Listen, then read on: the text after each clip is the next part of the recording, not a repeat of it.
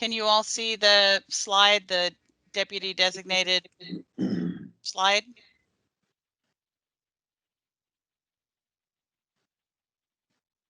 I can see it. You can see it. Okay. I'm having a little trouble seeing on my backup computer what you're seeing, so I'll have to check in with you periodically to make sure that what I think you're seeing, you really are seeing. So Stan, would you please kick us off? Sure. Can you hear me? Yes, we can. Great. Thank you. Good morning and welcome to the June 2021 Hanford Advisory Board meeting. My name is Stan Branch. I am the Deputy Designated Federal Officer for the Hanford site. As a reminder, this meeting will be conducted in accordance with the requirements of the Federal Advisory Committee Act. Advisory committees have played an important role in shaping programs and policies of the federal government. The Hanford Advisory Board's role provides policy-level advice and recommendations concerning the following EM-specific site issues, such as cleanup activities and environmental restoration, waste and nuclear fuel, waste and nuclear material management and disposition, access facilities, future land use and long-term stewardship, risk management, and communications. I appreciate your attendance today, and I look forward to the Hanford Advisory Board's development and submission of constructive, actionable, policy-level advice on the Hanford site cleanup. Again, thank you for your presence today, and look forward to a constructive meeting today. Thank you. Back to you, Ruth. All right. So Steve, why don't you kick it off with announcements and other things? Okay.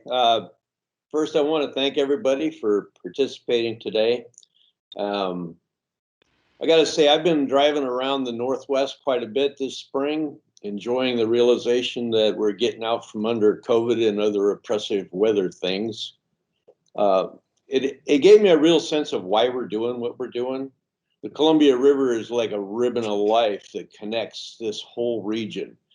And as you travel around, you can see all of the manifestations of our human creativity and nature that we're here to protect. And it reminded me of why we so much need the Department of Energy and its contractors and everybody that's dedicated to this process. We need them all to be successful. And I'd like us to think about that as we proceed through the day. We have a lot of things to do. Let's see, where should we start? I'll just babble a little bit. First of all, you're not going to see a March meeting summary yet because it hasn't emerged from the transition. We're going to talk a little bit about rules of conduct, and we'll have a chart to help us with that. We've got some members leaving. We've got some advice to consider. So let's just go right into it. Should we start with the rules of engagement? Yeah, let's do that. Are they showing? Well, yeah, and everybody knows it's being recorded. So right. We'll go to the next one then. Yeah. Come on. There we go. Okay, one of the things that we would like to, it's difficult when you're doing these things virtually and we want to get back together. But in order to help us keep the meeting moving, we need you to take a few steps. Mute your microphone when you're not talking. And if you want to talk and you're on the phone,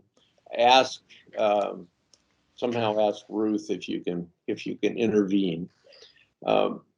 Now, when it comes to the chat, let's not make any speeches in the chat. Let's just use the chat to get the opportunity to speak, because it can be very distracting to people who are trying to listen when they have to read.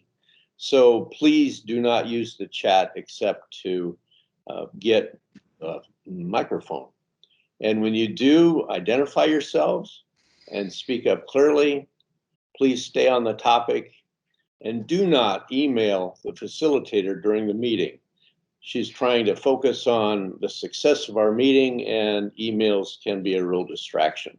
So mainly it's just focused on being respectful of each other and making sure we're as productive as we can be. there anything else needs to be added to that?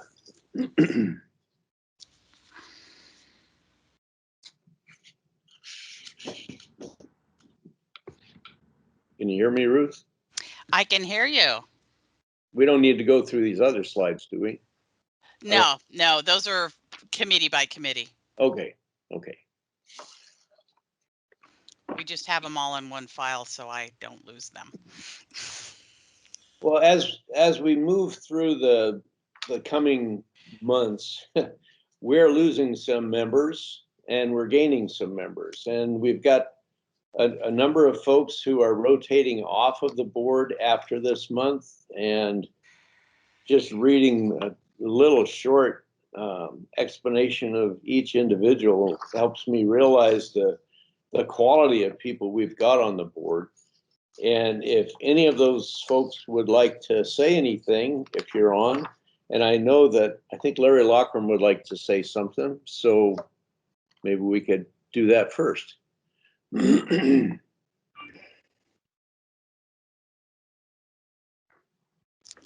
I Larry? on, Ruth? You are on. We can hear Yeah. you. Yeah.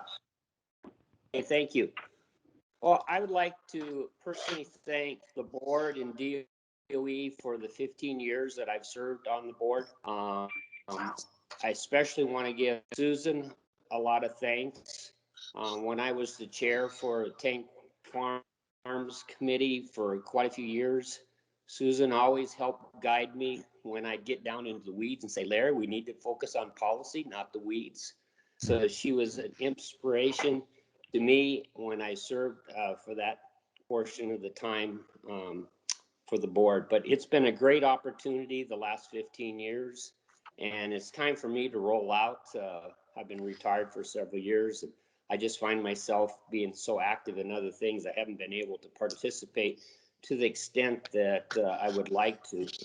And sometime in the future, maybe I'll come back and continue to help the board. But it's time for younger people to move on to the board and help support the effort at Hanford. And again, I want to thank everybody that I've been involved with. Bob, for my co-partner at Benton County, for his efforts and guidance, and a lot of the people that have retired over the years. I've made a lot of good friends. So I wish everybody the best, and thanks again.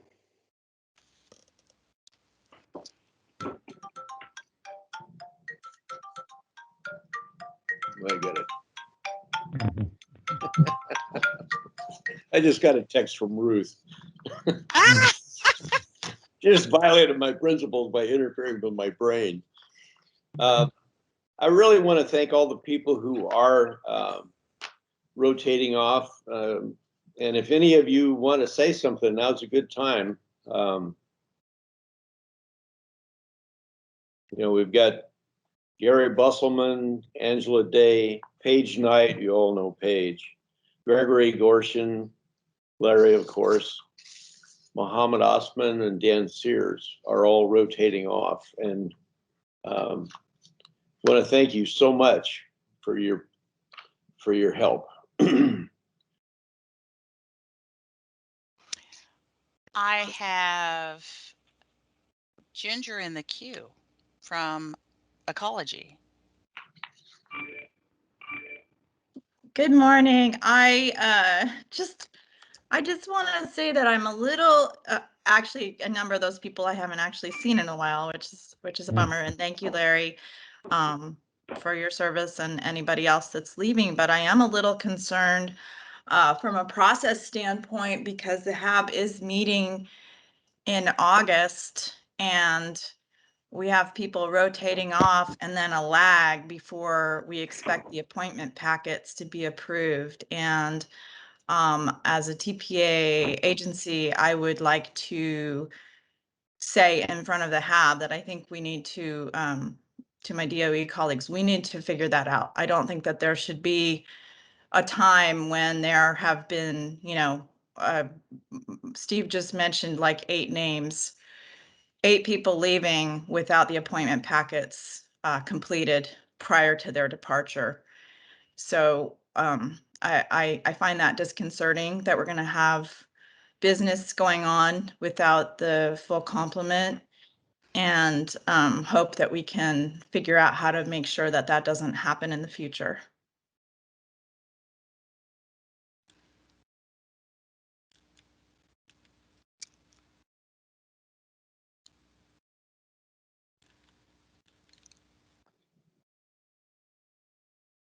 Steve, I think you muted yourself. I'm There you are. now, but I'm I'm distracted by your texts. One of the challenges we have is the members who are going to be joining but haven't joined yet have an enthusiasm to participate, which we don't want to suppress that because we need that.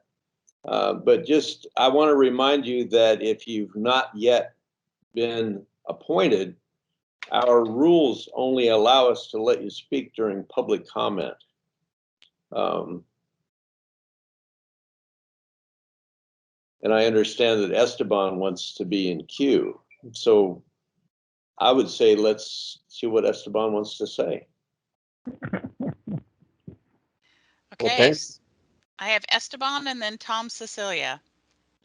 Yes, thank you, Mike. This is Esteban Ortiz, and I think, I'm gladly serving. Like, hopefully, I think, I don't know, I'm still in the process. I don't know what's hopefully appointed, but I think, like it's been mentioned before, I was asked, especially because of the experience I had, and more than anything, bring that diversity perspective, especially from Latino communities, about some of the issues and how to work and everything that's going on. And I think, to the issue here at Hanford, and yeah, looking forward to it and seeing how to best contribute to the board.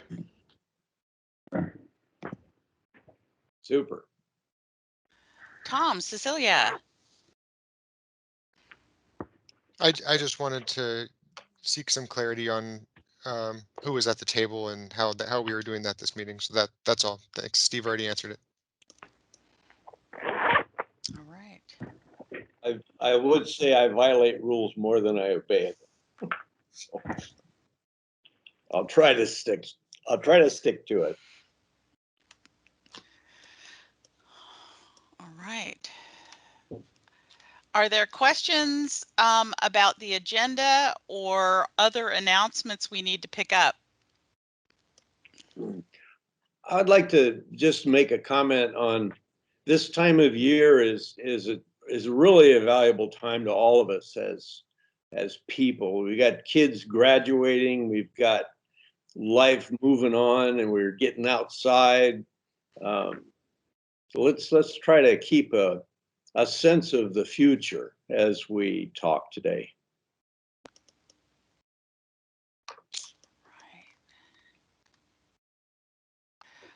Are we ready for TPA updates from the agencies? Yes. Right.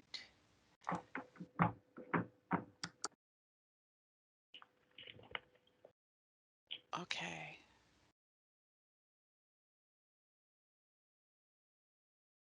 Can you all see the first slide for Brian's presentation? I can see it. Good. I can see it also. Okay, so the important thing is, can Brian see it? Well, the important thing is, can you hear me? Yeah, yes, we can. Okay, so the second most important is the presentation. So I'll just forge ahead. Thank you all for the opportunity. As always, I think it's important for us to take this time and provide an update on the site. Obviously, we continue to focus very heavily on our top priority, as always, the health and safety of the workforce. And every project, every activity across the site has been impacted in some ways, in some cases, many ways, by the pandemic. We're still making tremendous progress on every front, and the team has really responded well across the board to overcome those challenges and continue to progress the mission, really in unprecedented times. Today I'll have Brian Stickney with me for the Q&A session.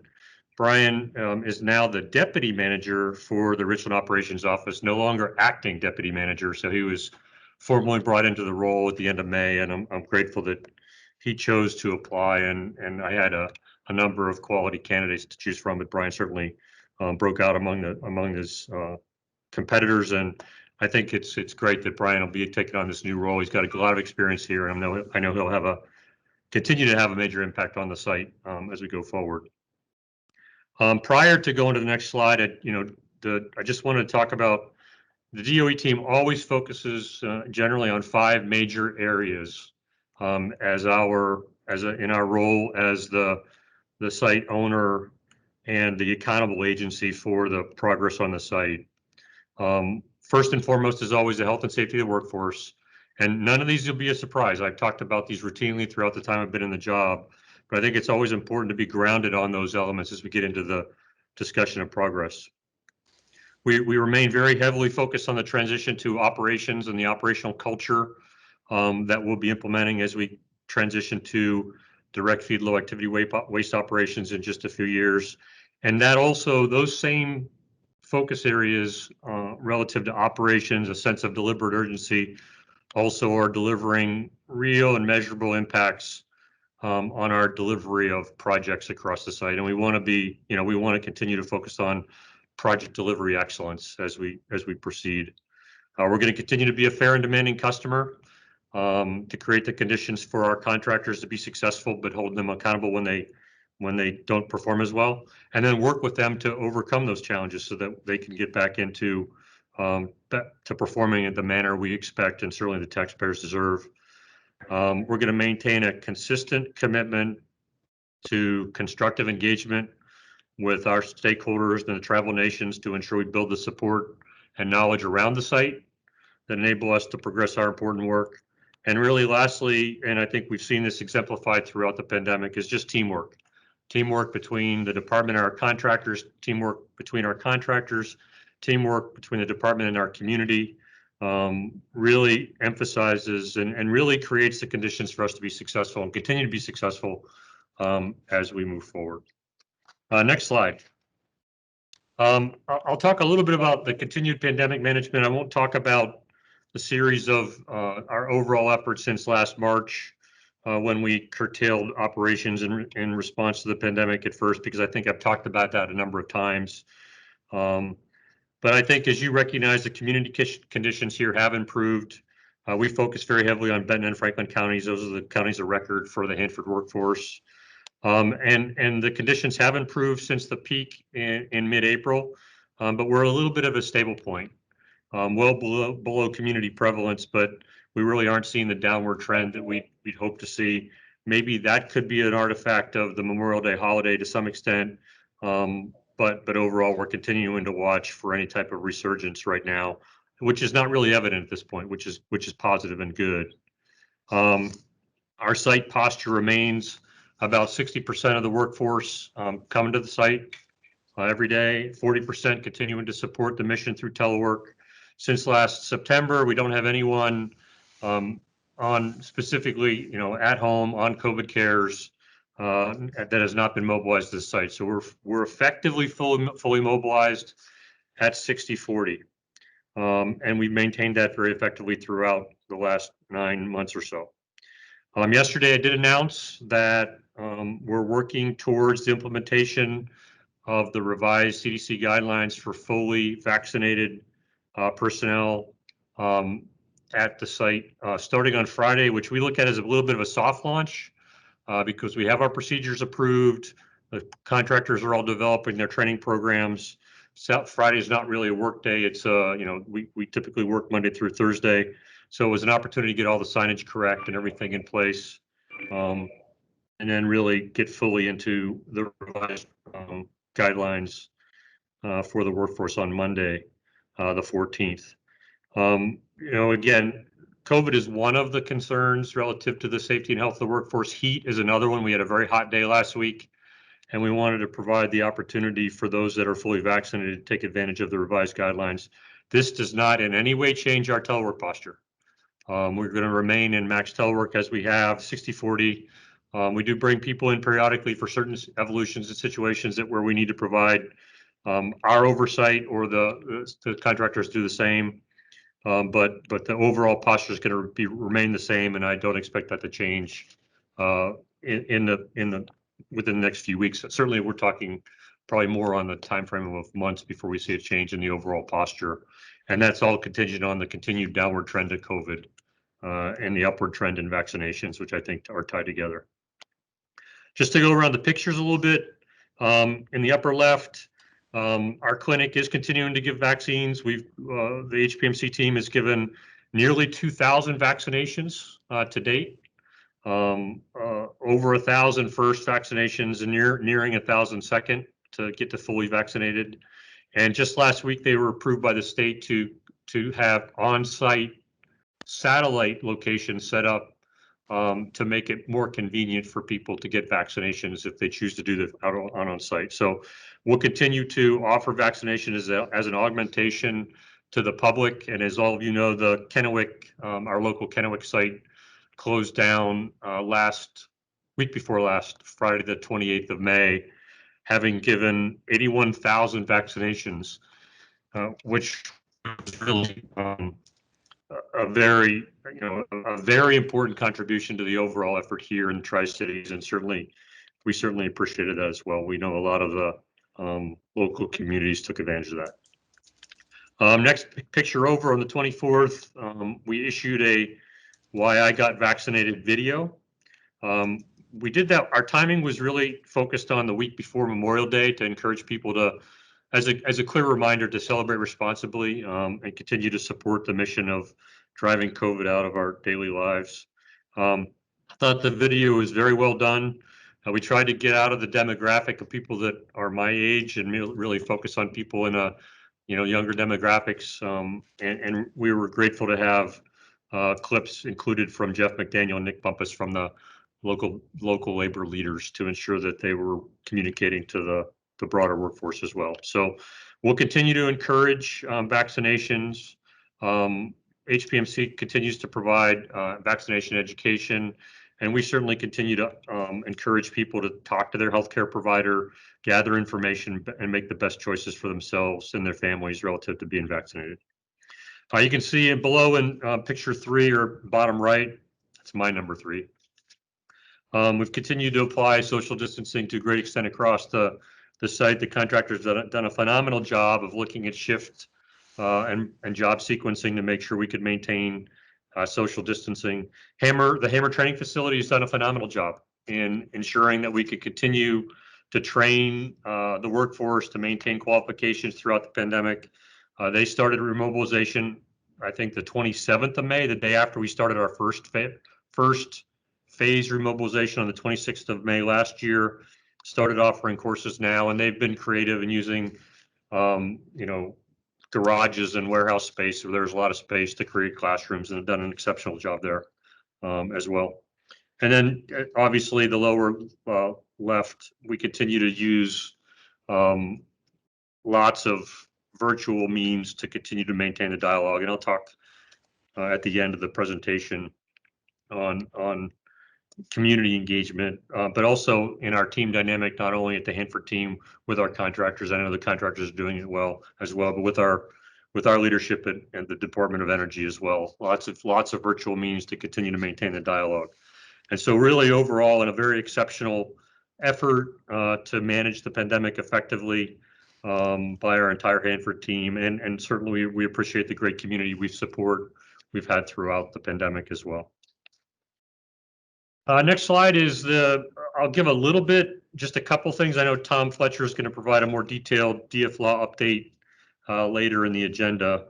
But again, strong performance across all projects across the DFLAW constellation, we'll call it. DFLAW is a site-wide machine. There's multiple projects across the entire site, and each contractor and both DOE offices have a stake. The integration effort continues, and really some areas that aren't obvious. Bechtel was under a construction contract for 20 years, 2 decades, and we're really taking a very fresh look at how Bechtel is connected to the other site contractors within the Hanford enterprise to increase the connectivity, even in things as simple as 911 calls, things like that we're some ways disconnected because of the structure. We're taking those on now to create that Hanford enterprise, one Hanford approach to business, and the connectivity that keeps us all working together very effectively. And we had a transition to operations working group meeting. It's probably a month and a half ago, and Tom can give you more details, but they identified 30 to 40 items through that process that we're working on now to create the site-wide synergy dynamic to be ready for operations of DFLAW when we're ready to transition. So really good progress there. Just a couple things on the pictures. You can see the law facility manipulator arm there. Obviously, construction was completed across DFLAW, across the waste treatment plant for DFLAW in January when we had the celebration, but startup and commissioning activities continue. And when you walk around the plant today, it's a finished plant. They're staging up in a number of places that is there really just to support the startup and testing process. But the plant is done, looks done, and is continuing through the startup and testing process. And I think they just completed the last phase of paving out at the waste treatment plant within just the last few weeks. We're not doing paving in and around the HLW and PT facilities off the DFLAW, I'll call it, or the waste treatment plant portion of DFLAW, but because there's still going to be activities there in the future, but around the DFLAW facilities, law facilities, lab, et cetera, that they're all done. You can see some work on the right-hand side at the integrated disposal facility, the dome for the leachate collection tanks.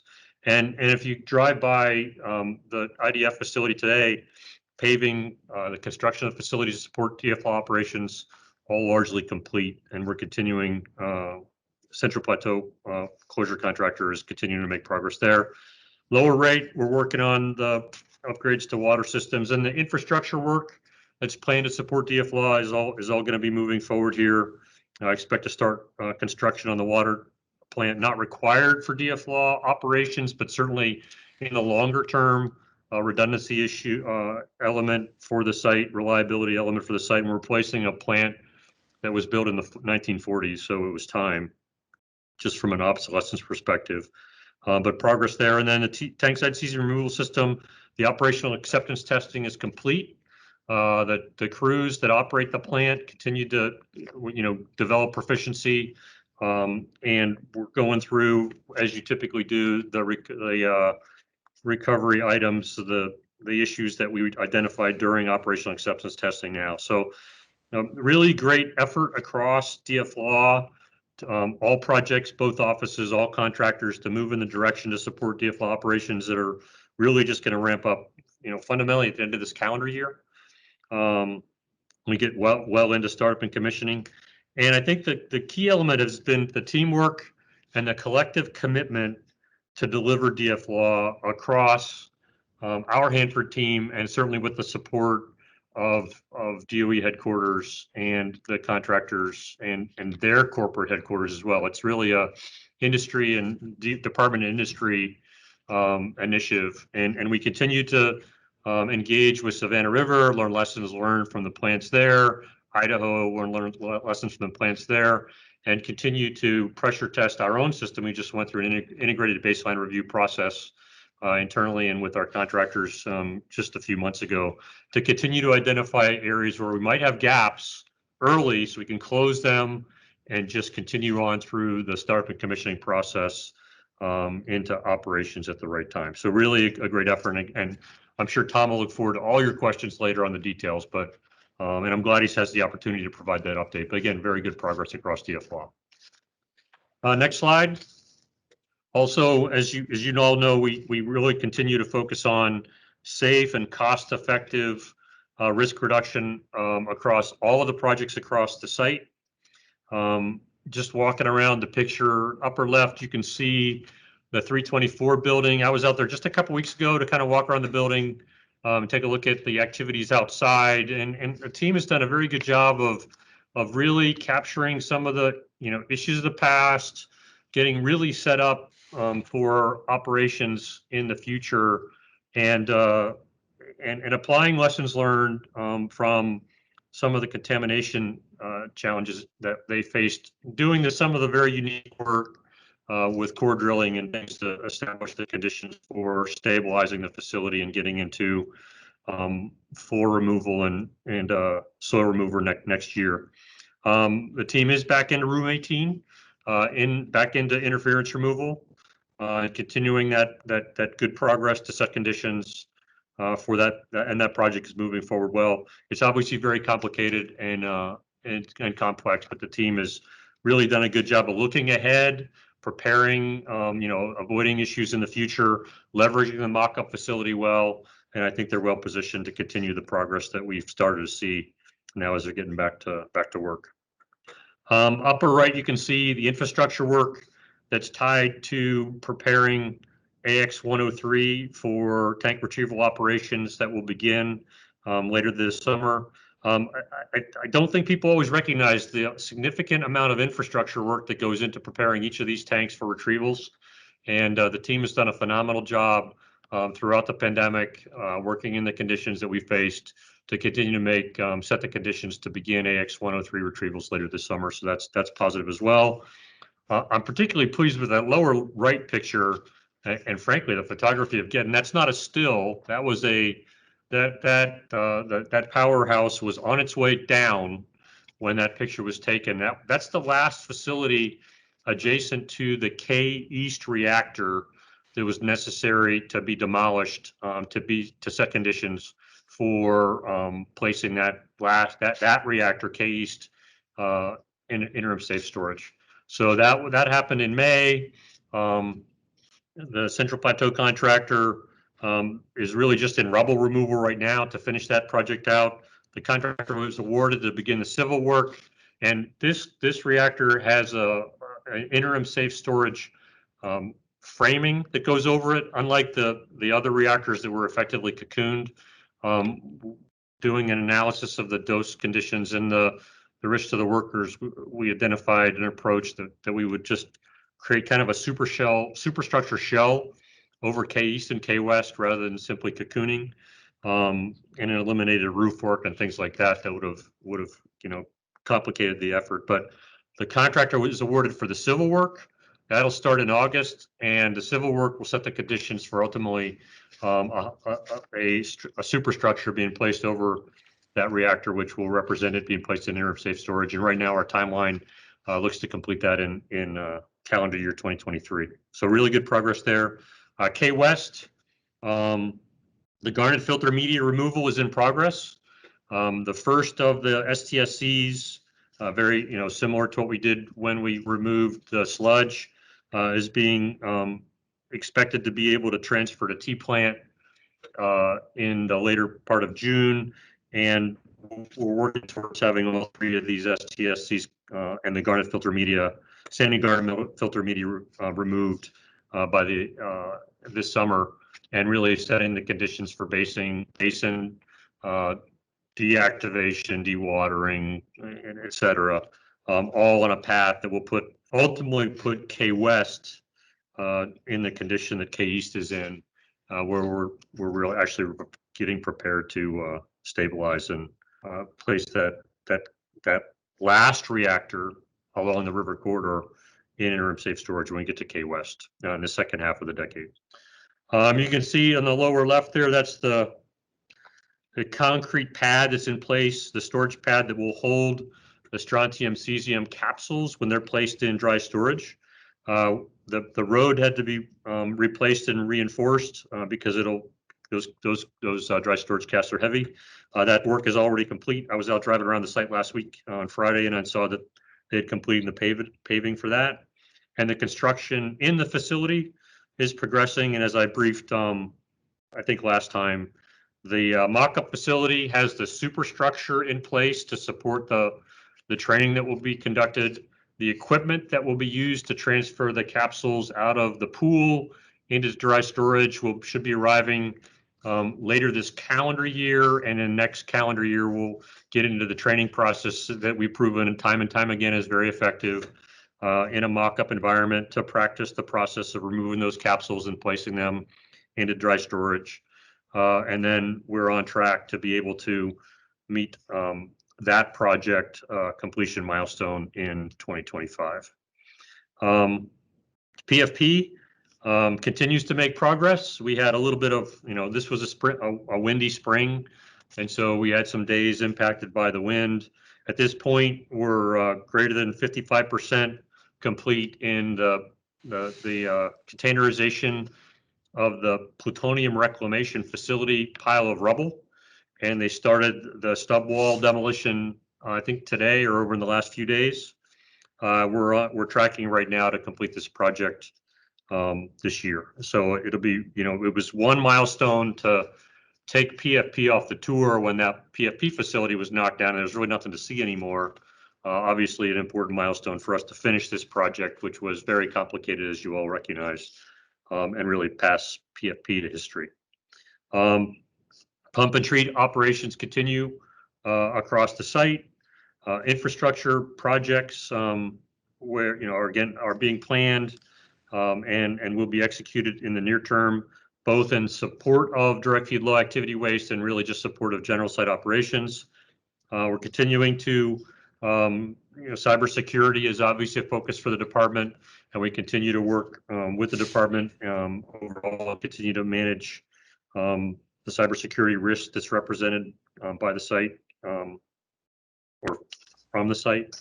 And then last week on Friday, I went out and visited the Hanford Fire Department and the Hanford Patrol to continue to maintain, obviously reinforce the importance that we place on their work.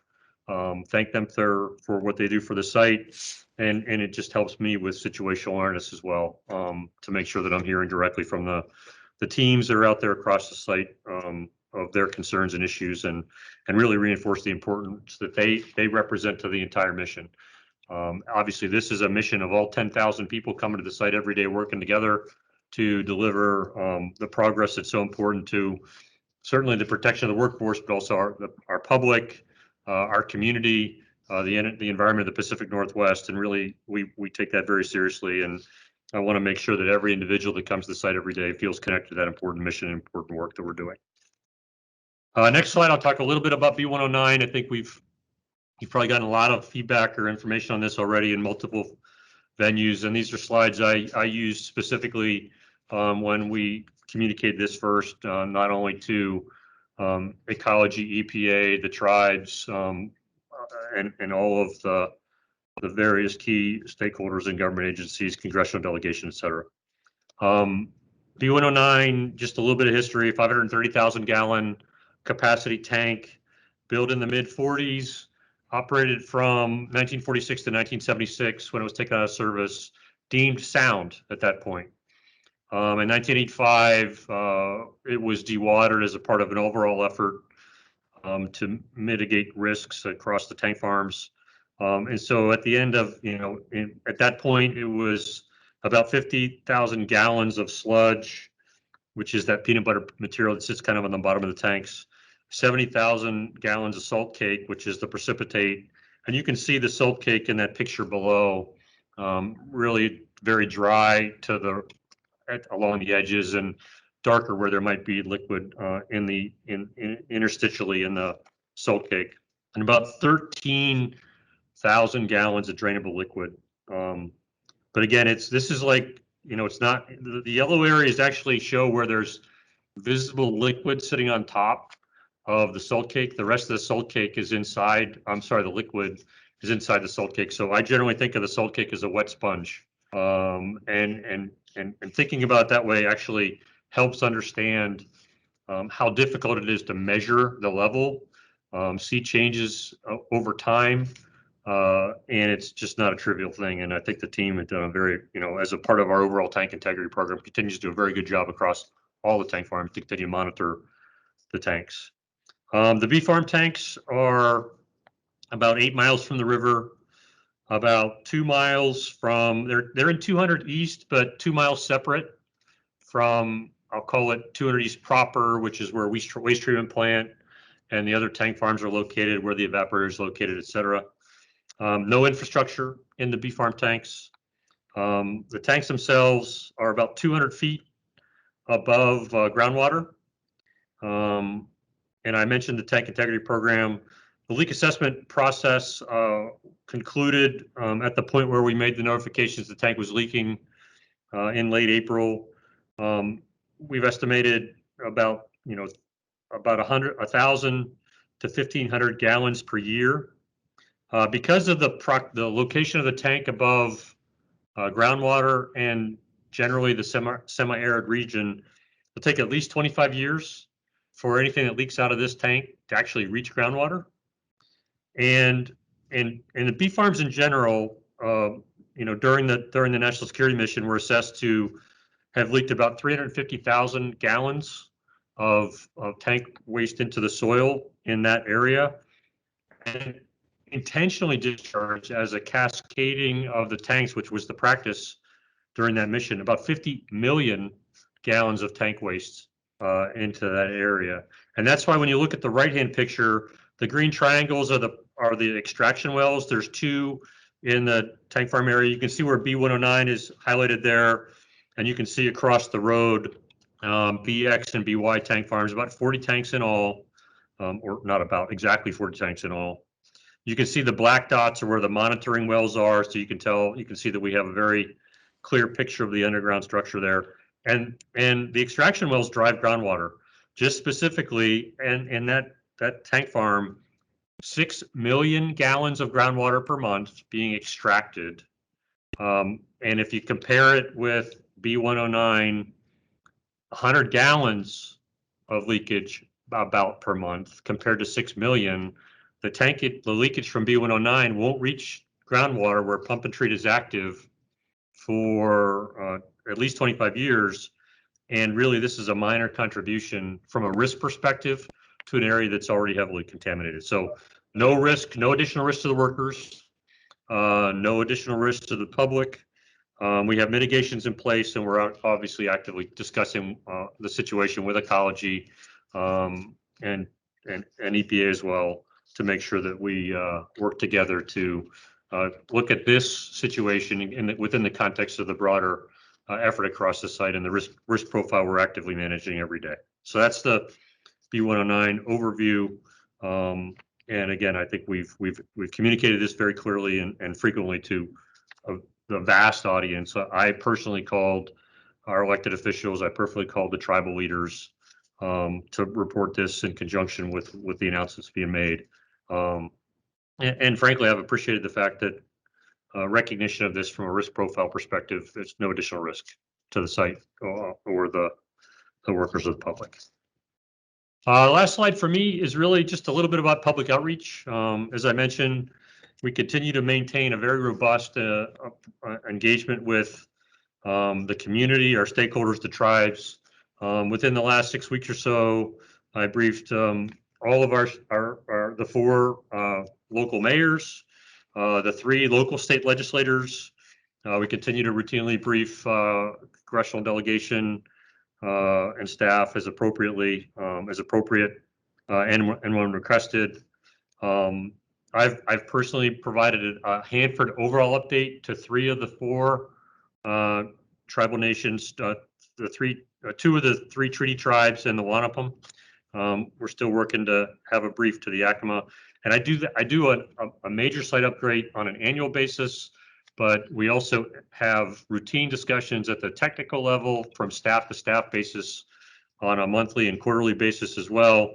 And we actually implemented a Hanford Stigwig twice a year opposite of the national, state, and tribal working group meetings to make sure that we're continuing to frequently communicate with the tribes and all of our stakeholders on a routine basis.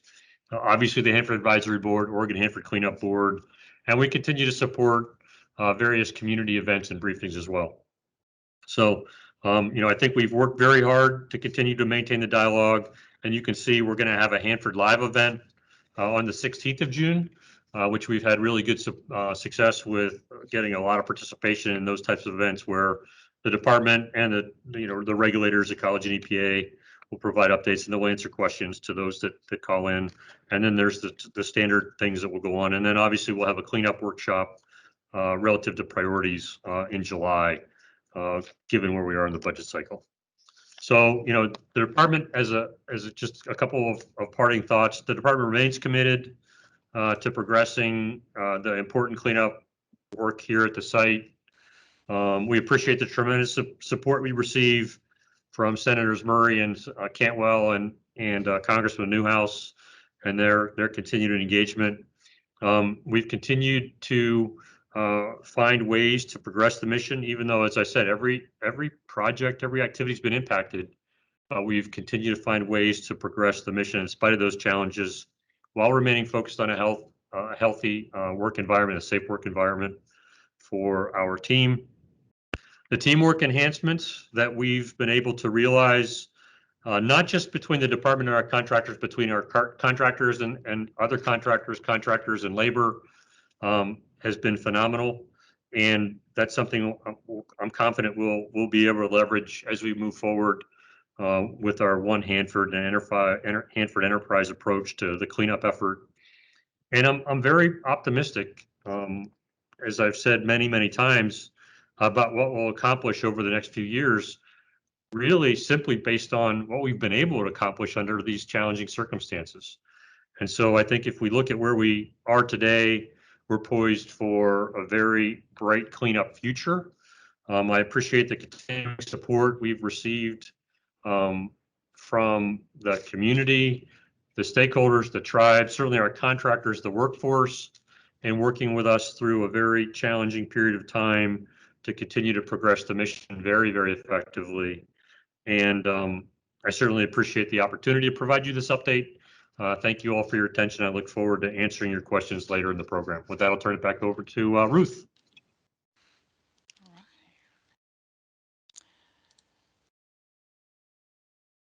All right. So next up, we have David at Ecology.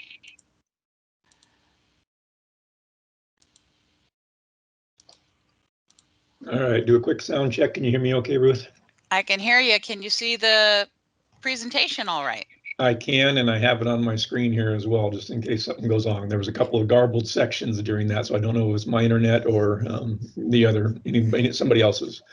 So first of all, I just want to thank the HAB board members for your service, and those who are leaving the board. I appreciate your time committing, your energy, thoughts, and expertise as we go forward. It's can be thankless sometimes, but it can also be very rewarding to participate on these kinds of boards. So thanks to you and for everybody who serves in those roles. I'm going to just quickly go. There's a lot going on Hanford. Next week is 6 months for me on the job, and I'm starting to feel like I'm driving maybe 45 miles an hour instead of 20, and I'm not caught up to everybody going 70 or 80, but we're getting there. So I'm going to cover, we're going through an organizational restructuring that's going to help to support DF law and some other activities. We've got some recruitments going on. I'll touch on B109 as Brian did, holistic negotiations, just a brief update, and then a little bit of our compliance and permitting activities. So first of all, on organizational structure, and Ruth, I'm sorry, I'm on slide 3 now. Oh. I'm reading my own slide and not giving you a cue when to turn.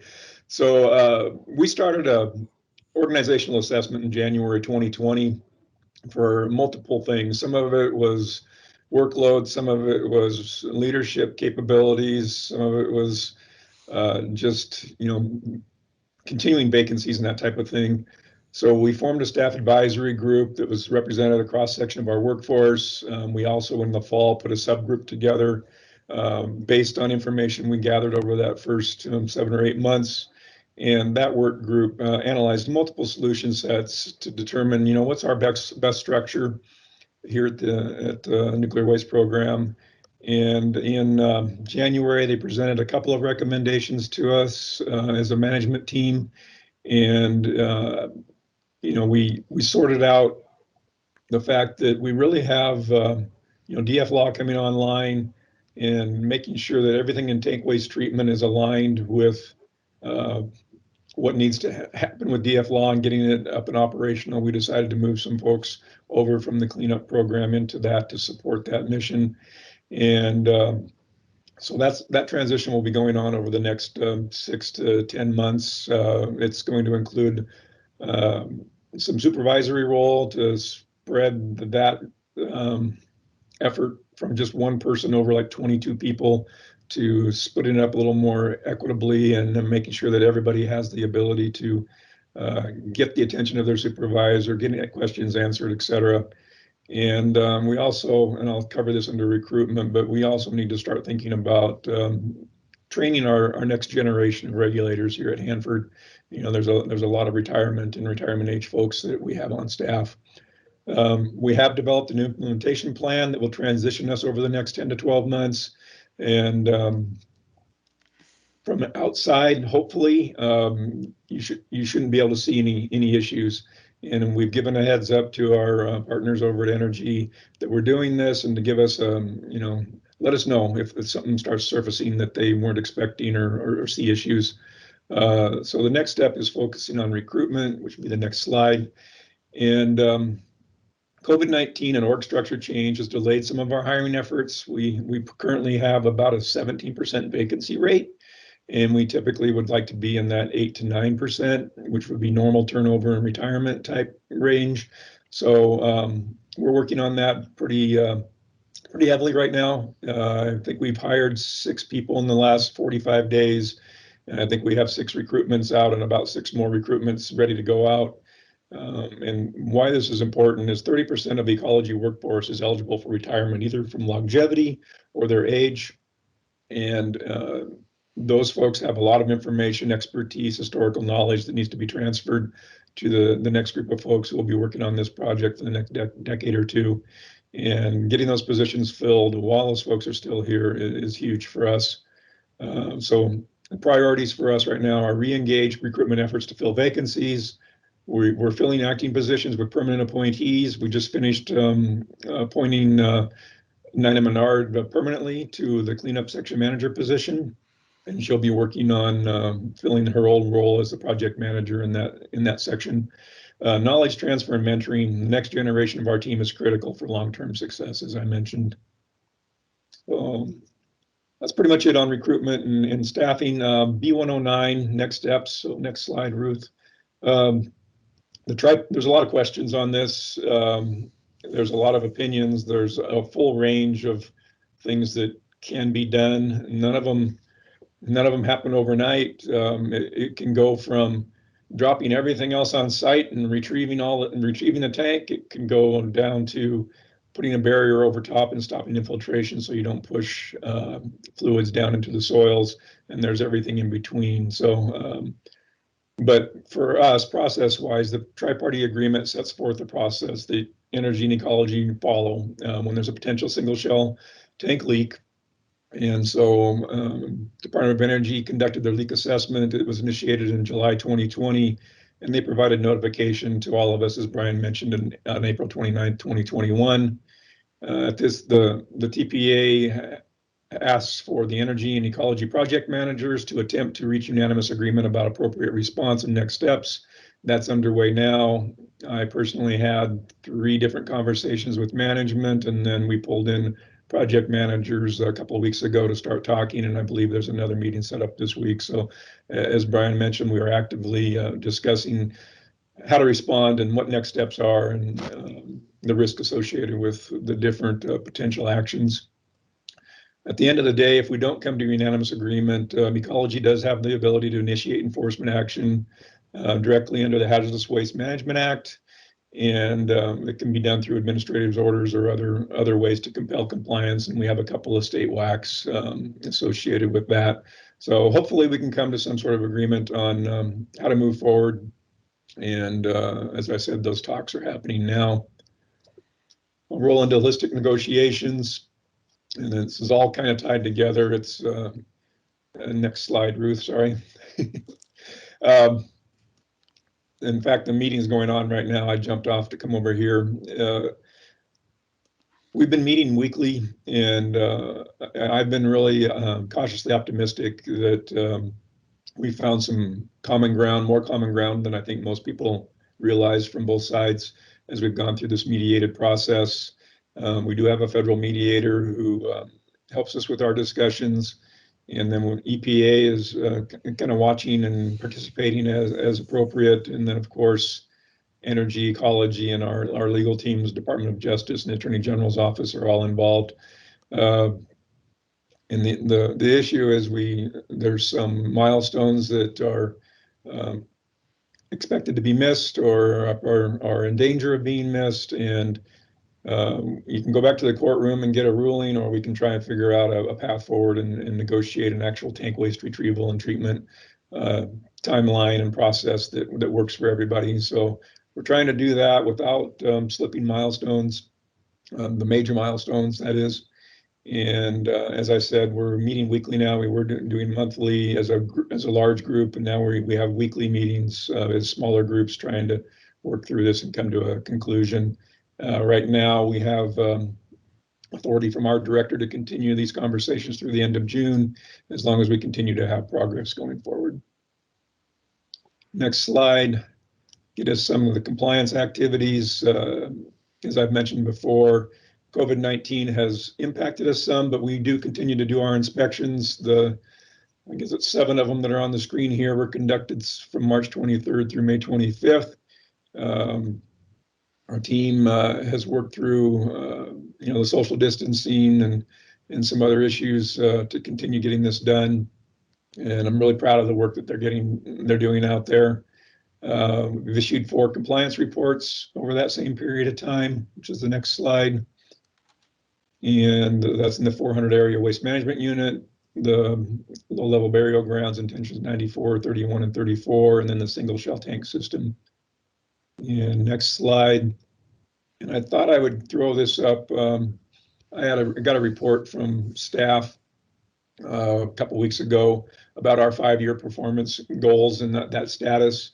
And even with COVID-19 and all our restrictions and not having some of the activity on site, we're really close to our 5-year commitments that we have with EPA and others to make our inspections and meet our targets.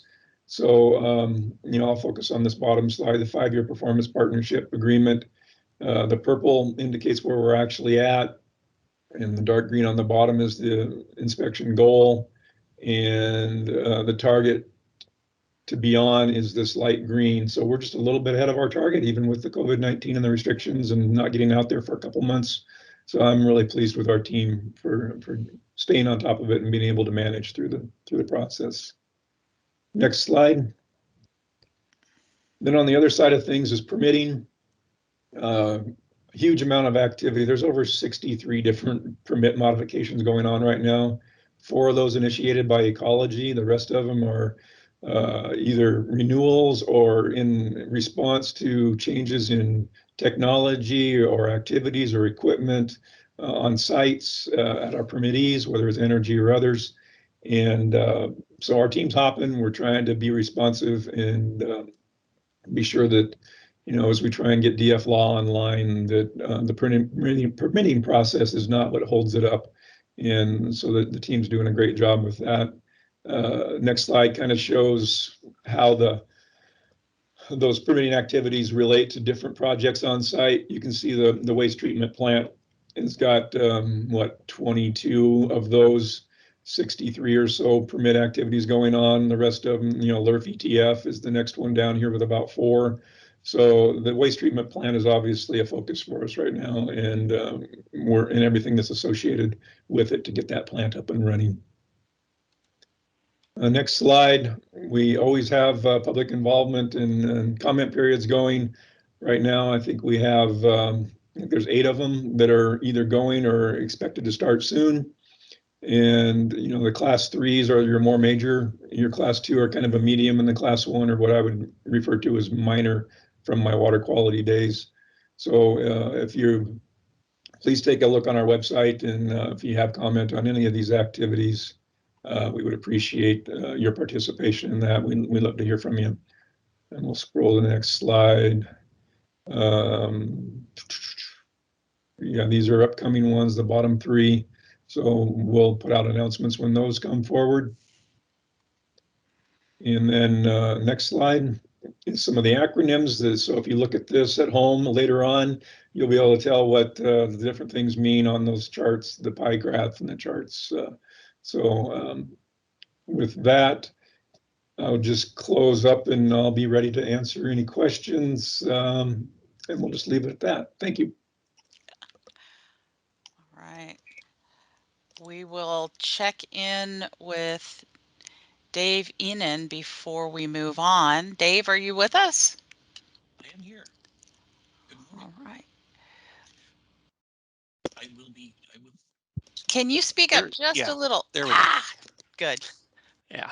Good morning, and I will be brief. I mentioned, I think the last meeting that I was fortunate to bring on a couple more staff people, and that's still not enough. We're triple booked again, so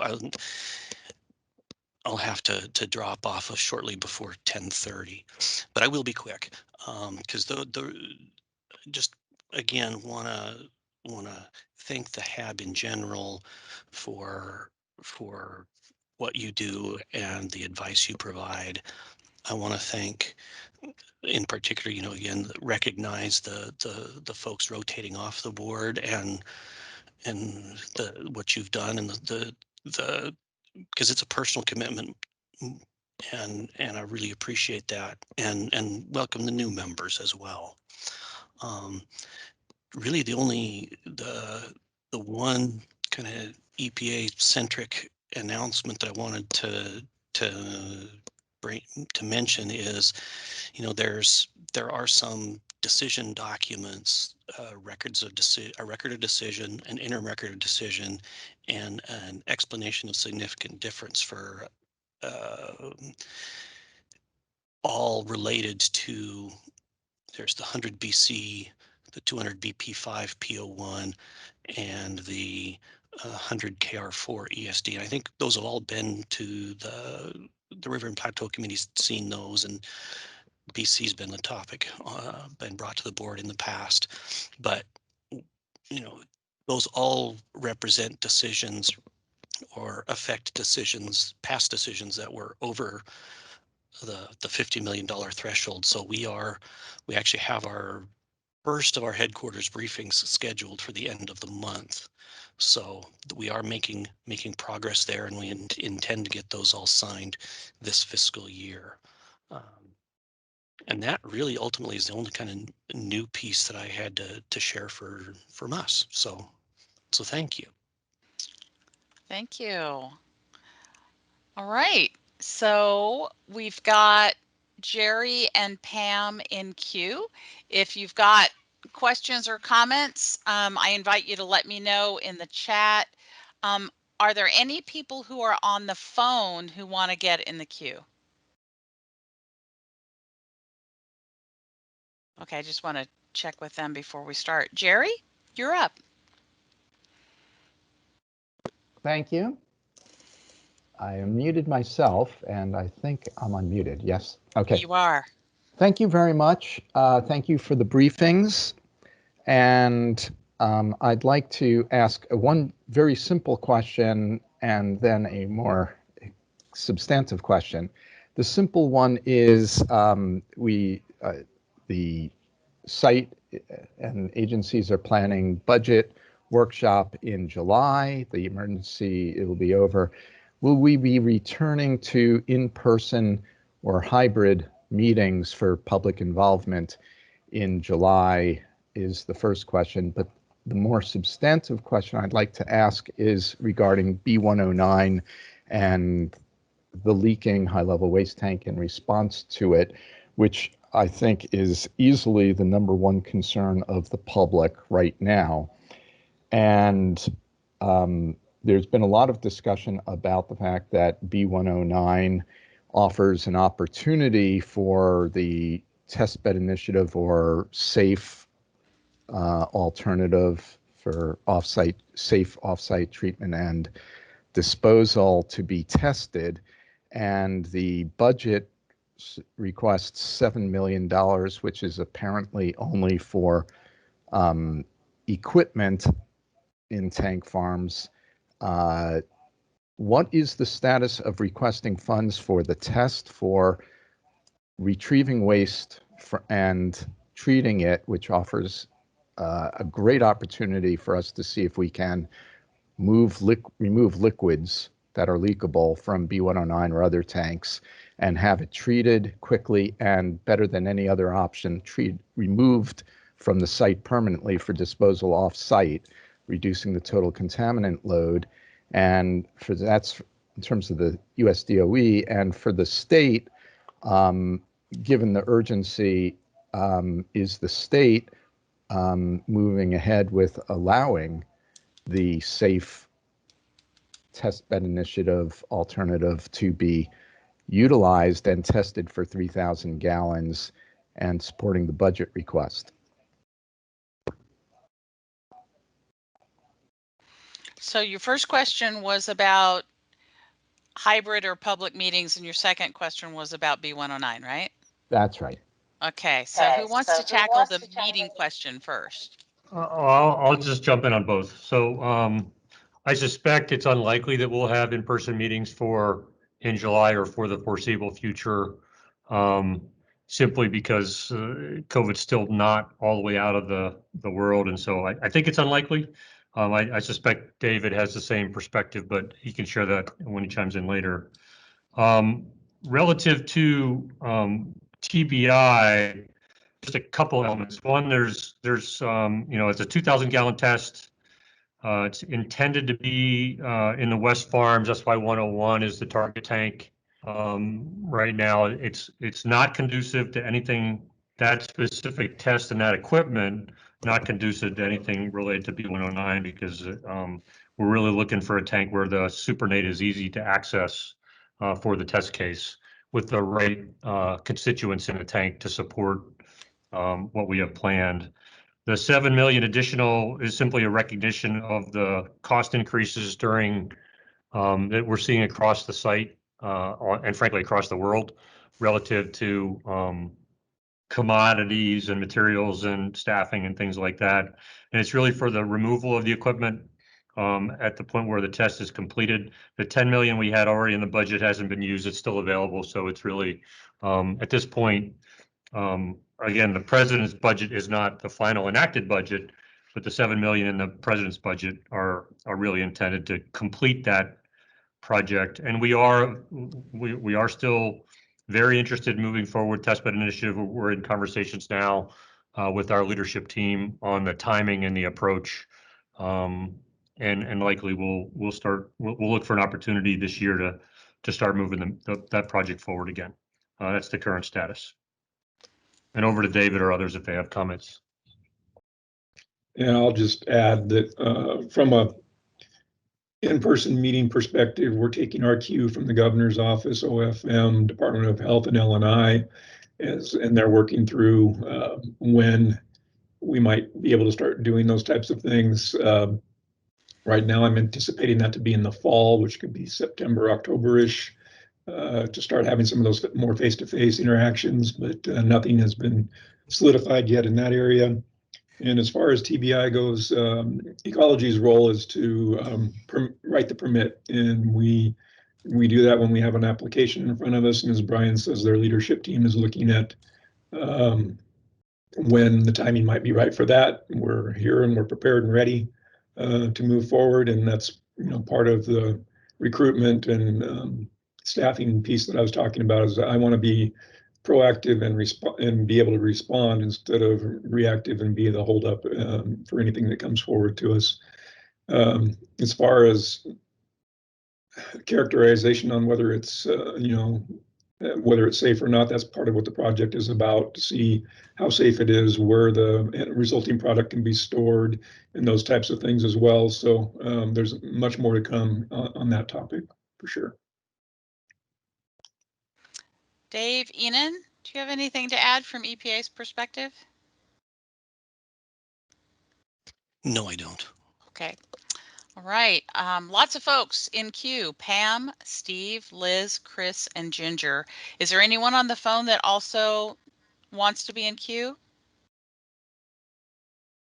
Okay, I will add you, Emmett. Pam, you're up. Thank you. I just want to start out by. Uh-oh. Pam, are you there? Pam? Hmm. Okay, we're going to keep her on the list. We'll go to Steve and then we'll go back to Pam and check to pick her up, okay? Steve Wigman. Okay, I just wanted to express the board's appreciation for the briefings we just got. It's always amazing how complex this project is and all of its pieces and parts. And I want to really thank the 10,000 plus people who are dedicating their time and intelligence to helping us solve this problem. All of us who live in the Northwest need this cleanup to be successful. And all you have to do is drive around the area or get on the river and you'll feel it. It just jumps right out at you. So I wanted to appreciate the briefings, and I also just wanted to ask what, if any, of the agencies have a comment on how the board can best help during this next year of transition as we try to get back to a more balanced way of being. Right. Pam, did we get you back?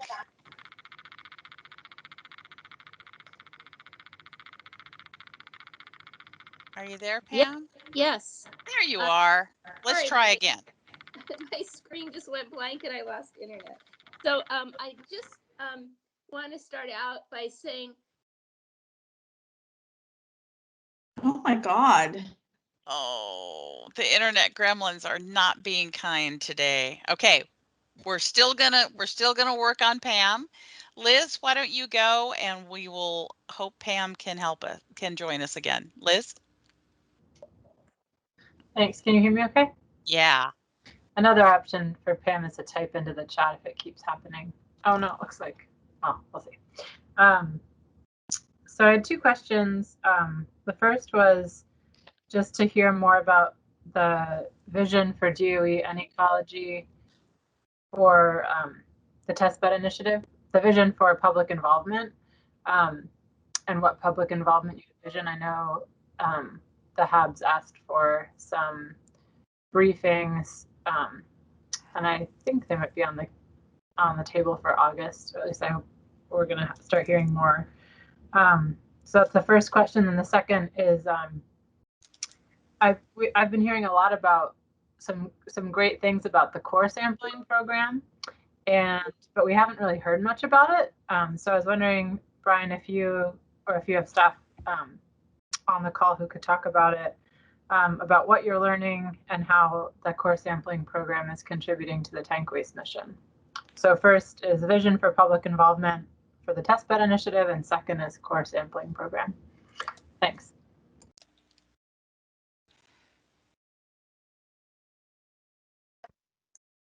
Well, I guess relative to public involvement, I think that would probably be a question more for the regulators than for us, but you know, it'll go through a normal permit application process, and I know David and his team will work with us to conduct the appropriate public involvement during that process. So unless David has any more to comment on, I think that's the limit of that.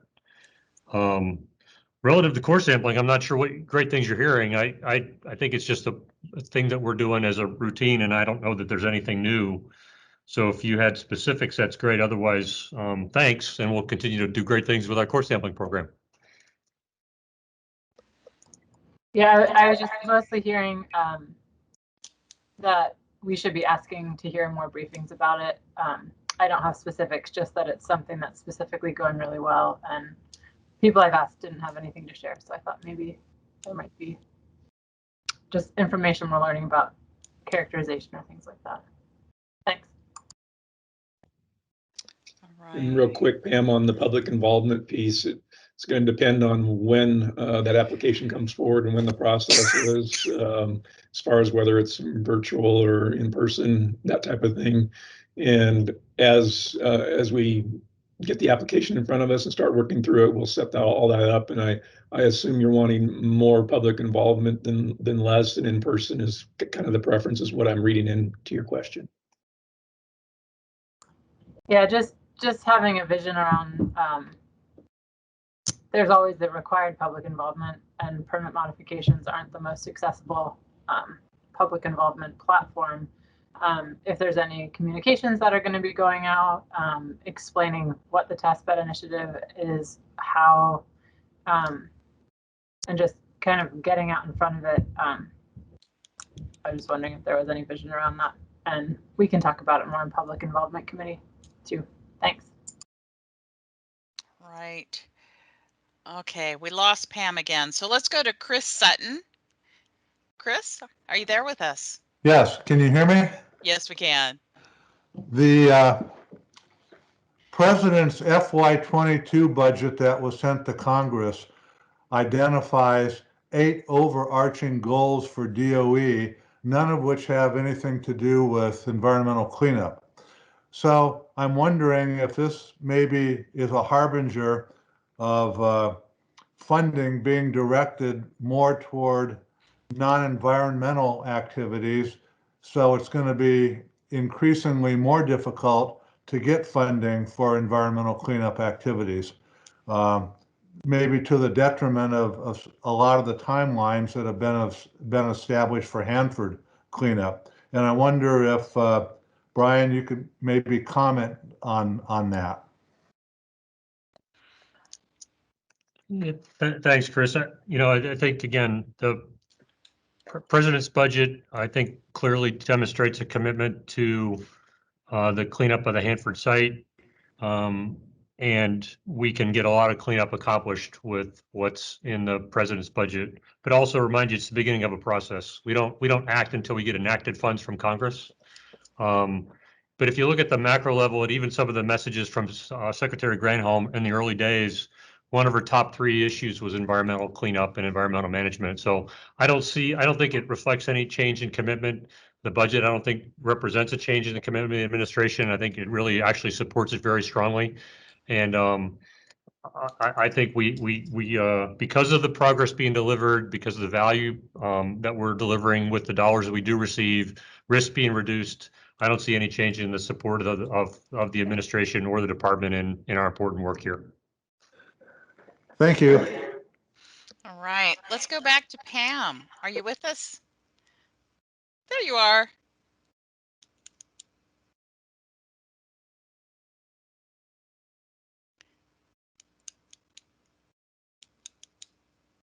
Okay, I think I'm on. You are.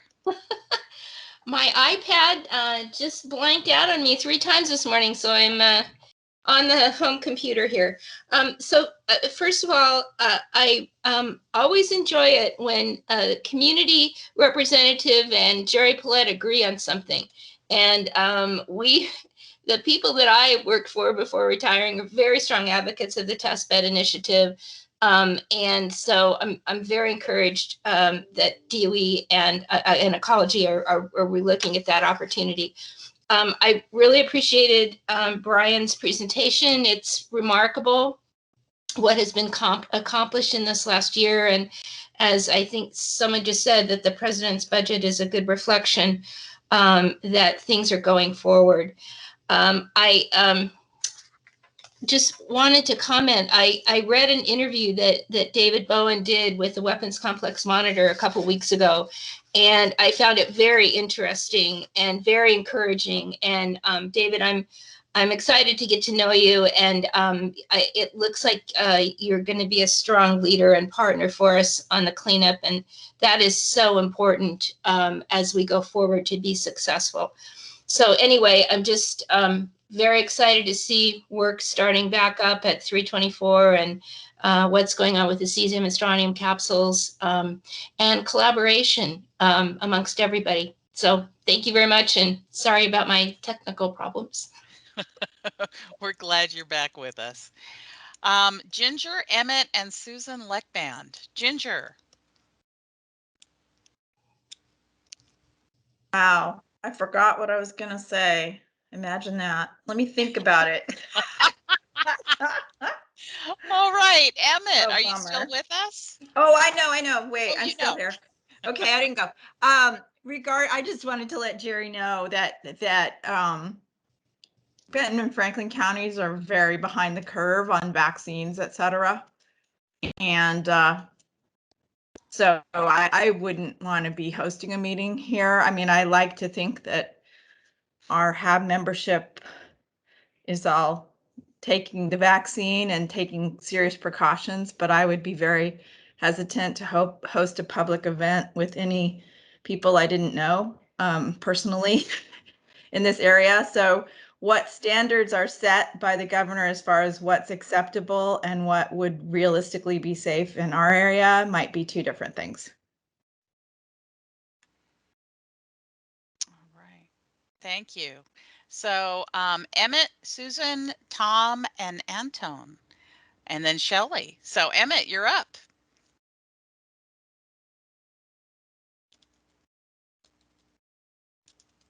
Are you with us? Make sure you unmute yourself.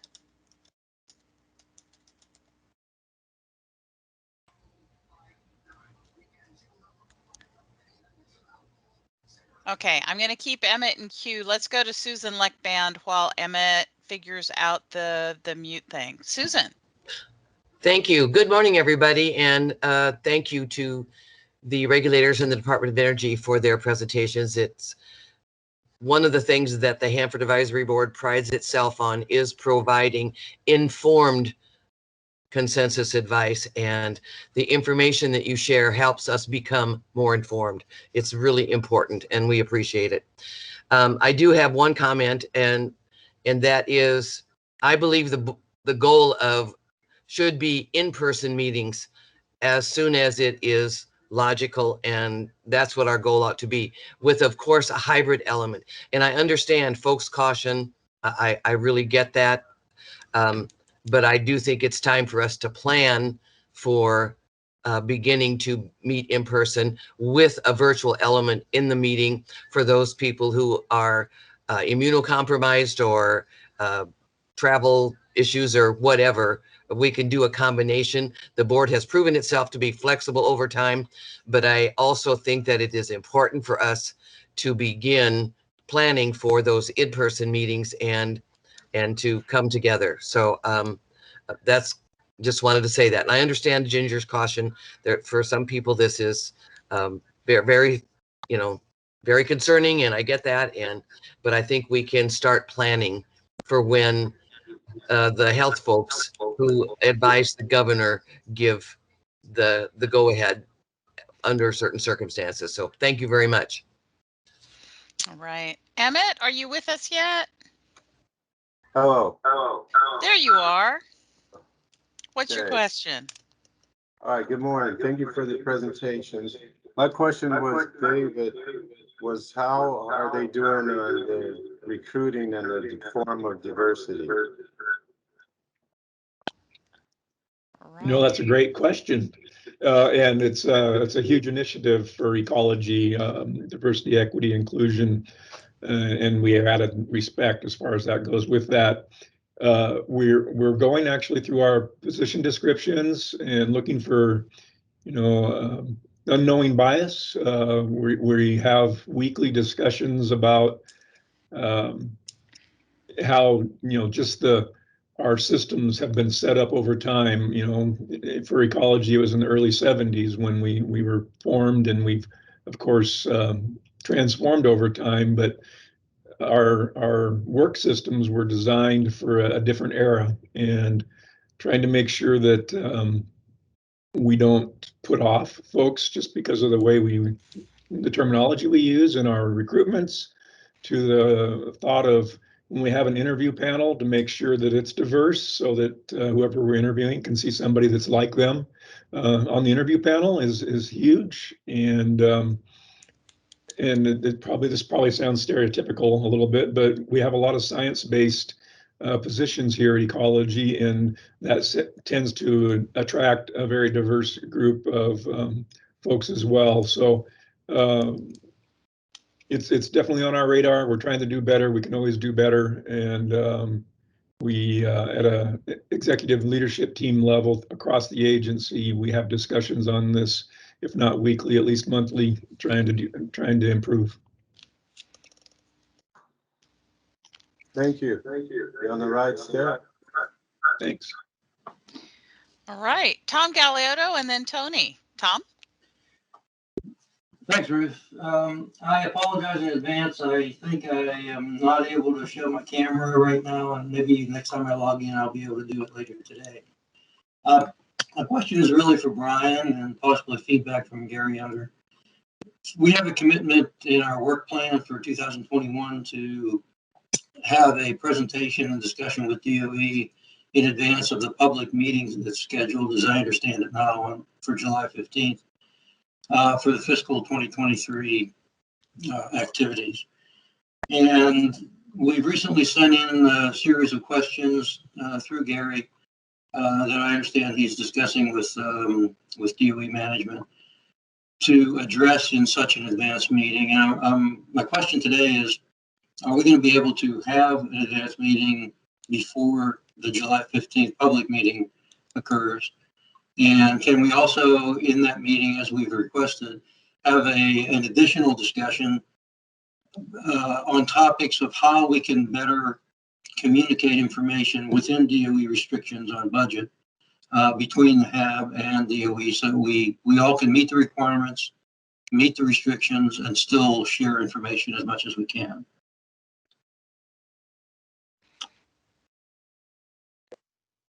Well, I wasn't aware of the request. I'm sure it's working its way through the staff. I'll simply let the staff work continue and provide a response when we're ready. So thanks for the heads up. It's coming.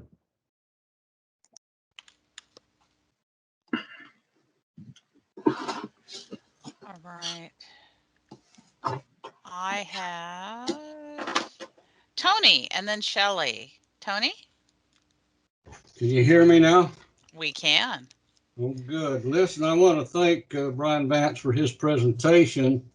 I was especially interested in the fact that he mentioned cesium and the efforts to remove it from the tank waste. I've been doing an analysis of the biology and the ecology of the radionuclides in the tanks. Of course, cesium comes up as the biggest hitter of the whole group. Has the highest hazard, has the highest mobility. It moves through the food chain easily and has a good hot gamma. Can you actually remove cesium from the big tanks, or is this just a small pilot project that you're doing? Well, the pilot project for testbed initiative is specifically based on a small 2,000 gallon sample. The tank side cesium remover system that we have in place near the AP farms is a larger scale cesium removal process that's I think proven very effective through ion exchange. The team has we have fairly large ion exchange columns and a concrete pad that will hold those columns when they reach their limits. And so we can do it on a large scale as well. And we'll expect to use that process to prepare the feed for the waste treatment plant when it starts up within the next 2 years. So I think we do have a large scale system that will meet our needs to feed the waste treatment plant for DF Law. It's in place and it's installed. We're ready to start, likely to be able to start treating tank waste and preparing that feed later this calendar year. That's really exciting. Thank you. Okay, I have Shelley, Lorene, and Liz. Shelley. Thanks, Ruth. Boy, I really appreciate all of the presentations today, and it points us to the fall and the kinds of things that we need to be thinking about in terms of setting up our next board meeting and the committee work that needs to happen in order for this board to develop and build advice. A couple things that I'm thinking about. I very much appreciate the fact that Ginger and the Department of Ecology is concerned about the openings that we have on our board and how difficult it is to be able to get member packets through headquarters. We need to be somehow be more proactive on that. I'm not sure what that collaboration needs to be, but Brian, if you have any thoughts on that, I would certainly appreciate hearing that. The Savannah River Board, Steve and I learned at the SSAB chairs meeting in April, is about a 25-member board. They're down to 7 members because the rest of those members' packets are held up in Washington, D.C. And now I think it's been a good 9 to 10 months that they've been in at headquarters. So we are not alone. Some boards are in worse shape than we are in terms of their numbers and ability to be effective, and certainly be an umbrella for discussions that represent a lot of different constituencies and viewpoints. So we've got to somehow tackle that. And I guess, Brian, if you have some thoughts on that and we can help in some way, I think it's imperative that we do that. Secondly, I think we need to have an EIC meeting maybe next week so that we can start discussing some of these issues preparatory to the fall meeting, because we are going to be going into summer. And I'd like to see us get this on an agenda for the EIC and talk about it. But also coupled with that, I'm thinking about Chris's point, you know, that we still need to see the focus on cleanup, and is there a deterrent to that within the thinking of headquarters right now, and getting us the funding, all the sites, the funding that they need. When we met in April, the SSAB chairs met. Mark Gilbertson, who's the associate principal deputy assistant secretary for regulatory and policy affairs, spoke to us. How's that for a mouthful? I'm glad I don't have to say that every day. But he spoke to us, and he said that certainly the focus there at headquarters right now is on climate action planning. And that's in full swing across all of the EM departments, focusing on energy adaptation and resiliency in regards to climate change.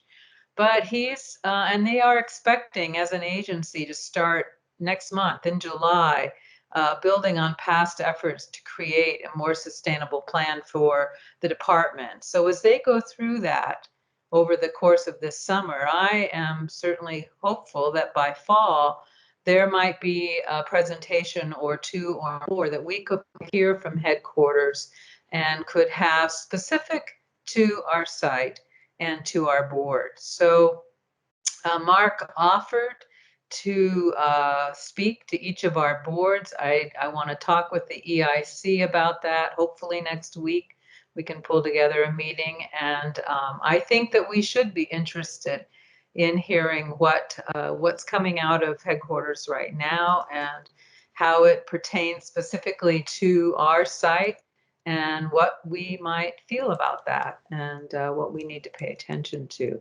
So I think, you know, there are some options for opening this door a little bit more and trying to get a little more information. I'd like to see that start doing that next week if we can with the EIC, and make those requests to headquarters to set us up for fall meetings. Thanks.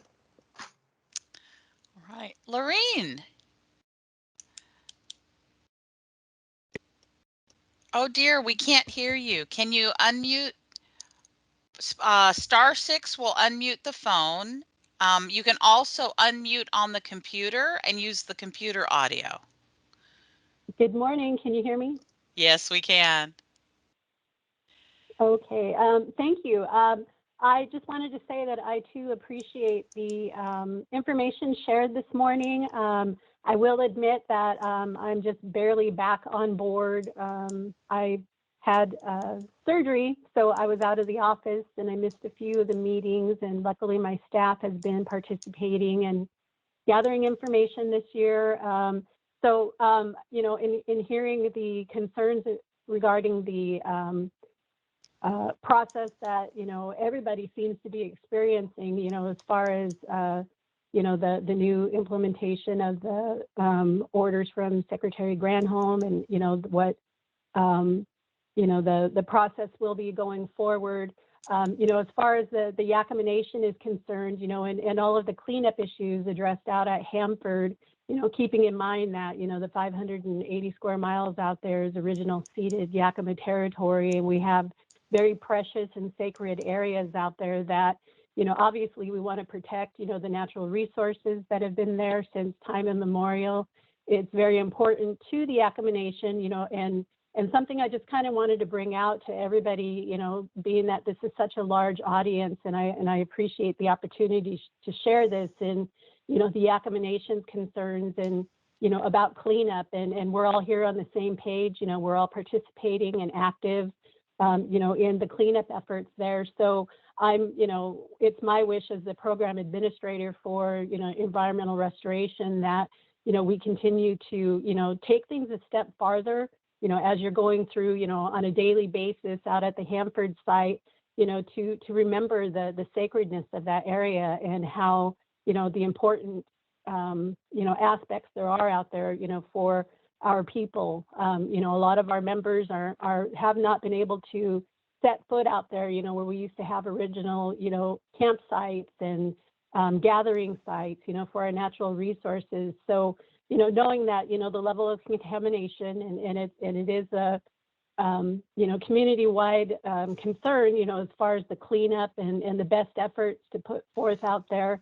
I've always been told by, my elected leaders that, we'll never, obtain full cleanup, but we always need to ask for the best possible cleanup, for, the care of our Mother Earth, and especially for protection of the community.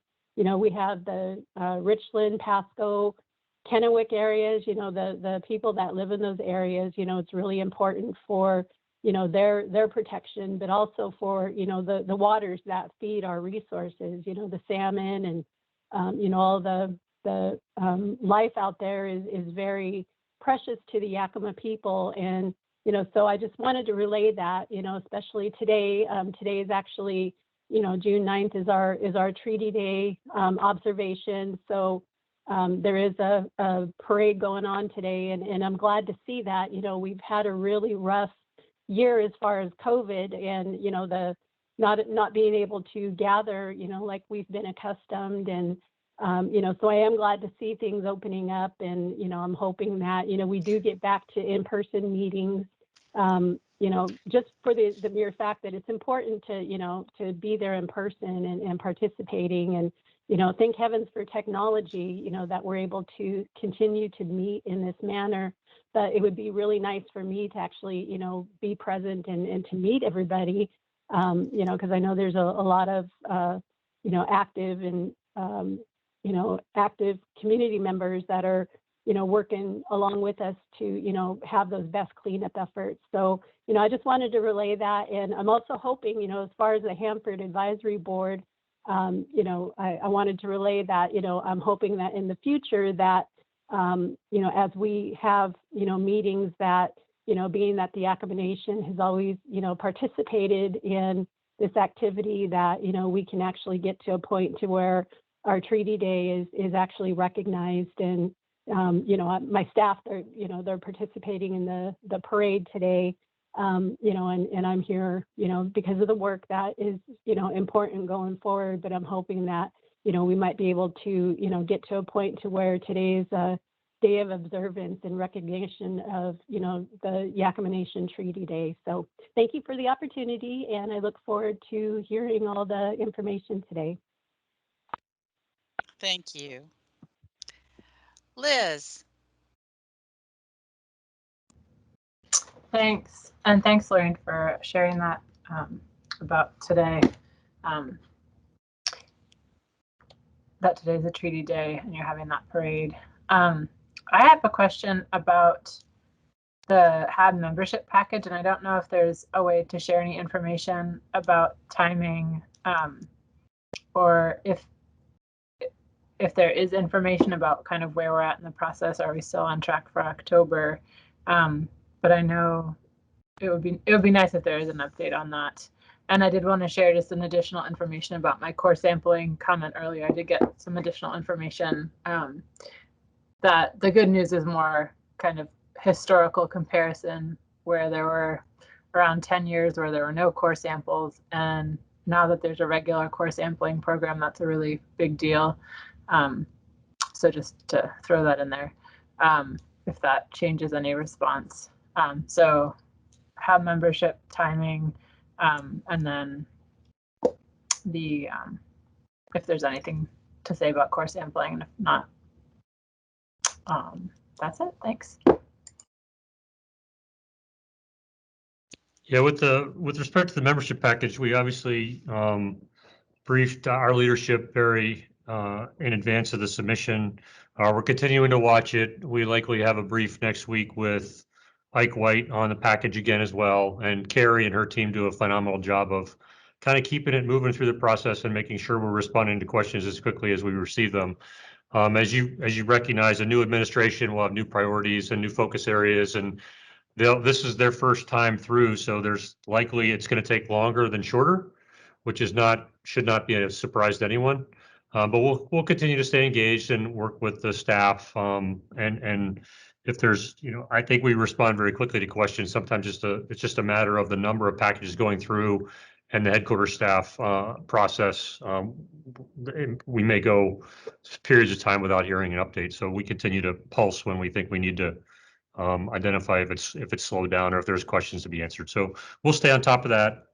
But again, I would expect it to be longer than shorter, just because of the new administration. And then I appreciate the comments on the core sampling. I was out at the lab a few weeks ago and talking to Don Hardy, the new lab director, and he was walking through some of that, the process they're using. I think they're doing a good job with it. So I'm glad they're doing core samples too. I think it's important, and we'll continue to we'll keep at it.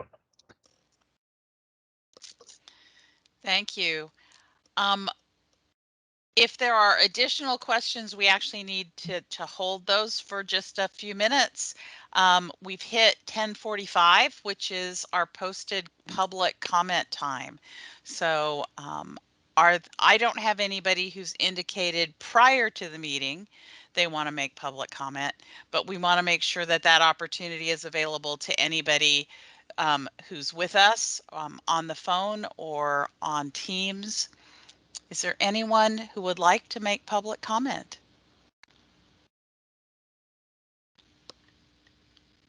*6 will unmute you if you're on the phone.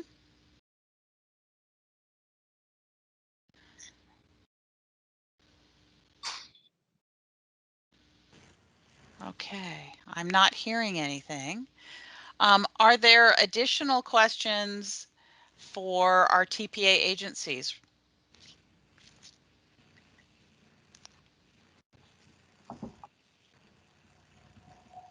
Okay.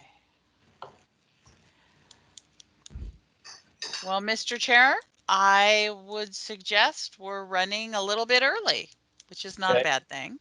I just would comment that the conversation we had this morning is very enlightening in the sense of all the challenges that are being taken on by brave folks.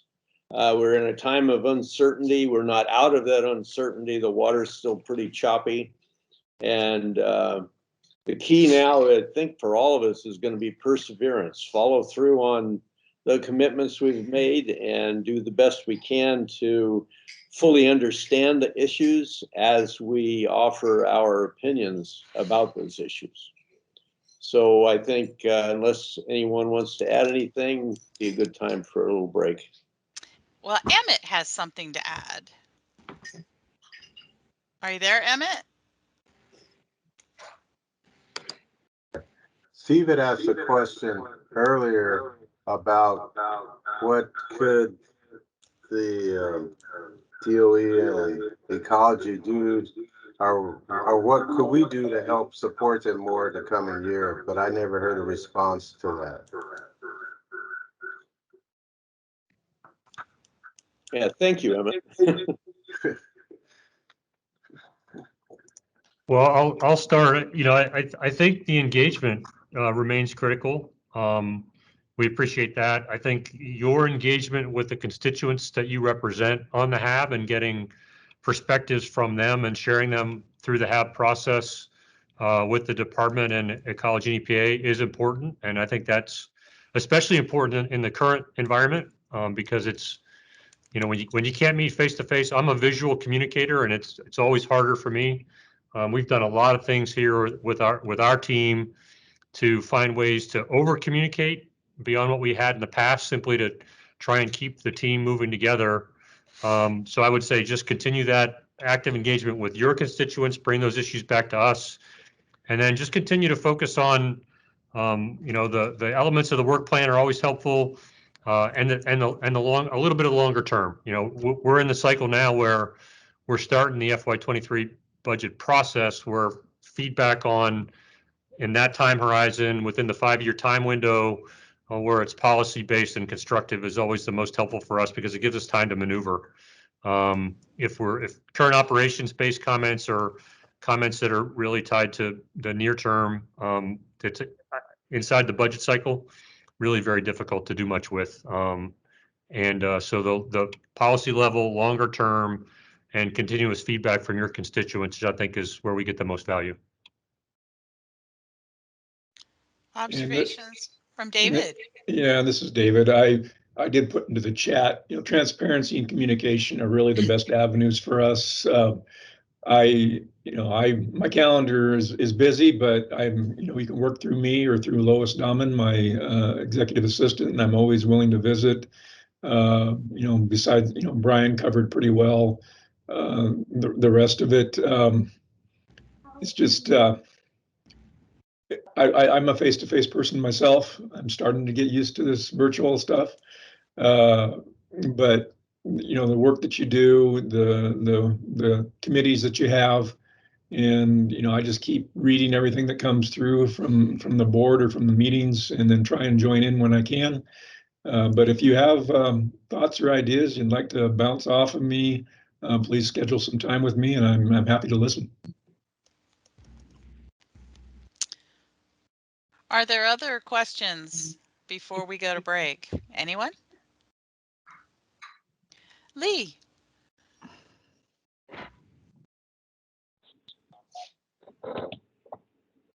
Hi, I have a quick question. On the Phoenix website, I noticed tank T109 is marked as assumed leaker. Is it new, updated, or is still the information from the 1970s? Thank you. That's a good question. That was a question about B109 in the website categorization. Sorry, it's a T109. Tango. I suspect that's current as all the tanks probably are. Assumed leakers is not the same as active leaker, and so there's a number of tanks that were identified as assumed leakers in the past, with lots of data. So if there's, if you have a specific ask of that, just provide that to Gary or Stan, and we'll take it back and take a look at it. Thank you. I've got Ginger and Shelley. Ginger? Excuse me. I wanted to loop back around to what the board can do to help us. And I would just encourage you, if you haven't followed us on Facebook and you use Facebook, and I know not everybody does, make sure you follow us and DOE and share information with your networks. Just to help us with regular public outreach and expanding public outreach. And also, Ecology posts our job announcements on our Facebook page as well. And so if you could share those out to people so that we get the broadest pool of applicants, that would also be helpful, especially from a diversity perspective.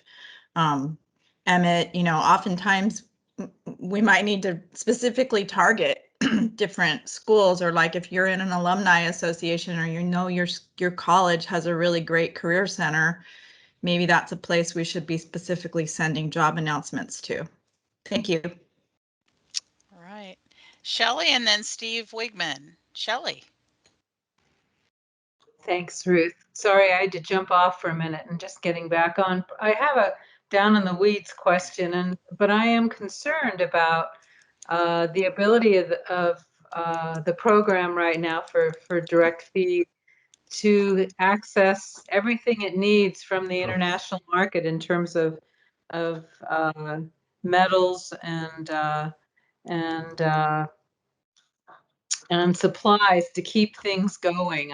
It seems like there's such a problem nationwide and internationally. I'm curious, Brian, is that giving you any heartburn at all? Not right now for where we are with waste treatment plant because construction is complete.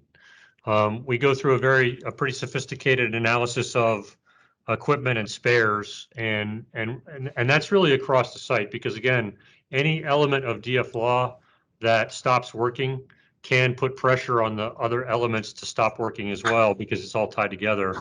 And so our sparing models and our approach to spare, the requirements for response times and things like that as they shift as we get closer and closer to operations are all factors we're considering. I think we have a little time for the planet to recover before we really get into a situation where I'll be too worried about sparing relative to operations. We are seeing some issues even in startup and commissioning testing, though, that it will probably change how we spare going forward. So we're factoring all that in. I don't sleep at night anyway, given everything else that's going on. But that's one that I probably would I'd get a little sleep on that one because I think it's a little farther out in the future. Well, I appreciate that. I think that's something that we'd like to hear about in the tank waste committee is, what is the heartburn and what kinds of things are you thinking about, collaboratively in making sure that this goes forward and there's contingency. Thanks so much. All right. Steve Wigman, you get the last word. I know we're ready for a break, but I just wanted to mention that as we go forward, we're going to want to be talking more and more about the waste that we've had accumulated and the waste that we are going to accumulate as we further treat things, and the fact that this is not the ideal place for some of that waste to stay. And so we're going to want to be having conversations about other options for disposal of some of the materials that we have collected and are collecting. We do not want to be a repository, and we don't see a lot of trains leaving with material on them. So I know that's not a topic for today, but I wanted to make sure everybody knows that I believe strongly that that's going to be a part of our conversation going forward. Right. My recommendation is that we take a break until 11:15. When we come back, we're going to be talking about the FY 2022 HAB work plan and calendar. So in the spirit of what Steve said earlier, we're going to start looking ahead at 11:15. Thank you all.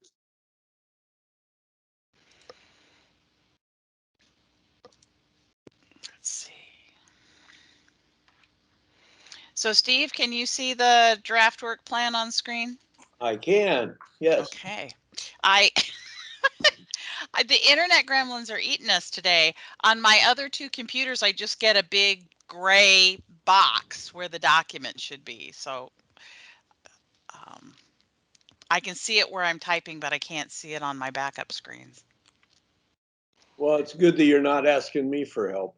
Yeah, that's why we have backups, because I have this document loaded on all three computers.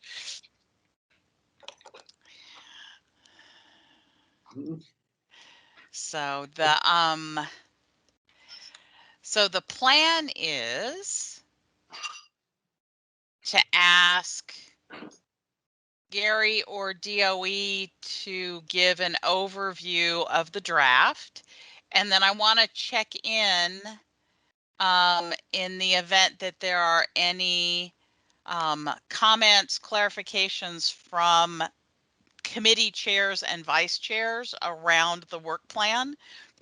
I'm not going to call on everybody at like a round robin, but just make sure that your committee chairs and vice chairs have a chance to add any of their perspectives, and then we will open it up for larger board discussion and questions from appointed board members. Sounds like a good plan. Do we have Gary Younger? Gary, are you back on? Hi there, how you doing? I am doing well. Let's see. Awesome. Actually, I see Carrie online and want to defer to her if she's got anything to start us off with. So, Gary, I would be happy to, but really this is a DDFO responsibility. So let's give Stan, let's just keep punting it down the line, but let's give Stan an opportunity. And if he needs help, then I can step in. Thanks. All right, Stan, are you still with us on the phone? *6 will unmute you. Yes, can you hear me? Yes. Yeah, well, I had not prepared to discuss the plan, so I'm going to have to probably defer back to Gary because he's most knowledgeable of it, and been working with you guys in preparing and planning this, so I'm going to punt to Gary. Okay. All right, so I can go ahead and pick up. That's fine. Gary, do you want to do it or you want me to? I can start, and if you want to jump in at any point, I'll be happy to allow that to defer to you at that point there, Carrie. Yeah, I'm losing my voice, so yes. To you. Sure. Okay, first off, I want to thank the EIC and Ecology and EPA for working with us directly on setting what we can for the upcoming work plan and calendar. And we've had a lot of discussions, particularly with the EIC, to try to balance the needs of the HAB with the ability of the tri-party agencies to support. One of the big issues that we're facing right now, as Dave Bowen mentioned earlier, and from the DOE staff, is we are extremely constricted on staff support. And we are at times losing more people than we are able to gain. So our ability to support a lot of the meetings that we've had in the past is constricted. So this new work plan and calendar will kind of will show that there's limited support, and it's going to limit some of the number of meetings that we're going to have. So what I will do is as we walk through, we'll explain how we're in the process trying to maximize what a committee can do without needing to have facilitation and or federal oversight for the committees. I think that was actually a big win, because there's some discussions and things like that committees need to have, because sausage needs to be made, and that free-flowing discussion needs to be able to happen. So what we've been able to do is come up with a workable plan where committees can pretty much call IM meetings, or you can even have regular committee meetings that don't have any sort of public component to it, pretty much at will. Committee chairs can call their meetings if all you're going to discuss is something that doesn't require a presentation or anything like that. You can do that. And that's one of the things we've heard from the HAB, is that you need that discussion. Just because the TPA agencies can't necessarily support at the frequency doesn't mean we want to get in the way of that. So I think that's actually listening to the HAB and trying to meet those needs. But as we go along, Ruth, if you want to scroll down a little bit to the next page, what we did was we just formatted this a little bit differently than we had in the past. I took the format from things that I've seen from other of the citizen advisory boards across the complex. Also, with the thought that this is a public document. This is going to be posted on the website. People would come across it and not really have a background of information about what it really is. So I started out with a little bit of table of contents, a little bit about what the board is, scope of issues, a little bit about the various committees, things like that. And like I said, that's the format that you're looking at. It's not carved in stone. EIC has done some wordsmithing on some of this, which I greatly appreciate. That extra set of eyes looking at things is always helpful. But we've pretty well hammered out what we feel is a good document here. So Ruth, if you can scroll a little bit further on, please. And there we go. What we have there is a short 1 or 2 sentence description of each of the board committees, what's important to that committee, things like that, so that as we get a little bit deeper into the calendar and then also into the work plan, people have kind of an understanding of what's going on. If you can scroll a little bit more, Ruth.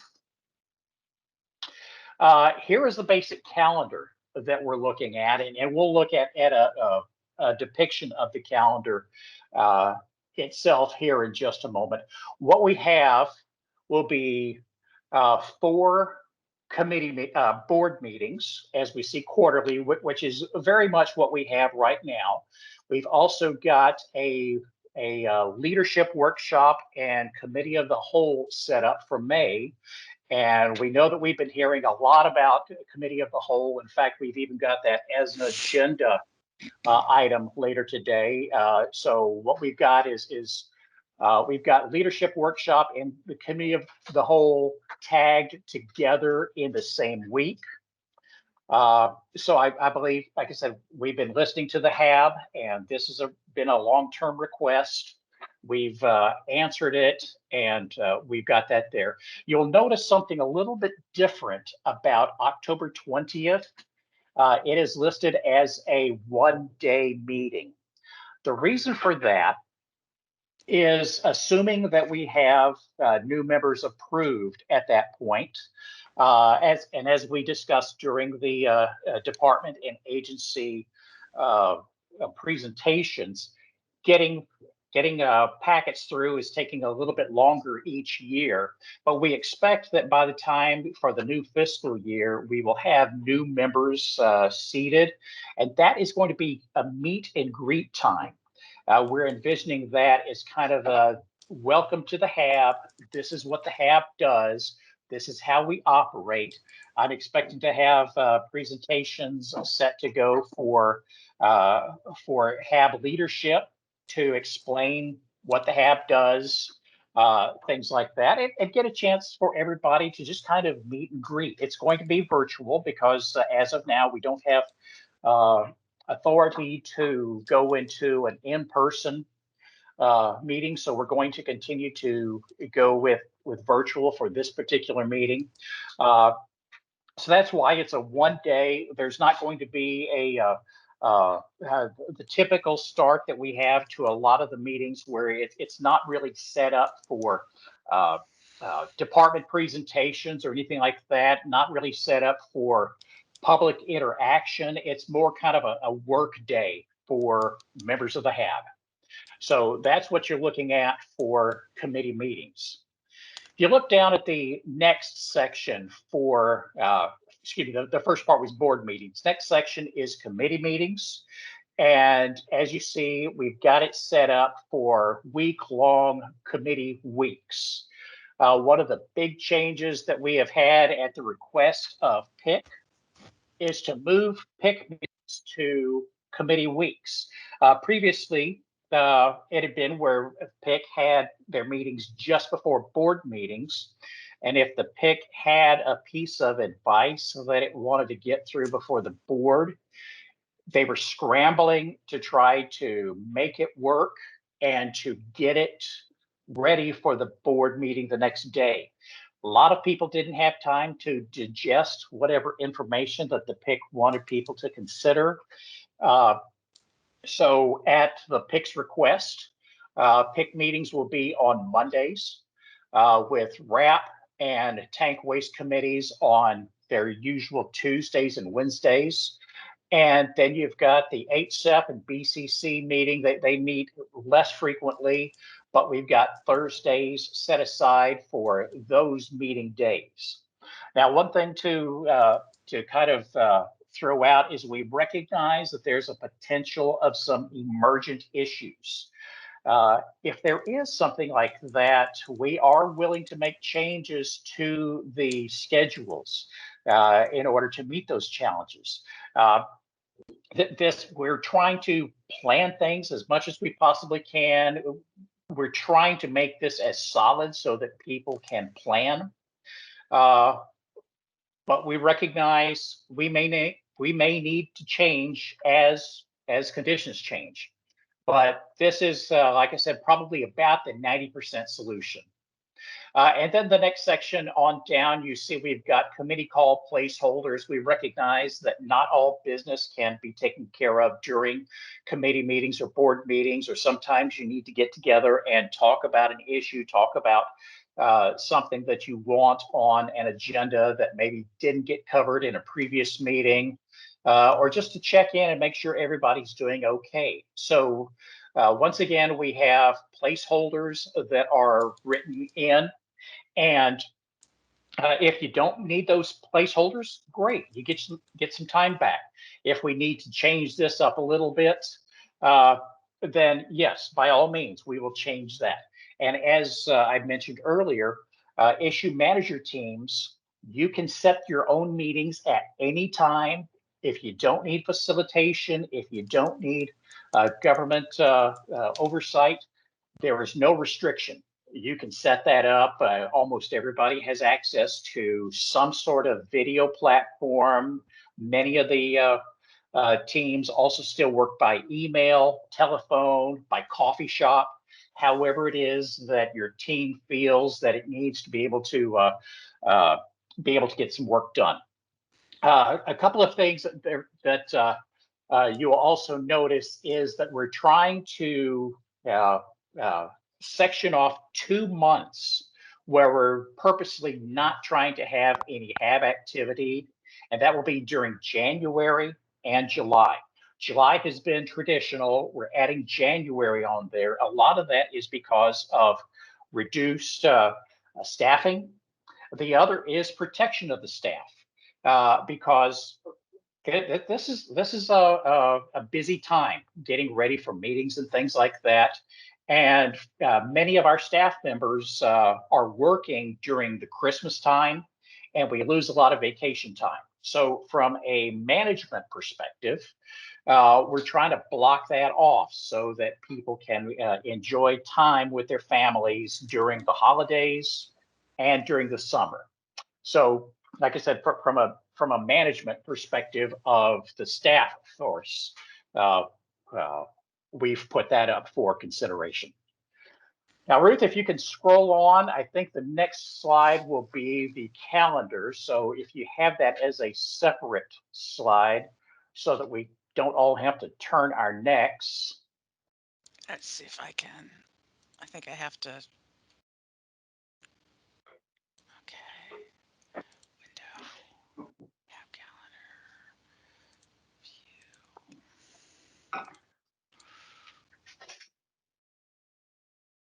Ah, yes.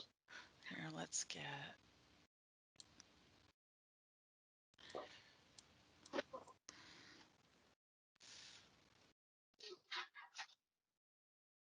Yeah, can you see most of it then? You know, I think we've got the majority of what we need, so that's a good thing.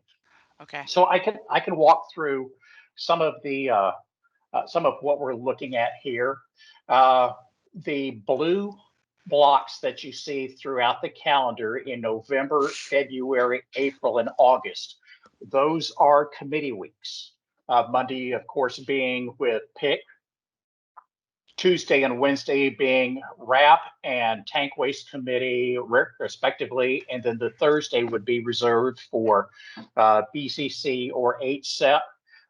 If some of the committees needed to switch things up during that week, we are willing to talk about it. I've also heard that there may be a couple of joint meetings that make sense, and we're willing to adjust that. But this is the basic template for there. The red spots that you see on Wednesdays and Thursdays for December, March, June, and September, those are set for board meetings, traditional setup as we have now, no significant change there. The other red spot that you see for October, that is for that 1 day meet and greet. So I've already described what we're anticipating for that. If you look at May, you've got 2 yellow spots and a blue spot. The blue spot is set for committee of the whole. So we've already got that set in on the agenda and on the calendar for FY 2022. And then the yellow blocks are for the leadership workshop. I'm expecting that to be a very busy week and looking forward to a lot of conversation coming out of there. Let's see, the green blocks that you see, those are the committee call placeholders that we have. And then we've got some other blocks in there just to help us frame the calendar. We've got the EMSSAB chairs meeting that is set for October 4th. That is listed for Idaho Falls, and I think that's going to it's going to be a virtual in-person hybrid meeting, depending on what the conditions are there in Idaho at the time.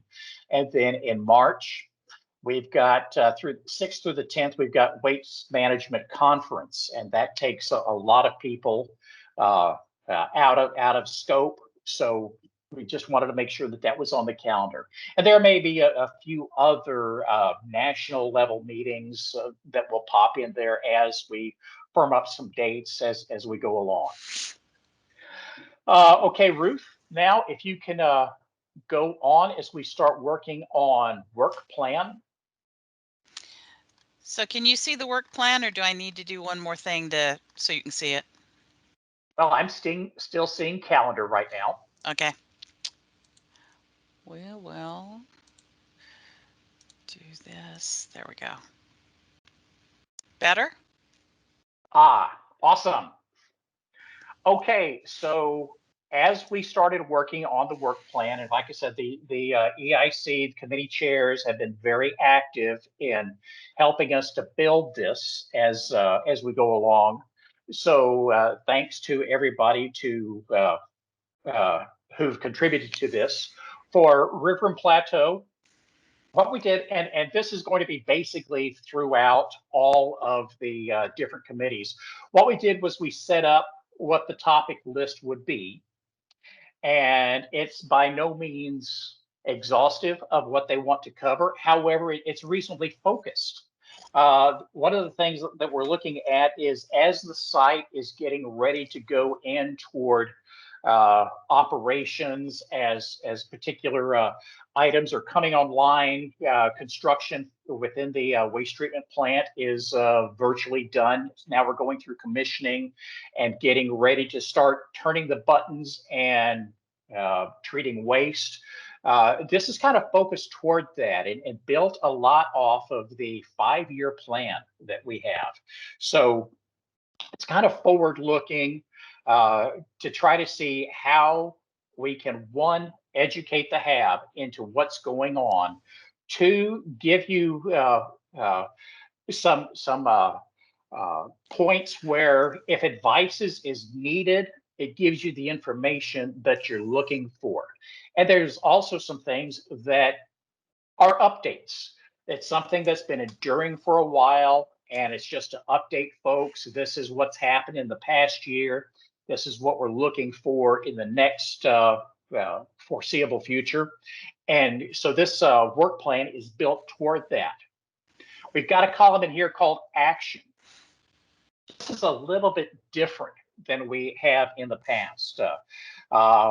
Almost every topic required a presentation, and with things there's a lot more oversight on things. It takes about 100 hours to build and approve a presentation, and sometimes during that presentation cycle, something will change that will require a change to that presentation.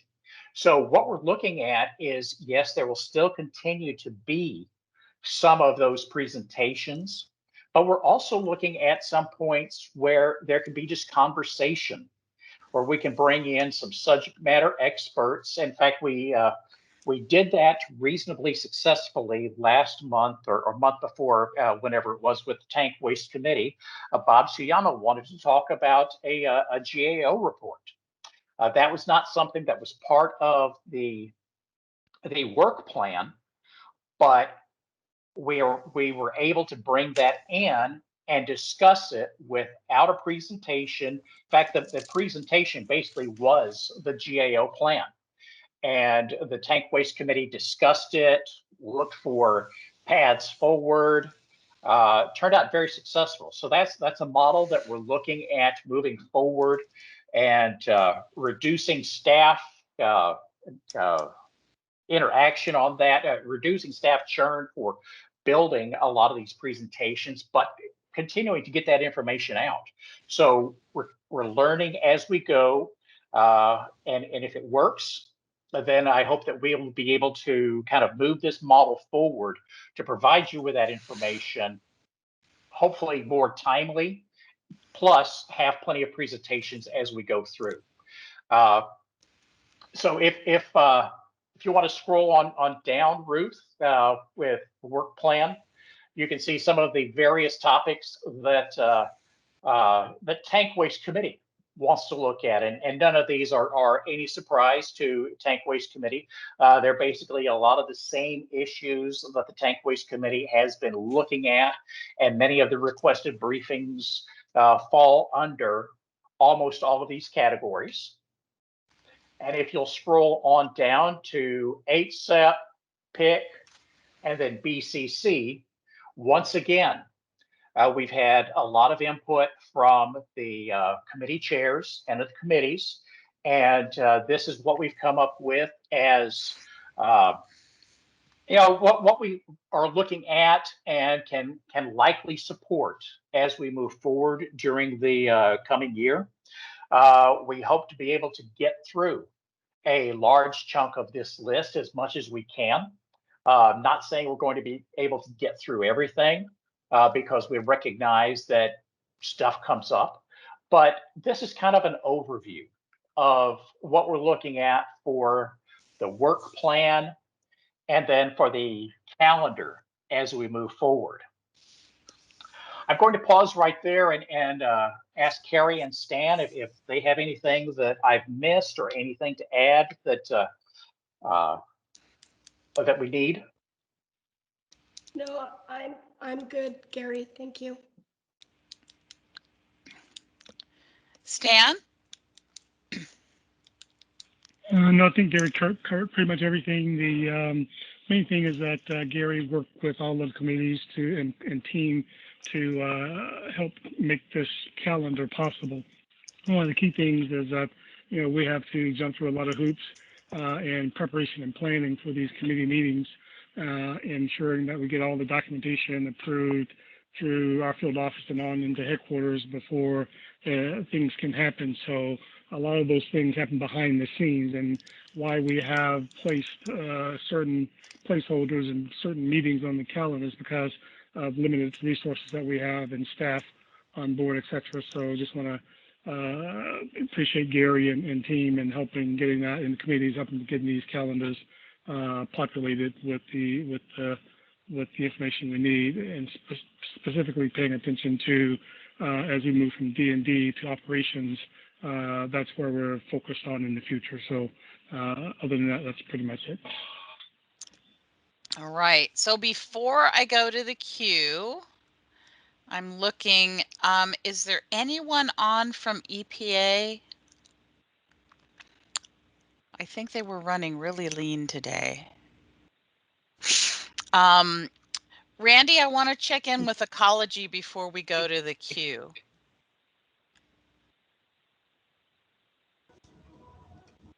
I don't think we have anything to add. Okay. Okay. I wish there was someone here from EPA to ask the same question, but I wanted to make sure we touch base with EPA and ecology before we went to the queue. All right. So I have Susan Leckband, Bob, Tom, and Tom. Susan.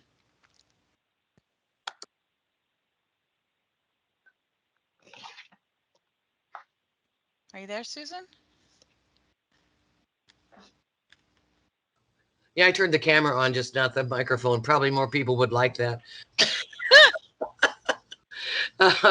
Thanks for presenting this. I appreciate it. I do wish that in the original development of this new style, that the EIC and some board members had been involved, but we are where we are at this point. I do understand that there are some concerns about being able to support things, and since everything you do has to go through headquarters, I understand there's a problem there, but for me, this is inadequate calendar-wise. I think we're going to do very well with the work plan, and I think some of the outcomes may differ from information and morph into something more, and I understand that. And I wonder on the calendar, where are the planning calls for the HAB meetings for March, June, September? I don't see that on the calendar. There should be planning calls to develop those agendas, and they should include the members of the EIC, or at the very minimum, the chair and vice chair of the board, to plan the agendas for the board meetings. And I think we need to consider that. And I don't think there are enough committee meetings, but if I heard Gary correctly, he said that committees can meet as long as they don't use facilitation or have government oversight. They can meet privately. So I think I understood that. Hopefully that is correct, because, you know, we can talk to each other on those, but it's not, I don't think it's as helpful as it could be, but it is what it is. And I am disappointed in the October meeting that you've already said it's 4 months away and it's going to be virtual. We're going to introduce a group of new people and try to do it virtually. To me, I think we should be planning for an in-person meeting on that one day, the meet and greet, and here's how the board works and everything. And then a half a day on the Thursday to actually either have a mock board meeting or have a real half a day board meeting with 1 or 2 topics, so that they can get an idea of how it works. This is a whole group of new people, and I really hope that you consider planning to have this in person. This is 4 months away, and I think we should have that plan in place. Trying to introduce new people to each other, to the board, virtually, I think it does them a disservice. And so I'm hopeful that you will consider that. And that's it for me. And hopefully we'll figure out some dates on the calendar where the planning calls for the full HAB meetings occur that will include the HAB EIC and or the chair and vice chair of the HAB. Thank you. Gary, you want to Yes, weigh Susan. in? Yes, Susan. Just wanted to let you know that the you're exactly correct that if IM teams or committees want to have something that don't require facilitation or oversight, that's fine. The caveat on the committee meetings is that those are public meetings because this is a public board. So we prefer that you just meet as IM teams at the time of your choosing. But as we expect, and like I said, that there may be some emergent issues that come up that require a shift in the meeting, and then we can discuss those changes. As far as EIC meetings, we don't have that planned on here because we haven't nailed that portion down yet. EIC is a bit more flexible than the committees, but that'll be something that will still need to be worked on, and we recognize that. As far as in-person meetings, I have no clue when that's going to happen. Right now, I'm playing the cards that I have. And at the point that I'm given the okay to change from that, we'll do that. So I can only play the cards that I have in front of me. I like seeing people's faces too. So I would dearly love to have an in-person meeting. But until I'm told that our posture is changing, I'm planning with what I have today, if that helps. And yes, Ruth is going through and marking where we've got EIC calls. Thank you very much for that. That had slipped my brainstem. So thank you. Gary, when you said you're waiting for approval, from whom? I'm understanding from headquarters folks that I've talked to that the decision is made locally with consultation with headquarters, but the decision is made locally. So is it? So I'll step in here, Susan. This is Carrie. Yeah. So it's all part of our overall COVID protocols. So we're taking these things one step at a time. We are right now working to, as you heard Brian mention earlier, begin implementing the revised CDC guidance for fully vaccinated individuals. Once we get through that and see where things go, there's a chance we will resume in-person meetings, but we're not there yet. And so what Gary is saying is he's waiting for basically me to give him that authorization. And I'm working through with the senior leadership team all of the other protocols on site. He's not saying we absolutely won't do an in-person meeting. He's just saying this is the plan right now.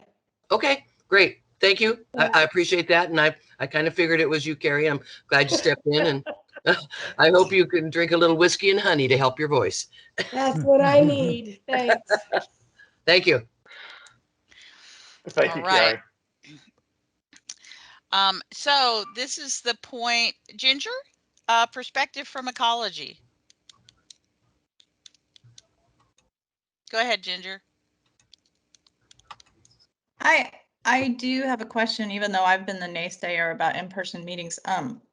Would it behoove us? I think Susan is right in saying, is there a reason we couldn't at least reserve a spot somewhere just in case? Because I mean, I don't know how much competition there is, and I don't even know if the library's taking reservations or the Best Western, but would it be worth the facilitators' time to at least reserve the Best Western space on the off chance it's safe and then cancel if needed, rather than deciding it's okay and leaving ourselves no time to actually plan it?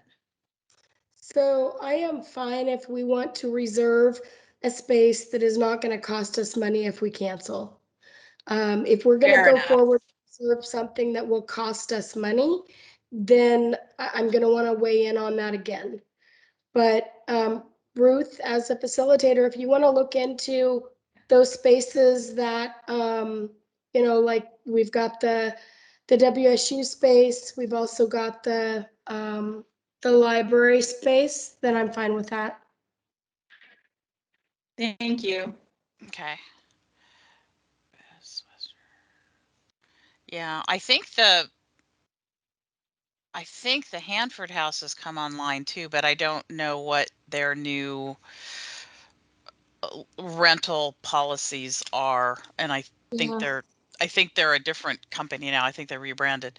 But we can do some snooping around yeah. as to They're what now the Holiday Inn. they're the So Holiday start Inn with now. the other two. Yeah. Start with the other two, and then and we can work this, outside of the full board meeting, see what we can achieve. Thanks. All right. We've also met at the Transit Center. Okay. Don't worry, Josh. It'll all make sense after we talk after the meeting. One caveat here, Ruth. So, regardless of whether we do or don't meet in person, make sure that whatever facility we're looking at will still accommodate social distancing as well as public participation. So that is something that we have to consider, guys. You're not going to be able to sit as close to each other as you did before, and the public will have to be spread out a little bit more too. So, even though in-person things are starting to happen, we still have all of those federal and state mandates in place, which are challenges for us. So we can look at reserving space, but it'll have to be big space. Do you have a big stadium in town? Um, Not that would cost us anything less than 10 grand. So okay, I don't want to totally nuke your travel budget in one meeting. Okay, well, we will look into the Rubik's Cube and see what possibilities exist. Um, I have Bob, Tom, and Tom in queue. Are we ready to move to some observations committee by committee, or are there some other general comments and questions we need to tackle first?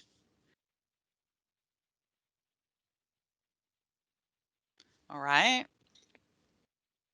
Being the shy, retiring, bashful folks, I know you're going to speak up. So, um, let's start with Bob and tank Okay. waste. Bob, are you Okay. there? Yes. I guess I do have a general comment first before I talk about the tank waste part. Like Susan, I am very concerned about the number of meetings. A long time ago, when I joined the board, we had a lot more meetings, a lot more board meetings, and a lot more committee meetings. As the tank waste committee chair, I know what it takes to get advice through. And it's not just one meeting before the board meeting, it's several meetings to decide you're going to develop the advice, bring it back to the tank committee meeting, have them mull it over, and then go back probably one more time to the issue manager group to try to do it, and then take it back to the tank committee meeting for approval, and then you can go to a board meeting. And when there's not that many committee meetings or board meetings, it makes it very, very time consuming. And is your advice still timely by the time you go through that process? So I am concerned about the number of meetings that are there. When we look at the tank committee work plan, I have strived with Susan's help to make sure that we have general categories that cover just about everything that's going on in the world of tank waste. The major focus right now is the direct feed law, and we are really looking at trying to make sure we can help Brian and his team be aware of anything that we may see that may slow down that process. So we are getting updates and keeping good track of what's going on there. In fact, I have a list, which is unbelievable, of topics we'd like to follow up on. And Gary talked about how long it takes now to get a presentation or anything through headquarters. And so we're going to have to start working with Gary and his team early to see if we can get these presentations. We also are following the tank retrievals in the A and the AX tank farms. And then we are focusing also on grout, and the testbed initiative is one of the things we're kind of keeping in our back pocket. And then Gary mentioned the emerging issues, and I think there are things that come up in the tank waste area, like the leaking B109 tank, that are emerging, and we need to find out and track it. And that feeds right into the next one, which is tank integrity. We have been getting updates from the tank integrity program, and tomorrow we'll talk about a attaboy letter we'd like to send over for the work they've been doing. And so the other ones are just items on our list, like System Plan 10. There's going to be probably a discussion later in the year about what the next system plan run. They do it every 3 years, I think. What the scenarios might be, and tank closures. After you empty a tank farm, how do you close it? And so we have had a lot of discussions among the team and a lot of presentations that are focusing on those. So I think with this list, we could talk about just about everything that's going on in the waste tank area. Now, Gary did mention two things that he thinks might help us, because we just don't have enough meetings. Is one thing we tried the last meeting, which was the inter-committee discussion without requesting any presentations from DOE or anything. And that was on the GAO report, and that worked very well. And so I think if there are topics where the committee has the expertise and the desire to talk about it, those things can happen. And then the other thing Gary was talking about was IM calls, issue manager calls, without any facilitation support. And we had one of those to move the tank integrity discussion along. And that worked very well, but we had to have really good member support. And Liz Matson and Jeff Burbright were super. They had the access to the software, so we could have a virtual call, do the inquiry to see when the people would be ready, and actually facilitated the update of the letter as we went along. So I think within the HAB, we do have the skills to make a lot of these things that Gary was talking about possible.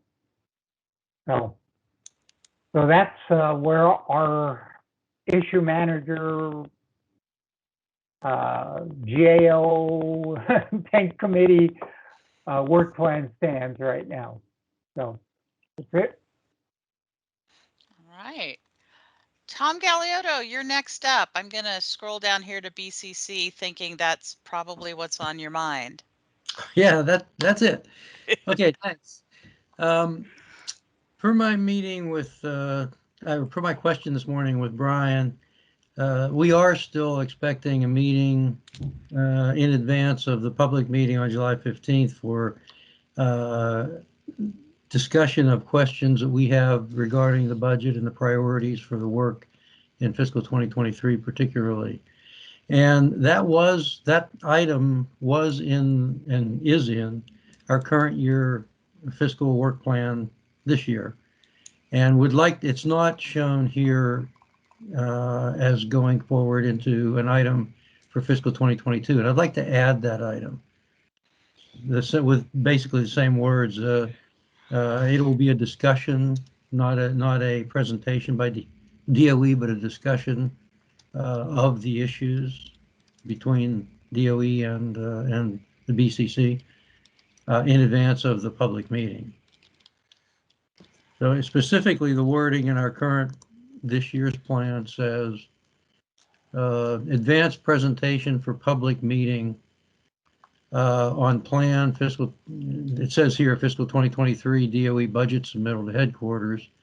Next year would be fiscal 2024 submittal to headquarters in the second quarter Can of 2022. can you read that again? I can't type as fast as you were talking.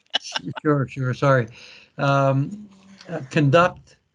I'll change the words briefly a bit, but conduct an advanced discussion prior to the public meeting on planned fiscal 2024 DOE budget submittal to headquarters. And that would be in the second quarter of 2022, fiscal 2022.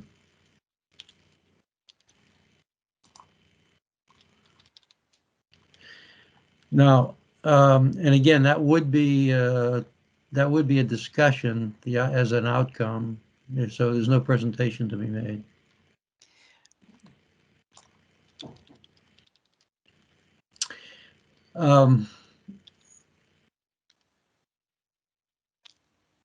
That's no, wait, you're putting that on the wrong section, right?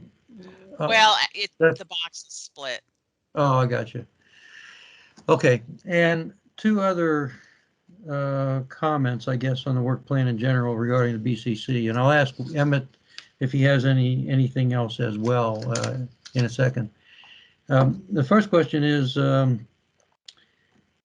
we'll need some support and guidance from someone, either on the IM teams or from the facilitation team separately, if we have to set up separate non-facilitated IM team meetings, because I've not set those meetings up directly. I've just joined them, and I'd like to see some succinct description on how we can best do that and what format we should use. So I'd like to put that out there for a request for a facilitation team to provide some guidance in that area, that we can set that up on our own. And secondly, and more specifically to the work plan, and it kind of dovetails to some comments that Bob and Susan have made also, in looking at when we submit our advice for fiscal 2024 cleanup priorities, and that would be to bring that advice to the full HAB in the March meeting of the full HAB. In order to meet that, we're going to have a meeting or some alternate to a BCC meeting, either very late February or very early March, to get the BCC approval of the final IM team recommended advice. Now, we've done that a couple ways in the past. We've done it by BCC meeting, where we got the approval, which we did this year, or we've done it by email. So once the IM team finishes its work and recommends the advice, in the past we've also sent emails with that advice to the BCC membership and asked for their concurrence and approval, and we've got it by email. If that's still acceptable, then that's fine. I'm fine with that. But I know there was pressure this year to have to get that approval by a meeting, and I don't see a meeting in that schedule that would support such a schedule for bringing that advice to the HAB. So that's a concern. Yeah, Tom, this is Gary, and you do have a February 10th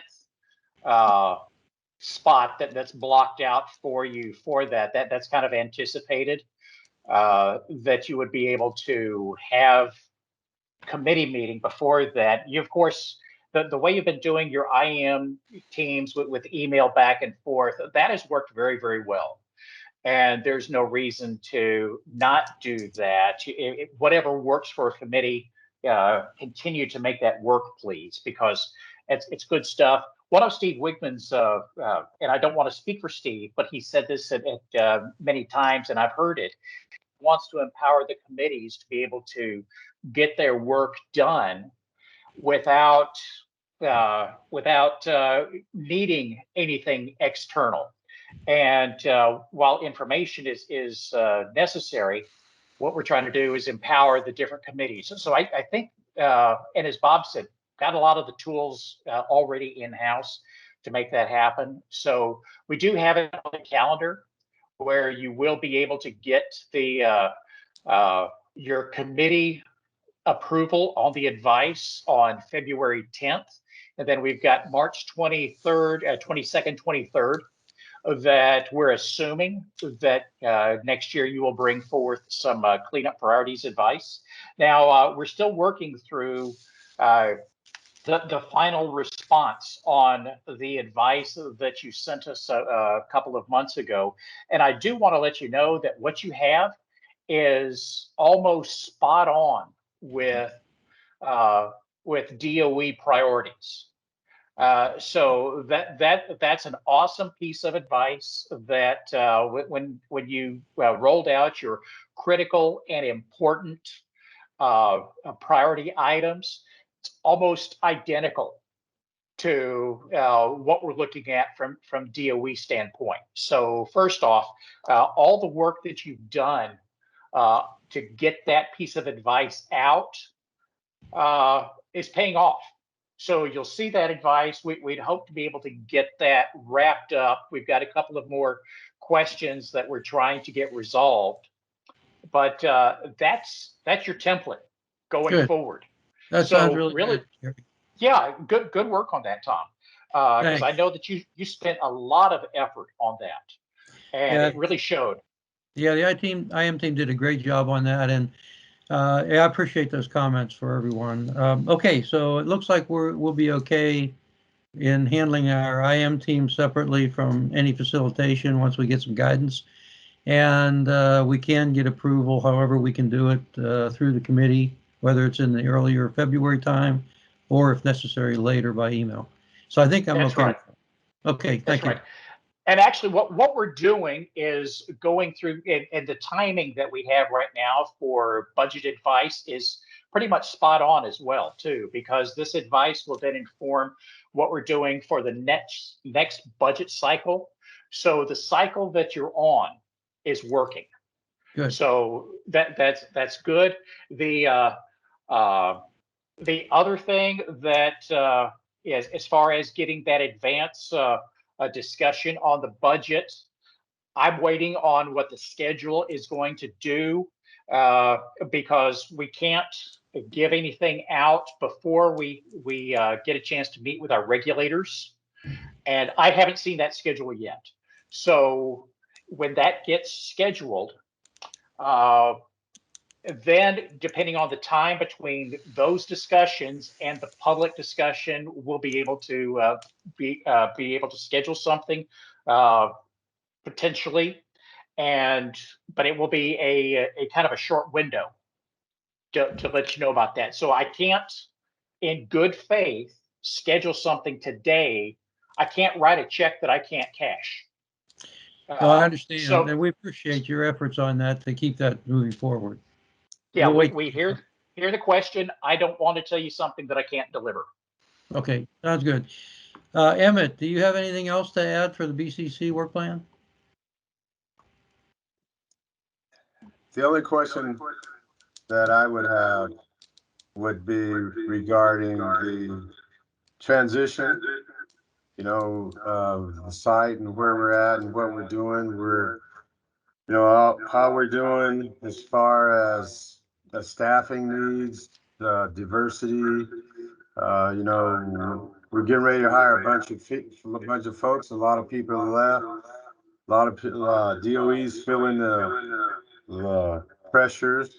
So I really would like to have a time where we could get a report or discussion about transition, how we're doing, particularly with the new IDIQ process.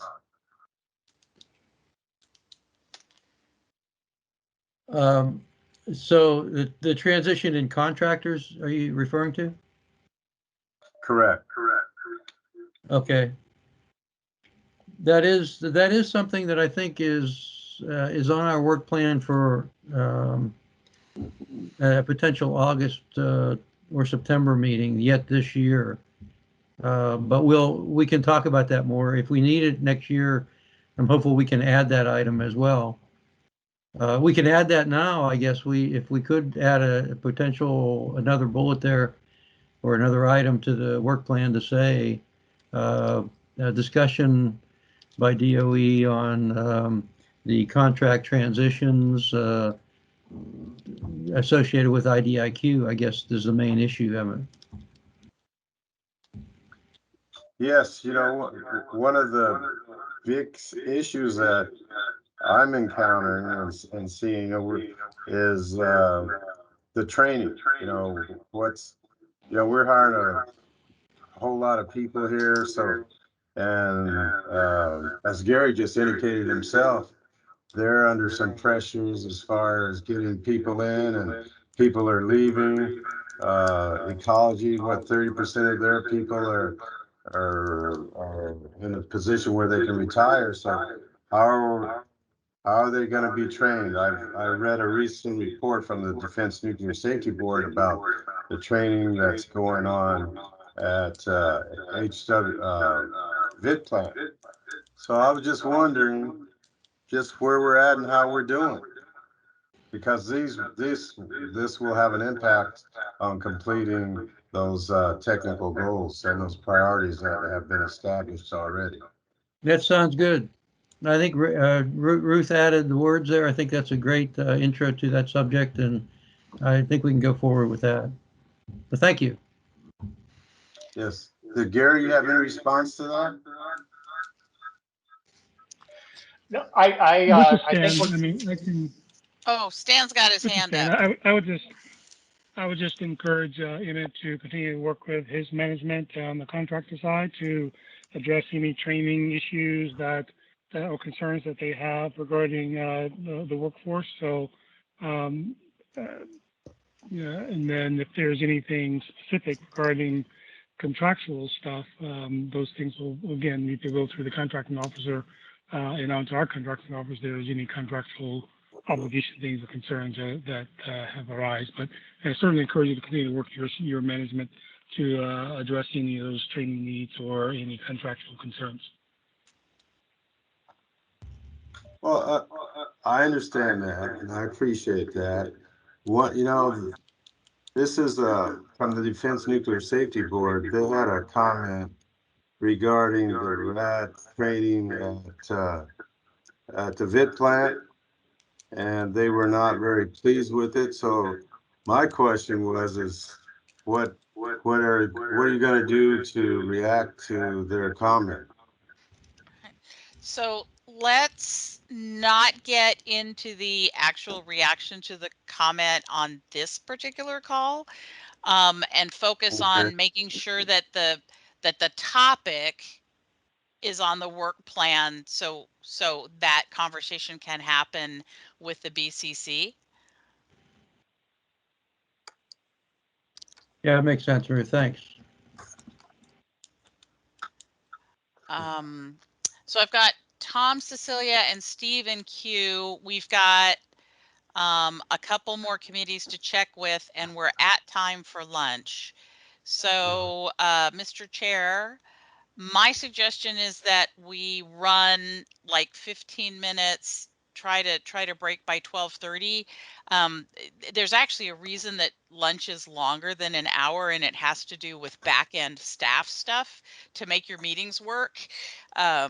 So it's not because I actually think we need that much time to actually eat.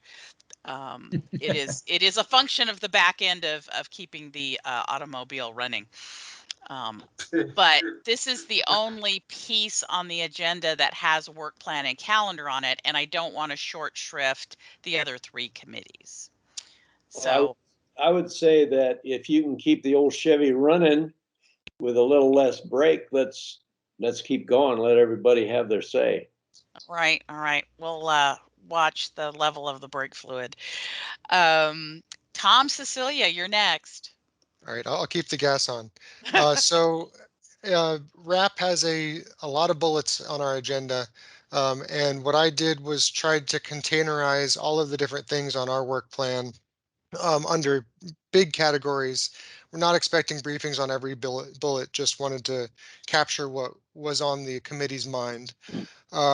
One thing this is missing that previous years have had is a breakdown of when the briefings would be quarter by quarter. And since we have less meetings, I think it's important that we run our meetings more efficiently and we have longer lead time for planning. And I've been, having conversations and working with Gary on trying to lay out sort of a rough template for what the year might look like for agendas for the year. So we're just doing it as efficiently as possible. If there's 100 hours of time needed to get something approved, it's better to have 6 months to do that rather than 6 weeks. So that's all I had. I think that it's a good collaborative work plan, and we just need to run it efficiently. Hey, Tom, thank you for those comments. Actually, you and I are of like minds on that. My plan is to kind of set out not just quarterly, but try to plan out what the next year will look like. And so much of that is going to be informed on what happens with this meeting as far as the final outcome, if choose to adopt it or discuss it and then adopt it in September. Depends on how we go, but yes, that is the goal, to try to get something longer range so that we can not be surprised. Oh, there's a meeting coming up. What are we going to talk about? To meet just that very that need. So thank you, Tom. Right. I have Steve Wigman in queue, and then I want to check in with our last 2 committees. Steve? You can go ahead and do the committees first. Okay, so you're going to bat, clean up, and hit a home run. All right. Becky, are you here with us? Becky or Richard? I want to check in with HSAP.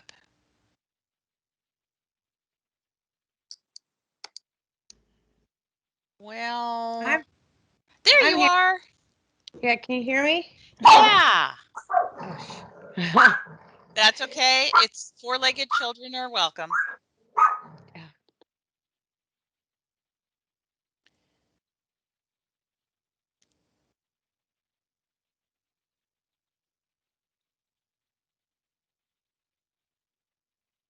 Becky, if you unmute yourself, let's check in with HSAP.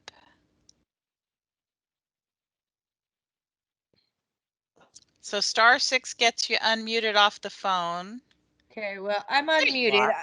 I'm unmuted. I'm trying to stop the mailman dare come near my house. Oh.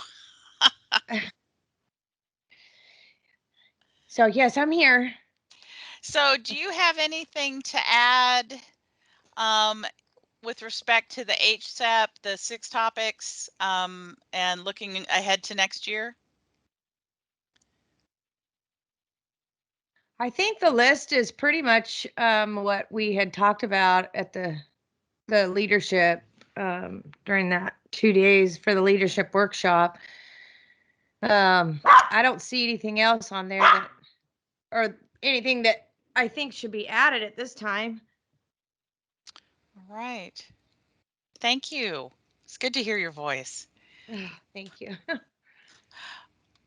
And Jeff, public involvement, observations on what's here. Well, just for those who haven't been to a PIC meeting or seen the conversations yet, you'll notice that the work plan for PIC is quite a bit shorter, but also fairly broad in its description of what's under the tent. Specifically, the terms communication efforts are pretty broadly interpreted, both from the agency side as well as HAB member side.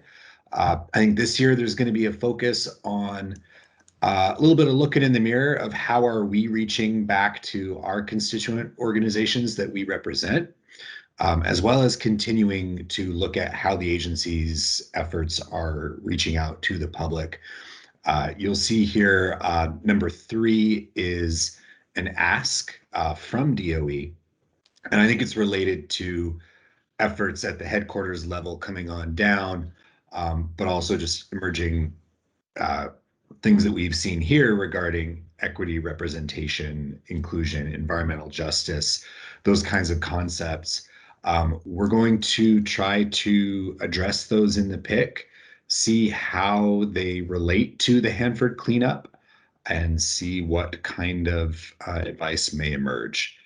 Not sure where it's going yet. I welcome people to come help us be, good in that conversation. We'll also be working a little bit more on the headquarters charges to the complex-wide site-specific advisory boards related to best practices for public involvement and engagement. Just a next step in that effort. That's all I've got. Thanks. All right. Steve Wigman.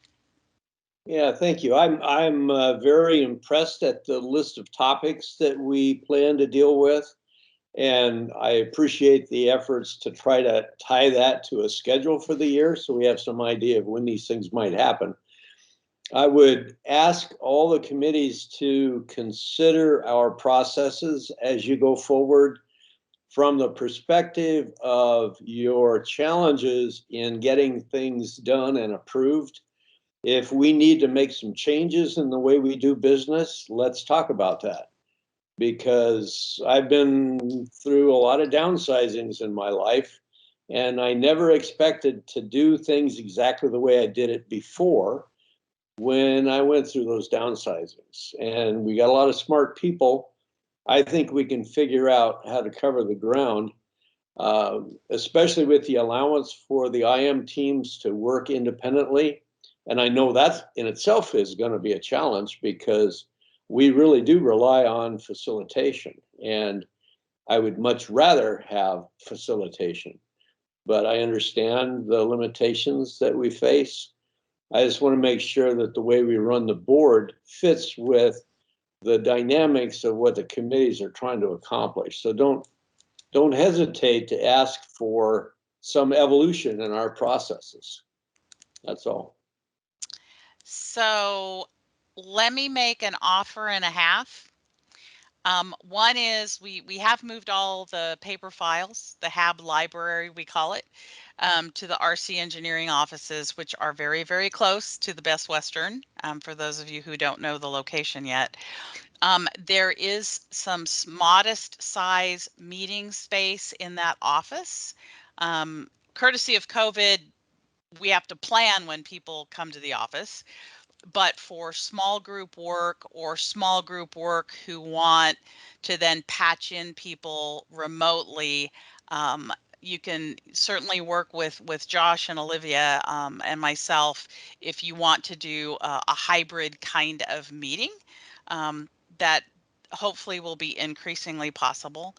I think the other thing I can offer without crossing the facilitation oversight line is if you want help putting together either an agenda or approach to having a conversation, I think it's perfectly okay, for me to help advise you as to how to structure a conversation to get something done, which is kind of the half offer.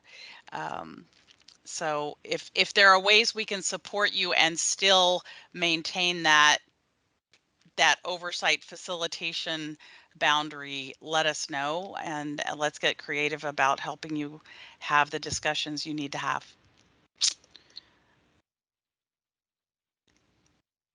Are there other comments, questions on the work plan before I say what are the next steps? Anyone? This is It looks Shelley. like Kelly's hand is up. Oh, there. Thank you, Shelley. Go for it. Okay, I thought I'd give that a try. Yeah, I actually don't track that the same way I track chat. So I know you don't, but it is convenient. We need to get the EIC in the queue in terms of what the process is going to be for us being able to convene and have the support that we need. I mean, in truth, the EIC is the grounding for the agendas, and if we're going to need such a huge lead time, which frankly, I feel like writing a letter to my congressman about, because it's a ridiculous waste of time to imagine that it takes that long to garner these, the okay and build these presentations that DOE needs to be doing in order for us to be able to weigh in.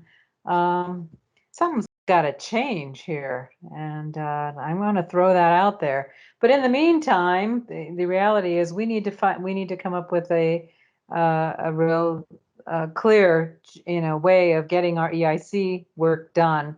And so I want to formally ask right now, Gary, that we get in the queue for a meeting next week so that we can focus on the fall meeting and take a look at what other pieces of work we need to accomplish to keep the train going on the track.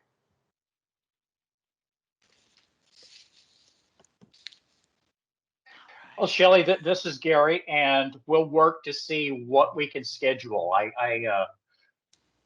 We'll have to take a look at what we've got going. Steve, of course, will have to weigh in and really figure out what we're doing. But we'll see what we can do on that. The other part, which as an aside to what's going on, talking about trying to get presentations up and then get them approved. One of the organizations that approves presentations is the Office of Management and Budget, which of course is a White House agency. And a member of that White House agency was listening in on the call today. And there was one presentation that we removed a photo out of because it didn't tell the right story. And my email is blowing up about why was that changed without approval. So that's what I'm going to be working on during the lunch break. But I just kind of want to give you a taste of what we have to do behind. So I appreciate all the comments. We're working to try to make it easier for everybody. Let's see, if I recall, we do have to adopt the agenda, and I think process manual says that we discuss it in June and adopt in September. Is there any reason, because I didn't hear a whole lot of discussion, is there any reason why we can't adopt this right now if we have a quorum? Of course, obviously, Steve, that's up to you if you want to even broach that, but I just want to throw that out for consideration. Well, my personal perspective is there's a lot of quality work has gone into this, and I wouldn't see making a lot of changes in the near future. We need to play with it and see how we can make it work. I would be just fine with us going ahead and approving it if others feel that way too. I have Tom, Cecilia in queue, and while you talk, I'm gonna look at quorum. So it's my understanding the reason that is, and correct me if I'm wrong, some of you who have been on the board longer, is so headquarters has a chance to approve the agenda and work plan prior to the board approving it. So you discuss it in June, you send it to headquarters for approval, and then it's ready in September for ratification. And good point, Tom. What we did is we were building the bones of this. Headquarters has already seen that.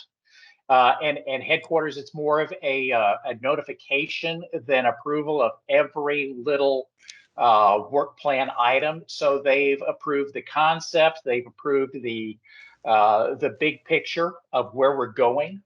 You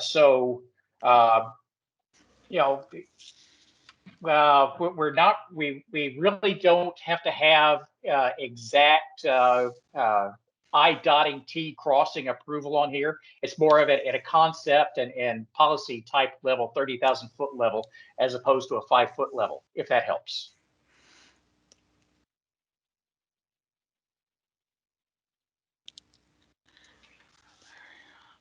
Well, tomorrow would be the day to approve things, right? So. Yeah, we would have to fit it back into the schedule, but that is. Why don't we just do it now? Okay, I'm checking on quorum. Because I wasn't expecting this, so I'm. And I apologize, I'm not trying to muddy any water or anything, just trying to make things efficient. And I'm perfectly willing to wait until September if that's what the board chooses. And since I'm still like, I guess it was my cue that was the last one called. So Liz put in the chat, since I'll read that out.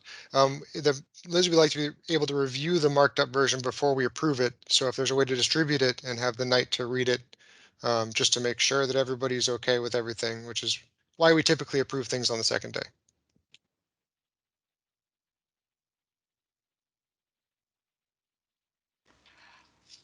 Okay. I have a personal bias toward just getting it done, but I'm okay with that too. Hang on.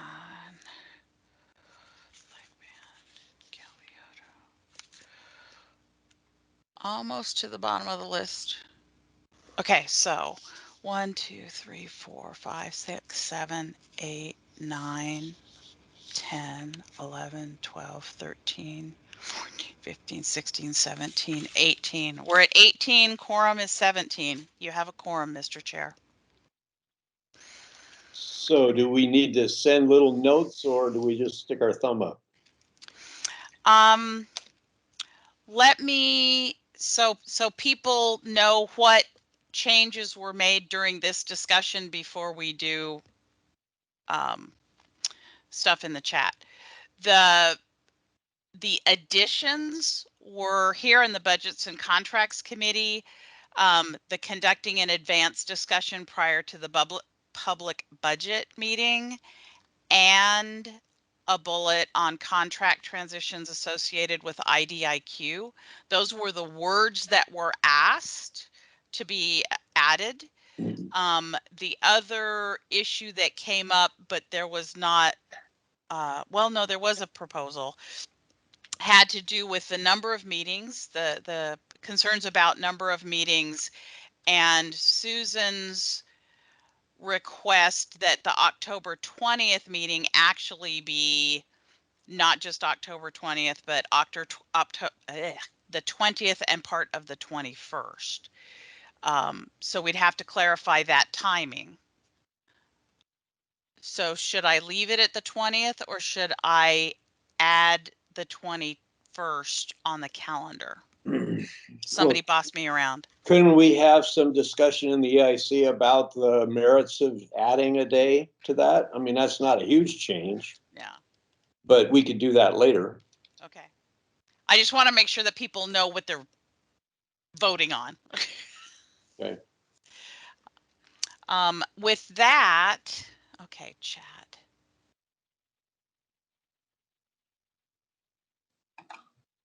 Okay. Liz has a question about the calendar and Jan is in queue. So Liz and then Jan. Yeah, I hear that people want to get this done. It also feels a little fast to just be going through this on the screen. And I think we're supposed to be in lunch right now per the agenda. Can you show the calendar? Did we add the EIC planning meetings for the board meetings into the calendar? Because that was a big concern I've had. I know there's some notes there. That's okay. Let me pull the calendar back up. So it's the frontways calendar, not the sideways calendar.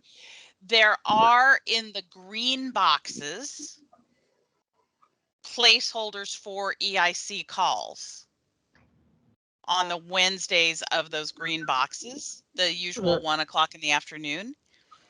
Yeah, I hear that. I think there needs to be a call before the board meetings, an additional call, planning call, so that there's EIC participation in the board meeting agendas, especially if there's a plan to continue virtually. It's just really important. So I just am concerned that we rush to approve this and then there's stuff we want to add to the calendar and it makes that process a lot harder. All right, Jan, you have a perspective. Am I unmuted? You are unmuted. We can hear you. Okay, so I've been listening to this, and my first question is there an advantage to having it approved, even in principle today? If we ordinarily approve this in September, why are we trying to do this during lunch?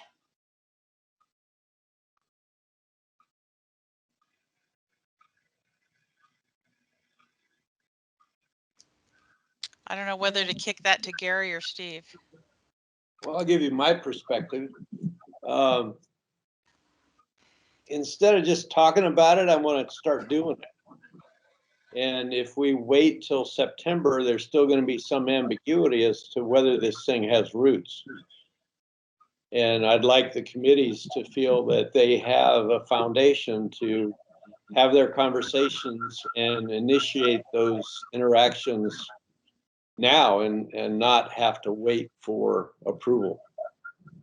Thank you, Steve. And one of the things that I have particularly appreciated about this work plan is that it has gone a long way in trying to accommodate everyone so that we can have the numbers of meetings that we want and that we can look at the topics that we're interested in.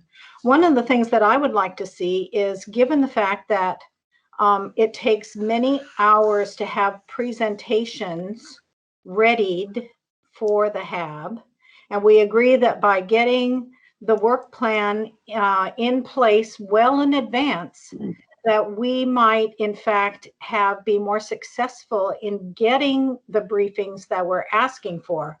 What I'm curious about is whether the agency is prepared to, on their side, say that given, that we have to plan like a couple of months in advance for a presentation, how many presentations is the agency prepared to support on the work plan? The other question that I have has to do with the EIC. I understand that there's going to be some limitations on the number of meetings that we can have with facilitation. And there's some discussion about an EIC meeting for next week. And I'm not sure we have heard the answer about that yet. And certainly if we're going to be talking about a work plan approval, we might want to, have the EIC weigh in, or we might want to have it approved in principle while we work through some of these questions that have been raised. So is there a middle ground between Jan using the term agreement in principle? An agreement in principle might allow for the TPA agencies to sketch out presentations for the year, which is a need I'm hearing from Gary and DOE, formulating some work plan things for each of the committees. I have a new idea about making the work plans more useful for you at the committee level, so that the planning could move forward, even if the formal approval of all of the calendar, all of the green call dates were delayed until September. Is that a middle ground that would work and still keep us moving forward?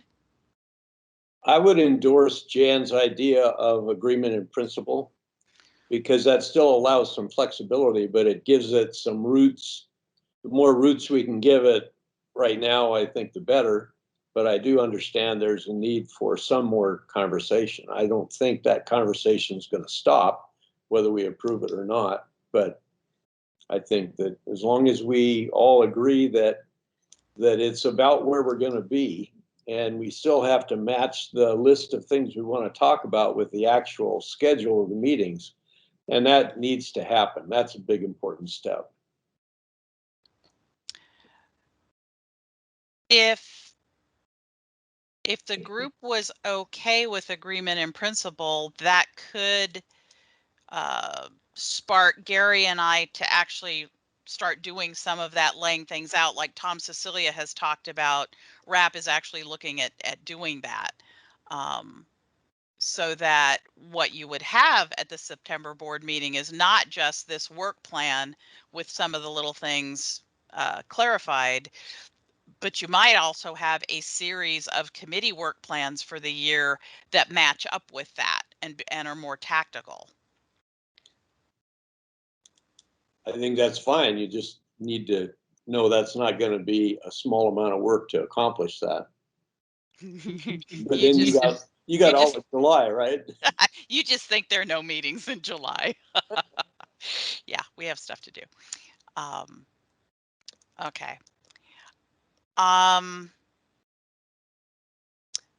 Can the group live with that? That would also help meet Liz's concern about wanting to see a cleaned up version to think about for more than 5 minutes.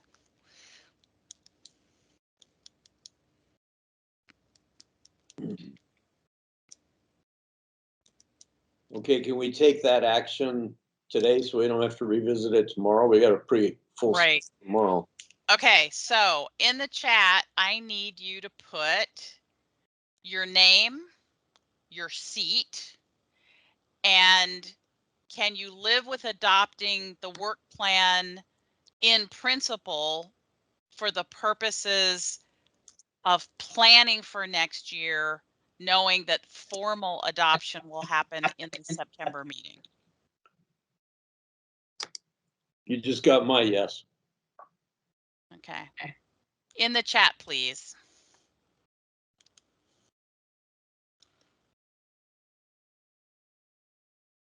Adopting the work plan in principle so that planning can go forward with formal adoption at the September HAB meeting. That's what yes means.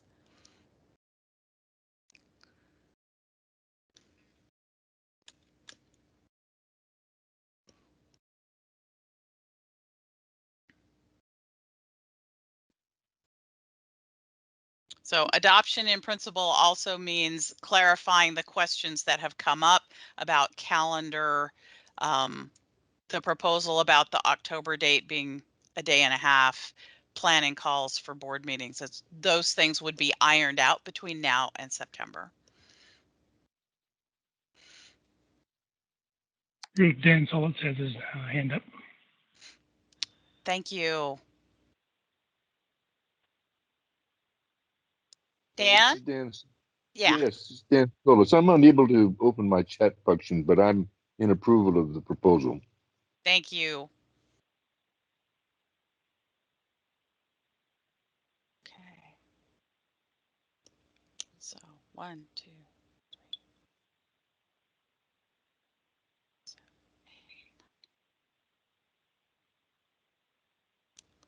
8. All right.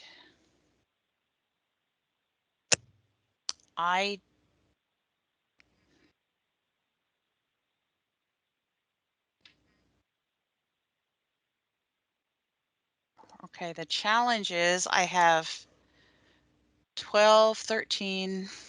Okay.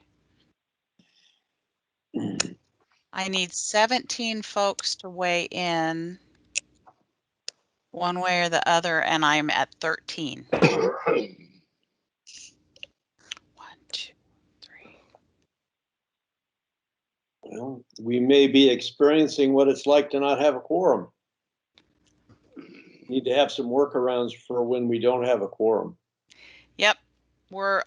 honestly, I only have 14. They're all yeses. I mean, the good news is they're all yeses. The bad news is it's not 17, folks. Do you need a quorum for just a interim approval? Or just a majority? All right, nobody wants to close it, so let's just leave it open. That's unfortunate. You know, may I suggest Charlie, that, I'd like to see us revisit this tomorrow morning. Okay, I've got two people at the same time, and unfortunately, we can't hear both of you when that happens. So, Jan and then Shelley. May I suggest that we just table this until after lunch? There may be some people who stepped away.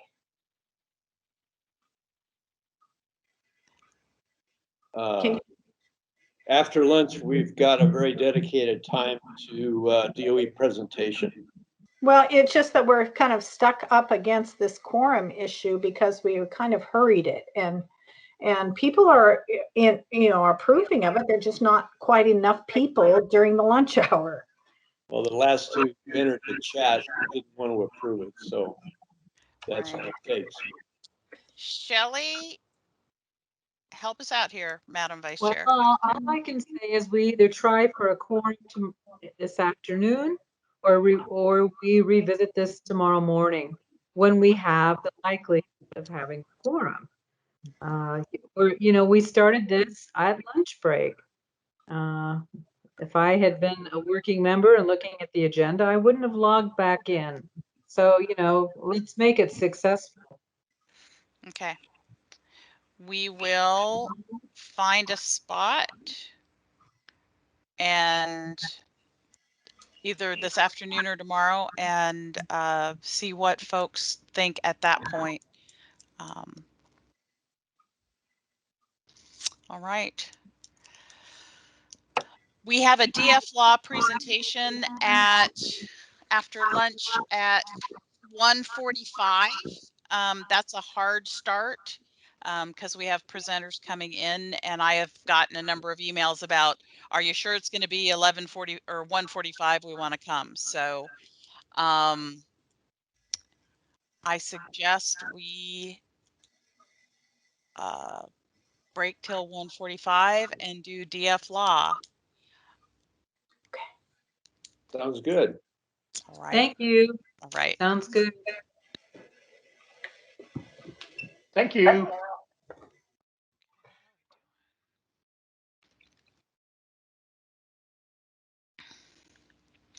Okay. As folks come in, three things to know. One, we're recording this meeting. So just to disclose, that's what we're doing. Two, would you, particularly if you are new for the afternoon session, if you would type in your name and your affiliation in the chat, that helps us get the attendance list right. And I know some folks were with us this morning. We've got a couple of new faces this afternoon. Three, most of you are going to come into the session muted. It's just a setting on Teams. You have the power to unmute yourself. In fact, you are the only one that has the power to unmute yourself. So if you're on Teams, look for that little microphone. If the line's through it, you're muted. If the line is not through it, you're live. If you are with us on the phone, the way you unmute yourself is *6. If you're on the phone, *6 will unmute yourself. I'll check in periodically with folks on the phone to see if they want to be in the queue and ask questions or make comments.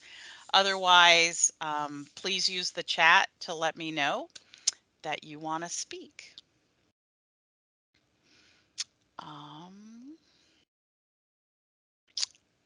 Mr. Wigman, it's 1:45. What do you say we start? Yes, let's do that. Tom, thank you very much for putting some time in your day for us. We appreciate it. Your insights will be very helpful. And if you have any side comments about your new headquarters visitors, that would always be appreciated, but not expected.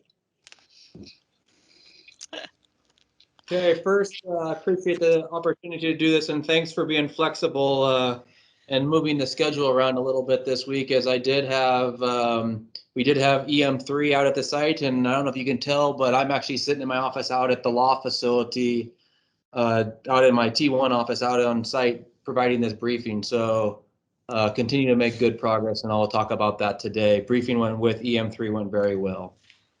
So with that, I'll get started. So next slide. From a safety message standpoint, management engagement and time in the field. This is a critical area, not only for the contractor, but also for the department. And it really supports maintaining that operational awareness, ensuring that we as line managers are in close proximity with our frontline employees, our FAC reps, our oversight team. We act and listen on real-time operational information, and we identify those critical elements that truly enable performance, enable the job to be successful. I know tomorrow morning I'll be back out here to watch the job evolution as management oversight as well. So a couple days out in the field is always a nice adventure, or a nice end of the week as we draw close on Thursday tomorrow, and a short Friday for me since I got a graduating daughter this weekend. Next slide. So just a high level purposes brief is to really provide an update. I think Eric Olds provided the last one, but it's really an update on DF Law program, how it's progressing, and that's not just WTP, that's the entirety of the system components as it transitions through the startup and preparation phase. And then as we move from where we are today into commissioning for WTP is also a critical component of this.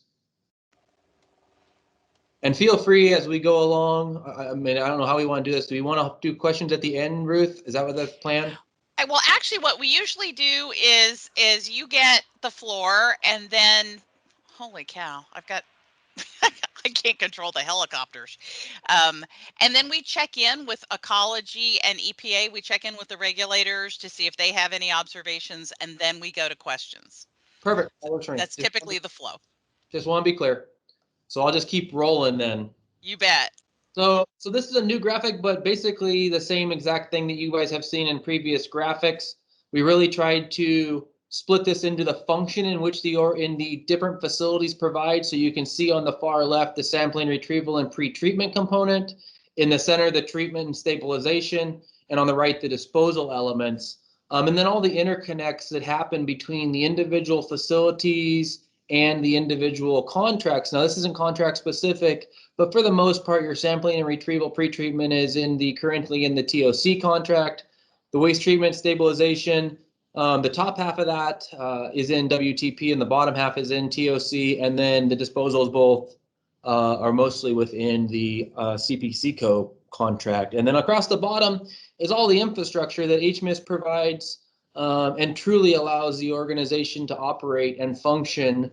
And without that, we wouldn't be able to operate either. Moving from left to right, we start in the tank farms. I think everybody knows tank is retrieved out of tank farms or pulled out of AP 107 and into AP, goes through TSCR, goes back into AP 106. And from AP 106, it transitions across the line into, that says treated law feed, into the law feed or into the low activity waste facility. From there, we really get two products. As everybody knows, we get a law effluents, and we also get a vitrified glass component. The third effluent of that really is your solid secondary waste, and it's I'll say a batch process. So it's your HEPA filters as they go through loading, and you have to go through a disposal process. But from an operation standpoint, really two effluents, law effluent, and then your vitrified waste. The easy one on this chart is clearly the vitrified waste. It gets stored at the low activity waste facility in a staging yard, a 90-day staging pad, and then transitioned in batches over to the integrated disposal facility for ultimate disposition.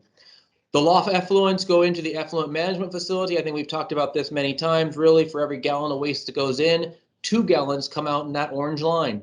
How do you manage that 2 gallons? You manage it through the effluent management facility. The effluent management facility takes that fraction of waste, splits it into two streams, splits it into what we call the bottoms or the concentrated chemical constituents, and those that we call the overheads or the condensate, which is the green line. So the green line, the condensates will end up in the liquid effluent treatment retention facility and ultimately treated through the liquid or the effluent treatment facility and disposed of offsite, also in the integrated disposal facility. The actual returns or the recycle from the effluent management facility, the bottoms will go back into the front end with the treated raw feed and go back through the system for vitrification. From a flow sheet standpoint, that's the big picture with that. Next slide, slide 5, for those that are on the phone. This is our what we call our waterfall chart. You can see the data is the light, I don't want to call it purple or blue. It's hard to tell with this on the screen, but it's the vertical line in April of 21. But that's the data. You can see those check marks that for those activities that have passed have been completed, and we're on track to continue on track on the ones in front of us. But you can really see the importance with this one chart because each of the colored diamonds reflects the facility in which needs to be there to support that next step. You can really see the waterfall and the interconnection between all of the different facilities and organizations that are needed to truly make DFLAW operational. Something that we as a management team focus on very closely from a day-to-day perspective. I'm not going to go through these individually. If there's questions as we go into the question and answer, feel free to ask those and I'll try to address them in that section. Slide 6, please.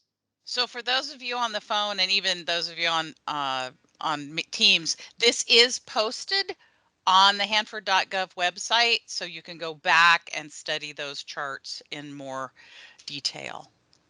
Thank you for saying that.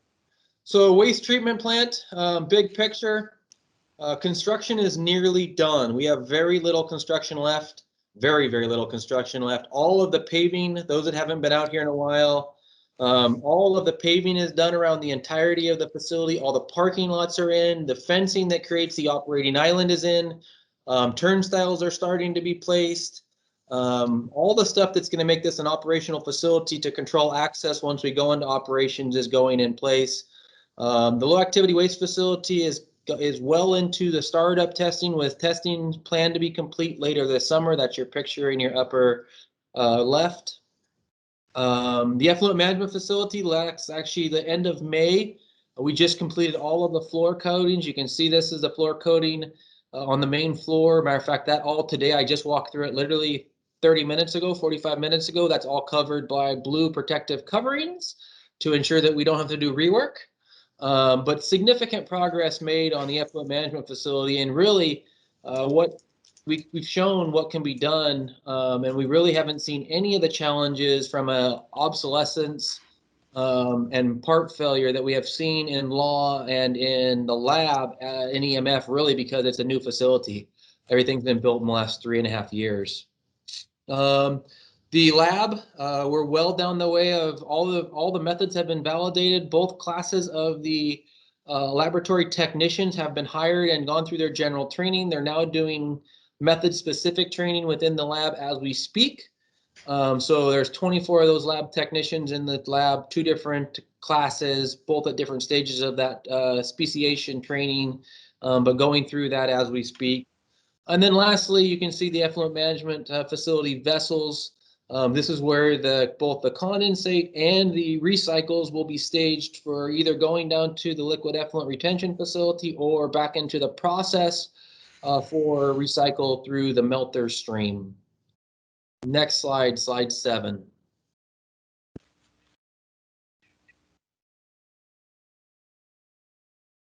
Another set of pictures for WTP.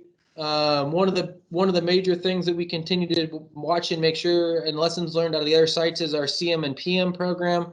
A lot of work being done on CM and PMs to ensure that we stay current, making sure that we have the right frequencies as we go through that and into operations is a critical step of us. On to the top right is the mechanical handling, and this is a crane load. I will tell you, this would never have been my guess, but mechanical handling has been a little bit of my nightmare. And not because there's difficult systems, but because many of the components were purchased 10 plus years ago. Those companies have sold to another company that's gone out of business, that's sold to somebody new that's now trying to get parts for those is the challenge. So while we're progressing, it definitely has been a challenge for us, but we are overcoming those as we go through it, and we will succeed on the other end just a little slower than what we expected. On the other hand, the systems that I expected to be more challenging, such as our ventilation system, have been going very, very well. And I'm gonna keep my fingers crossed and knock on some wood that we continue to see that as we go through the startup testing. Effluent management facility, it did go through the entire handover process and is in the hands of plant management.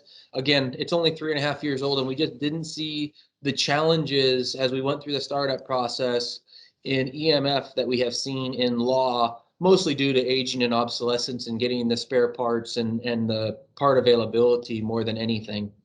And then lastly, the simulator training. We have the simulator. I think most people know WTP has a simulator just outside of the Hammer training campus.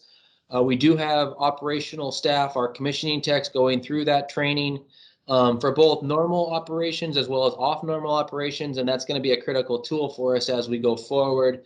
Got some room to grow, but that's to be expected at this point in time. And we'll continue to advance that and utilize that facility for training the commissioning techs as they prepare to operate the plant in a live mode. Next slide, slide 8.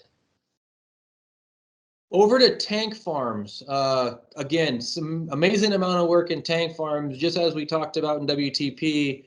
Amazing amount of work. What you see in the top left-hand corner is actually the ion exchange storage pad. You see the restraint system there, where the ion exchange columns, as they get pulled out of the TSCR system, will be placed and locked into place. Those are seismically qualified restraints.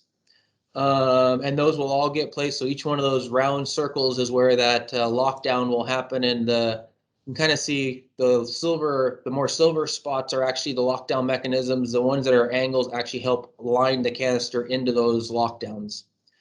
In the top right, you see the TSCR ion exchange columns. This is from inside the actual enclosure. The doors are directly behind those ion exchange columns for actual removing them. This was taken during the operational acceptance test, which is pretty much complete as we go through final testing and getting ready to do live feed later this year, which will really be the first waste treated and be ready for pre-treatment, or be ready for your submittal to tank or WTP when ready. The other thing that clearly needs to happen, in addition to just the TSCR system and the ability to deal with the ion exchange, is the infrastructure upgrades within the tank farms to support WTP and DF law as a whole.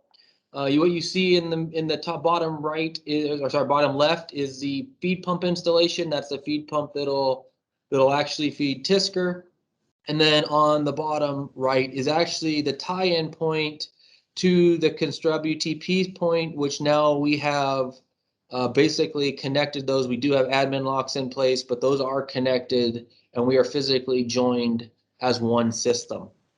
Another big accomplishment for us. Slide 9.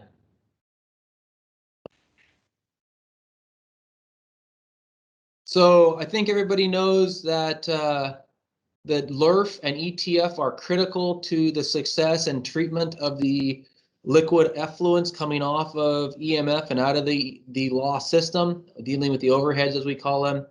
One of the major upgrades within that is, or there are a couple major upgrades. One of them is the UV aux system. So what you see is the pour pad being prepared for that UV aux in the top right, and the actual units in the top left.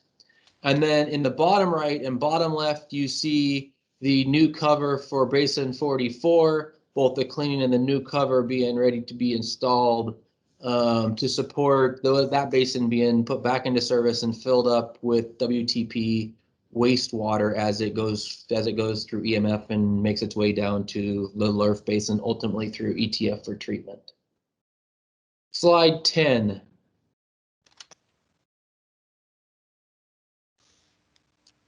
Again, I talked about this briefly, but mission support, we don't operate without roads, commodes, power, and water. What you see here are reliability project improvements that really do support DFLAW reliability and infrastructure support. There's nothing directly tied within the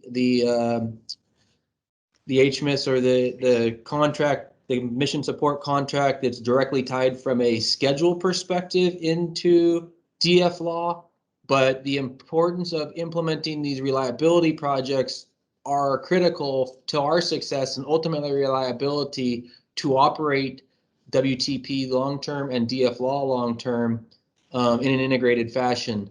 Without them, we don't operate. So the reliability, and we have good reliability, but these projects have been identified specific to support WTP reliability or those systems that support WTP and DFLAW. So continue to make good progress there, both with water, electrical, and roads as well. Next slide, slide 11.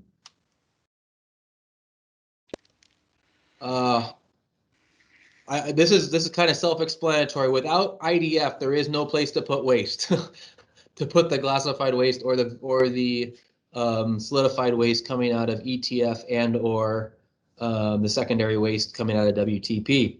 So IDF is already built, has been built for a number of years. What you see today is we are replacing the leachate collection dome, very similar to the dome that's in place over at ERDF.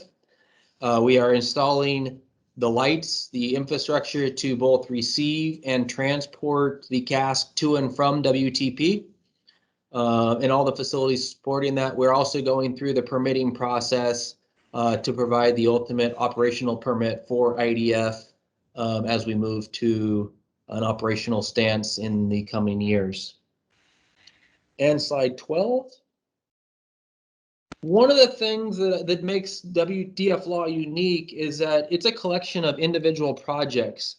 TSCR will go through its readiness assessment. When you think about it from a radiological startup standpoint, there's really only 2 projects that'll go through a formal 425 process. TSCR, which will go through a readiness assessment, and then WTP, which will go through an RR that's really focused on, are we ready for radiological operations? What isn't captured and what really is the benefit of what we call one-handed validation in our phase gate process is looking at all of the inner ties that actually lead up to being able to be ready as a site to turn on the system as a whole system. So what you see here in gate 1, gate 2, gate 3, and gate 4 are those steps that, in addition to the 425 process or the ORR process for radiological operations, we, the site, are going through a process, which I'm the chair for with the DFLAW program, to ensure that we as a team, and a team, when I say team, it's both federal and contractor, are ready to go through each of these gates. And if not, we have corrective measures in place or corrective actions in place to address the deficiency in each of those. So we've structured each of these reviews very similar to a readiness assessment, where we prepare lines of inquiry. We document the each of those lines of inquiry, whether we have documentation to support them, and then we proceed through those using the Hanford governance model. And ultimately, that's Ben, Brian, and Brian that say, yep, yay, verily, you all have given me the confidence that we're ready to step through that gate and we're moving to the next step. That first one being an operational gate or an operational and infrastructure or operational and integration gate. We're well underway of that process. Matter of fact, the contractors are submitting their responses to lines of inquiry by next week, and the federal team by the first week of July, and that'll all wrap up into roughly a July 31st discussion with the Hanford Governance Council, where we all go around the room and have that dialogue I just talked about. The next one is already underway with development of lines of inquiry, which is our melter heat up. And then that's followed up with melter heat up 2, and then, melter 2 heat up, and then one for hot operations as a whole. So again, this is in addition to the standard 425 process, and really is focused on those areas outside of the radiological footprint of what's defined in 425, DOE Order 425. Next slide. Key takeaways, and I think this is my get off the stage slide and give it to ecology. But key takeaways is we continue to advance and make positive and visible progress across the DF Law program. We've been working very effectively with Ecology and Department of Health to ensure that all of our permitting is in both dangerous waste and air are on track to support the project.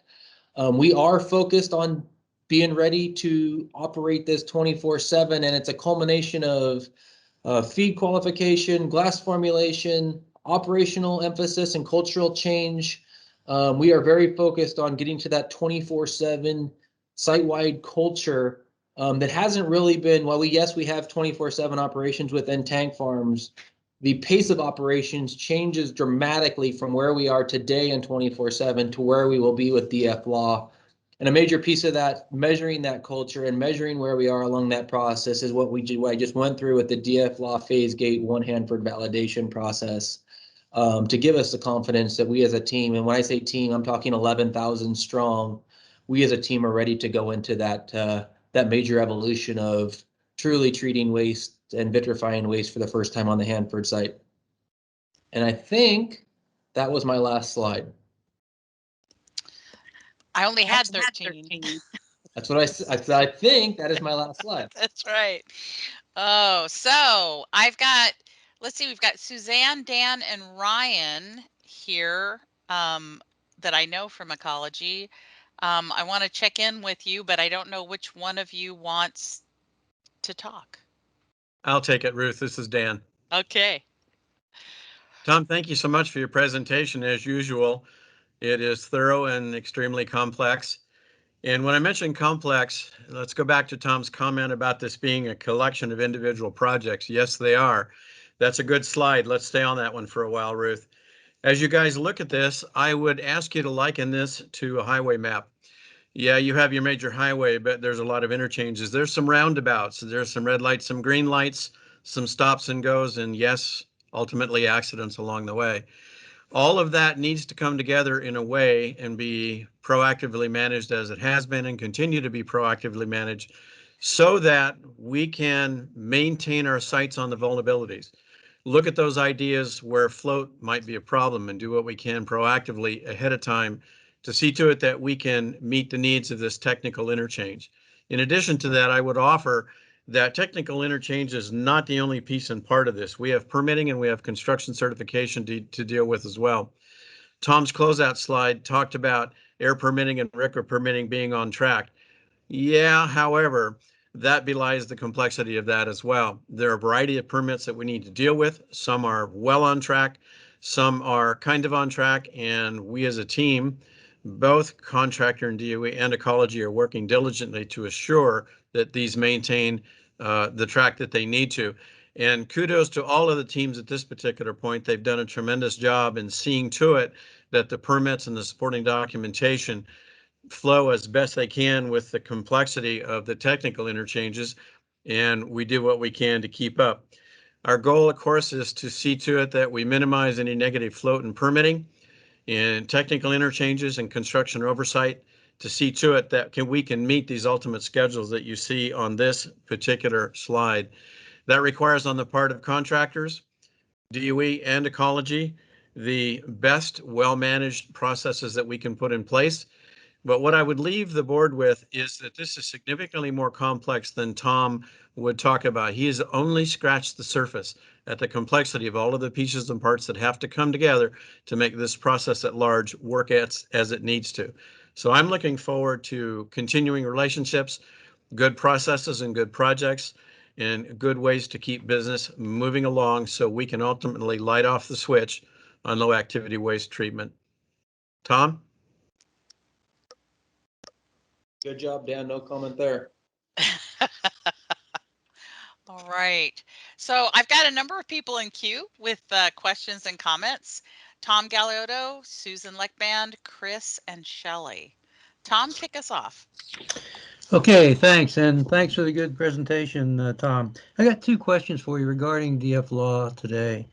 The first is I had understood several months back that there was a court-ordered agreement and delay of about 8 months or so due to COVID activity delays. And that was a running tally where it could be more as the delays continued over the next few months. And I tried to pick out the actual hot operations production start date from your earlier chart today, and I couldn't quite find it. Are you still projecting that DFLAW will be operational in calendar year 2023? So our deterministic date, I'm answering that in two pieces. So you are correct that we do have, and I would say it's court ordered. I would say we had a joint agreement between the ecology and the state, which we put to court and the court agreed with, in how we would delay due to COVID. So that's in place, and you are correct in that statement. From a hot commissioning standpoint and a deterministic date, i.e. doesn't incorporate a DOE risk, we are projecting a March of 23 date. My belief is we're going to see risk for sure. As Dan just talked about, we're going to see risk be experienced, and we will have to manage that very effectively. My goal is still to live or live within the calendar year of 23. However, there is a chance that slips slightly outside. As you know, the consent decree is December 31st of 23. And that is our goal. We're still shooting towards it, but we do have, as you mentioned, leeway from a regulatory standpoint beyond that. Right now, we're sitting right at about 10 months roughly. Okay, so maybe I didn't quite understand your comment then. So you are expecting a delay of 10 months. You're not. Okay, so what? Regulatorily, we have roughly 10 to 11 months if you use the formula which Ecology and Department of Energy agreed to, that would extend, because again, the date hasn't been changed. It just put a formula in place within the consent decree, and the court agreed with that formula we agreed to together. So from a regulatory standpoint, there's additional days beyond calendar year 23. It is my goal and Bechtel's goal to live and develop and deliver this project within that calendar year 23. However, there is some risk that could drive us slightly beyond that. The latest risk assessment shows us in first quarter of 24 at the 90% at the 80 or 90% confidence level. I don't remember which. Both probably. Okay, gotcha. And the second question is, there has been some concern about how we handle the waste from the TSCR and how we're going to ultimately deal with it. But I know that we developed a storage pad, and we're planning on putting the exchange columns on that pad. I'm wondering how many columns would you expect to have DFLAW be generating, TSCR be generating, that would go onto that pad in a month period or a 6-month period to get a feel for how fast are we generating those column wastes? You would ask me a question I don't remember the answer to. Let me get back to you on that question.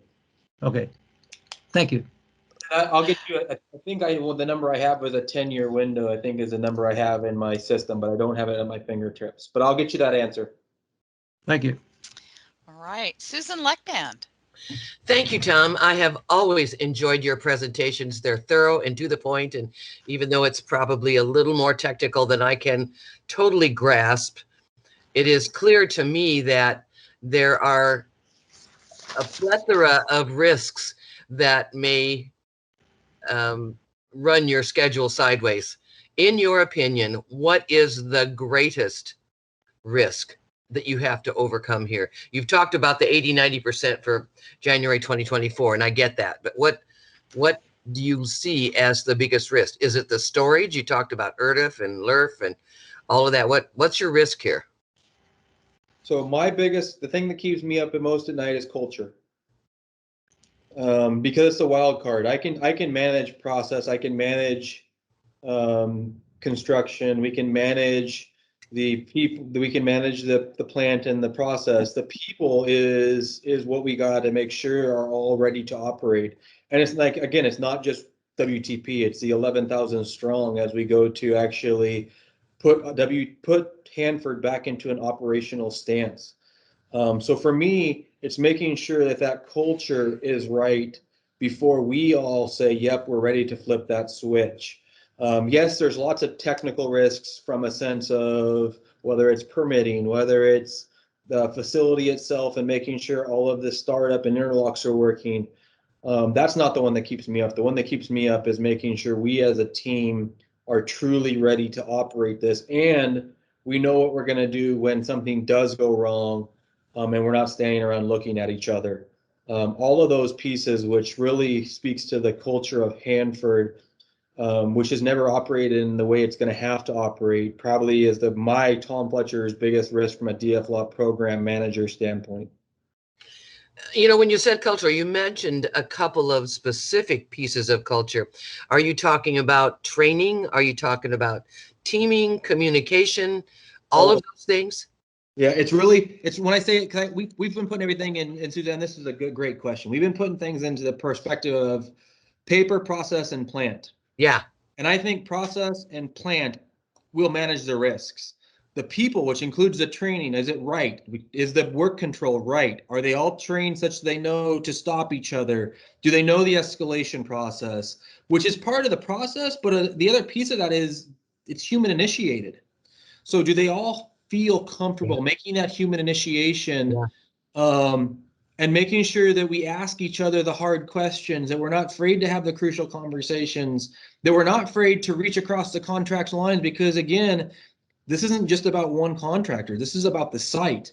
So it's those pieces that really make me nervous, because it's a bad day in a transfer, for example, that we don't recognize, that makes a bad day for all of us in a big picture, because it could put our site down for not days or hours, but months or weeks. Yeah. So it's those things, and ensuring all of those pieces and parts from an operational culture are sound, are ready to operate, and have been tested or practiced to truly manage the facility and operational construct. I have to say congratulations to you, because not all construction folks, as they move into operations, understand the total importance of the human aspect of it and how that affects every bit of how this progress moves forward. So kudos to you guys, and kudos to you, Tom. And I know a lot of it's due to you. Thanks very much. Thanks. I've got Chris, Shelley, Dan, and Jerry. Chris, you're up. Yes, I have two questions. And Tom, I think you kind of answered the first one, but I'll ask you again anyway. In your talk, you alluded to the fact that aspects of your mechanical handling system gives you nightmares and keeps you up at night because of the fact that a lot of the companies that provided the initial systems may no longer exist or have been taken over, bought out by other companies. You mentioned that the cultural aspects of the workforce, the site workforce as a whole, is your biggest risk and your biggest nightmare. But are there other specific, more mechanical or operational things that also give you nightmares that perhaps if we knew what they were, we might be able to offer advice to help you? So, I mean, one of the things that I think we have to do is we have to get into a position of operation. This system is going to teach us. And whether that system is TSCR or that system is, as we start up, because it'll start up somewhat in phases, right? TSCR will operate, it's going to teach us something. Bechtel and WTP will start up with water runs. It's going to teach us. We have to get into that operation. We have to allow the time to learn and let the system teach us, because if we think this machine isn't going to teach us something, we got another thing coming. This system is going to operate in a way that we probably don't fully understand until we get into that operational stance. And I don't mean hot operations from a chemical standpoint.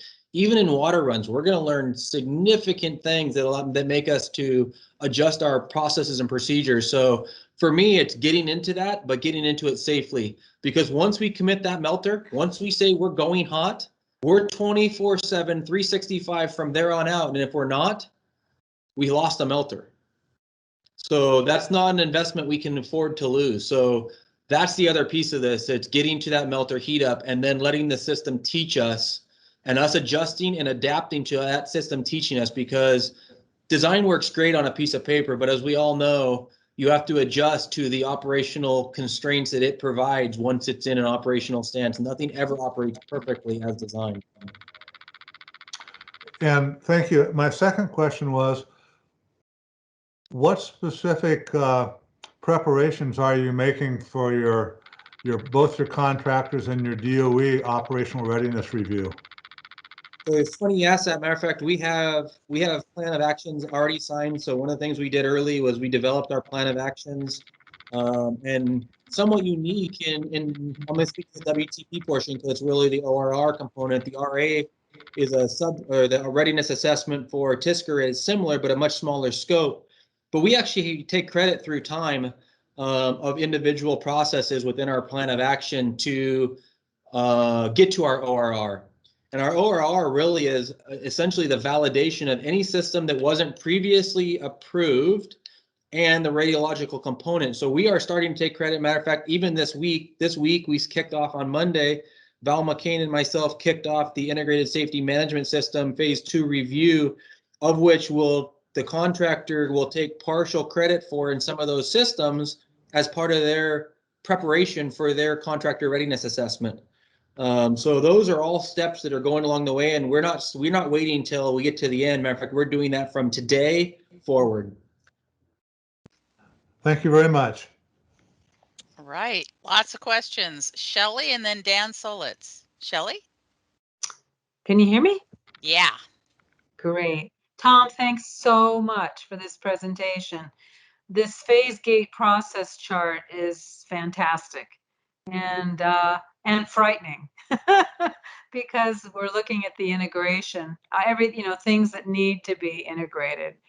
And I'm frankly having a little bit of anxiety for you. And it wasn't based on human error, but based more on the system and the ability to bring each piece of the train up and running and have it at the right level to then initiate the next. And in learning about the DEFLA system, that's where I found myself wondering a lot about risk. And so I'm really curious about the flexibility of the system in each component and what those ratios of flexibility are in each of them to the whole. Does that make sense? When I'm asking? So let me take a shot at it, Shelley, and you can tell if I hit it. So one of the things that we have tried to do across the board is find those errors or find those pitfalls early. So I'm going to speak to TSCR to start. We're operating TSCR a year in advance of when we really need it. We're going to go operate TSCR, create 1 million gallons of staged feed, and then we're going to turn it off. We're doing that because it gives us the flexibility, one, to have staged feed staged, and two, to learn. So if we do have a hiccup during that learning process, we have to deal with it. So flexibility from a feed standpoint, I think we're about a year in advance of when we actually need that feed to be there. So I'm pretty confident that we'll be able to deal with anything we learn in the TSCR delivery system. Okay, that's step one. WTP, it's critical path.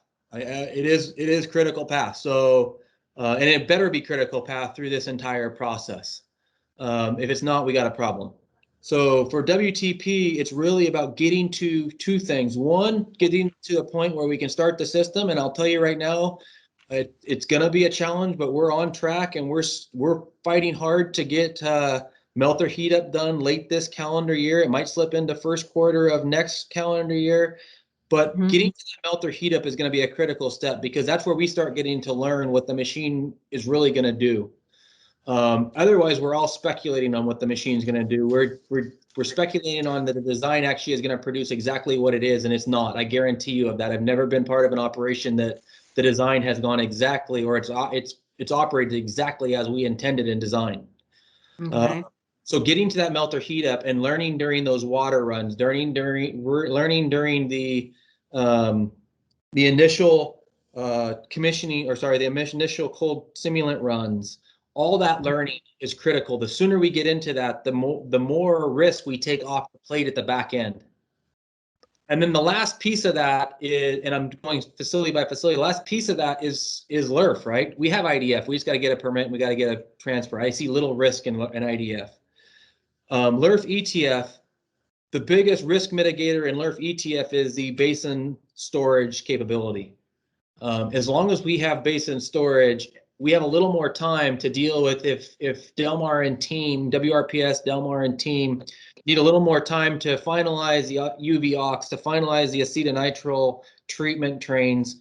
That becomes a little more time because we have storage space available within the LRF system. Now we do have to manage our RCRA compliance requirements for treatment, but that gives us about a year's time to manage that process. So the big, for me, it's really about getting in operations and then flexing that, finding those pitfalls, lack of a better word, the risks, getting them fleshed out early and then addressing them head on, and recognizing you're going to have them. If we put our head in the sand, we will not succeed. We got to have our eyes wide open and ask everybody to identify them early and often. We can't wait to the end. I appreciate that.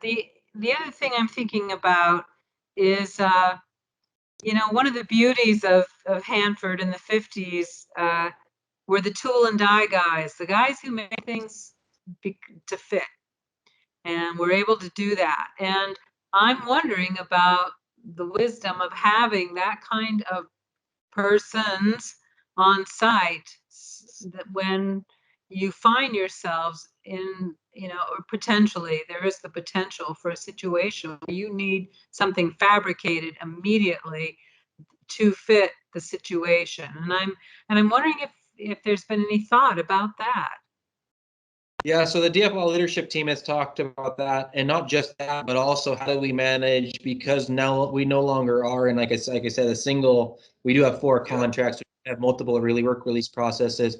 How do we manage of communication and work release as well? So those kind of topics are being talked about as part of our DFL leadership team, and being addressed through that process. Okay. And then lastly, how do you know how many people For what? you really to have in your hip pocket that are trained, if something should happen? And I don't know what, but I'm wondering about how many people do you need? So I don't see a drastic change in site population in any way, one way or the other. We have our processes in place. Should something catastrophic happen, I don't think our ERP processes or our EOC processes need much adaptation. We clearly have to add in the WTP hazards.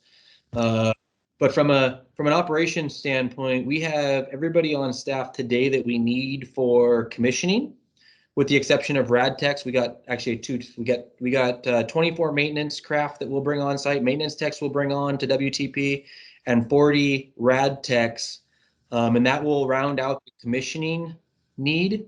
There probably is one more cadre of commissioning techs needed for full operation, but really the need for people is dwindling from a WTP operations standpoint, and most of the other contracts have been doing their operations for an extended period of time, and I don't see a drastic change in those, just a drastic change in pace in which those activities happen. For example, transfers between double shell tanks and to us. Okay, thank you so much, Tom. I really appreciate it. Thank you, Ruth. All right, Dan Solitz and then Jerry. Dan? Thank you. This is Dan Solitz. I have 2 small questions and 1 big one. The 2 small ones concern the Tisker.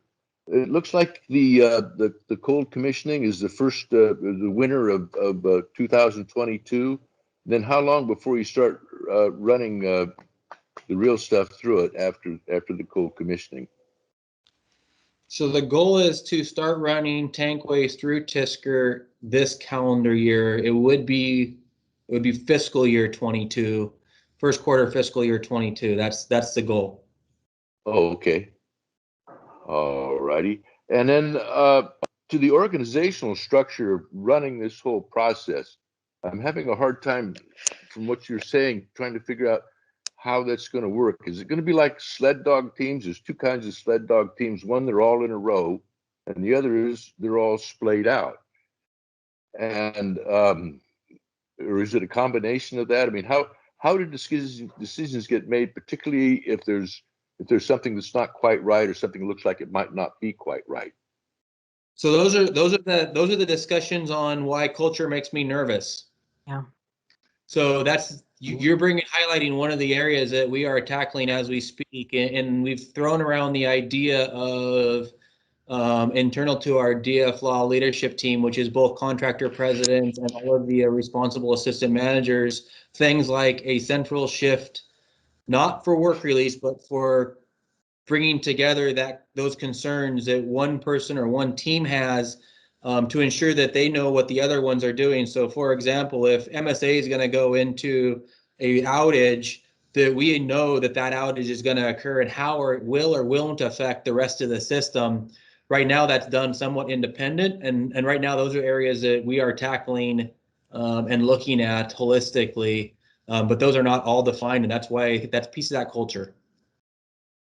Okay, I guess to get more specific, I mean, you check the tank waste, you see what's in the tank waste. The lab tells the operational folks what they're sending to them. The operational folks then decide what it is they're going to mix with it, and then somebody else decides when it's going to come out of the melter. So that's all the. How is that organized? And how are those decisions made? So Dan, that's all the easy part. That's all defined. So we know exactly the process. We go from a sampling of tank waste, precondition sampling through WTP into glass down to ETF. That I don't worry about a bit.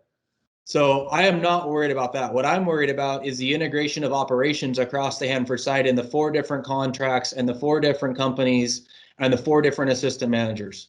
And that's the piece, and that's the cultural piece that I'm worried about. The actual structure in which we do a tank sample, we understand what we have, we transmit that because it's within the WAC, we receive the tank sample, we take a sample, we validate this within the WAC, and then we process it within the waste envelope. That is not of a giant risk or process step. It is the off normal conditions and how we respond to those that is the cultural piece I talk about. We are very structured, or we have all the structure in place for the individual elements, how we transfer between WTP and tank farms, all those pieces are in place. It's the what happens from other projects across the site. Let's say we're going that they need to do an outage for dry capsule going into dry storage, and it doesn't have a direct effect, but it could, because XYZ or could happen because of this risk could be realized. That's the piece that we have to figure out. How does that get back to the DF-Law operations team in the cultural aspect to truly ensure we're operating as an integrated site? Okay, thank you. And I wish you good luck on the operational part. For 22 years in a particle board plant, I've never seen it gone as smoothly as you just talked about. I didn't say it's going to be easy. I said that's the easy part. Easier part, I should say. Again, good luck, and God bless you for trying it. Oh, let's see. We've got 4 folks that still have questions. Jerry and then Pam. Jerry. Thank you. My question, I hope, is relatively straightforward. When we look at the flow chart and discussion of liquid effluents going to liquid effluent retention facility and treatment facility, I'm looking for just the simple explanation and estimation of how much waste from DF-Law gets returned to double shell tanks. So if we've got 1 million gallons that is staged for processing, when you're through with 1 million gallons of processing that came out, how much ends up back in to double shell tanks in terms of managing capacity? There's zero intention to return anything to WTP. We have the capability should we become in an off normal situation where it's mandated, but we have no intention of returning waste to the tank farms once it's left the tank farms. So it all goes to LRF treatment. No secondary returns are anticipated. Correct. Can you back up? I think it's slide 4 or 5, Ruth. Is it this one or the One more. one with the pictures? That one. Yeah, so Jerry, we have no intention. So when you go into EMF, we have no intention. You see no line that comes from EMF back to double shell tanks. However, should we get into an off normal condition where that's forced to do, we do have the ability to go out of the low point drain that sits just outside of EMF back to the tank farms for an emergency or off normal condition. But there is zero operational intention to do that. Thank you. All right. I have Pam, Steve Wigman, and Emmett. Pam, you're up. Okay. So Tom, thank you very much for your presentation. It's very informative. You mentioned the challenge of the different companies and the different DOE offices working together.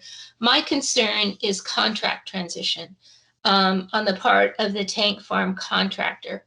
And you've explained how this is all integrated to us, and we've had similar presentations from Eric in the past. And we saw with the Central Plateau contract transition that not everything got worked out between when the new contractor came on board and the old contractor went away. And there were gaps that were not identified, and people that were lost in the transition. And given the complexity of all of this, it's got to work together. It just concerns me that we're doing this in-state contract transition right in the middle of it. So have you guys thought about that and what might occur? So we have, we don't expect that, we expect that we will have time both from when that contract comes on. And also what we have done in looking at that is we have, just like we did at Savannah River with SWPF, we actually issued a request to Bechtel to do extended hot commissioning. We don't have a defined time frame at this point in time, whether that's 6 months, 12 months, 18 months. But that would give us the time to, one, ensure that the plant is operational and stable, and two, to ensure that the new contractor is ready to operate that facility and not rush that transition from an operation standpoint, because they really will be taking an operational entity at that point in time. So that is a slight change since probably we last briefed. I think that letter went out to Bechtel at the end of March, early April, asking them to prepare a RFP specific to that extended hot commissioning services, which is in contract but not negotiated. So we're looking at that now, and like I said, we haven't defined the timing in which that be, because it really depends on how well does the system operate. How is the new contractor? Do we have everything we need in place for them to smoothly take it over? We're working through those as we speak with Bechtel and creating the structure of that extension to allow the department to make the decision when it's ready to make that transition smoothly and efficiently. So you've also got the feed side of tank farm operations, getting the waste from the tank through Tisker and delivered to DF Law. So that's got to hold together too through contract transition. Absolutely. That cannot be disconnected. You are 100% correct. Thanks. All right. I have Steve Wigman and Emmett. Steve. Hey, thank you very much for that great briefing. My question relates to, first of all, I appreciate the fact that you're open to extended hot commissioning if you need it, so that you make sure the thing actually is going to work. The question relates to when it's fully operational and you decide that you want to shut it down purposely. Is there a process for shutting the facility down so that you can start it back up? So Steve, there's really 3 modes in which we have operational And and shutdown, I'm going to use the word shutdown loosely. We put it into what we call idle mode. And what we do is we stop feeding it. Within 2 hours, if we stop feeding the melters, within 2 hours, the cold cap disappears and the nitrous oxide, which is the hazard to the facility, disappears. So when we go into a maintenance mode, whether that be in the off gas system or that wherever that is, we'll go into what we call an idle downtime, melter bubbler change out. We'll go into a melter idle state. When you go into a shutdown, i.e. melter replacement, there is no, once melter turns off or loses connectivity, remember the glass itself, think of an induction cooktop, the glass itself is the element. So if the element loses resistivity, i.e. it turns to a solid glass product somewhere between the two electrodes on each side of the melter, you have no electrode, you have no glass, you have no conductivity, and therefore you have a large hunk of glass inside a melter that is now destined for disposal. So there is no true shutdown from a traditional sense of turn it off and wait for it. We do have idle capacity or idle standby or standby capacity to support operations of the facility because I think everybody knows this facility is all contact handled. So the melter stays full, or I mean full and hot. Okay. We burn off essentially we burn off the hazard, and that happens within 2 hours. So all of our documented safety analysis is focused on getting rid of that cold cap and getting rid of the nitrous oxide off gas, NOx off gas that comes off of that. One other point, at some point I would like to request that we have a briefing of the off-gas system, because I know it's not a simple system. What is it that it's going to collect and how is it managed? And I'm presuming that all of that off-gas that's filtered and collected is ultimately solidified and disposed in the integrated disposal facility. So the vast majority of the off-gas stream is actually the EMF, well, not the vast majority, the EMF stream is the off-gas stream from a liquid side of the house. And then from a solid side of the house, the filters, yes, you're correct, they would be grouted and disposed. So that is the stream, because again, for every gallon that goes in, 2 gallons come out, and that's all in the off-gas stream.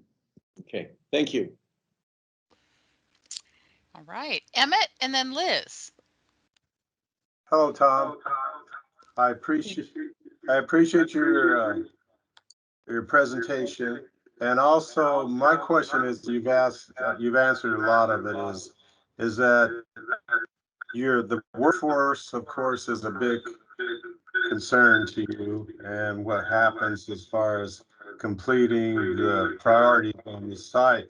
So what kind of tools are you putting in place to coordinate that or keep it moving in the right direction? You know, the culture shift, the changes, and the new entrants into the workforce. How are you blending and melding all of that together? Do you have a champion that takes care of that and looks at that?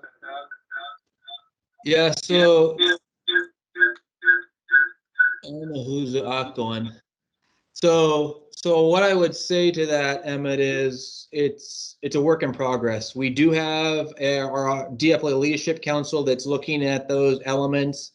The workforce itself, I don't want anybody to take away that our workforce isn't technically skilled and capable of operating this. What I'm talking really about is the culture of going from where we are to where we need to be from a pace of operations and a communication protocol. So I want to make sure that's very clear. I'm not worried about the technical capability of our workforce. I'm worried about the systems and processes and the culture that supports that workforce to run the operations.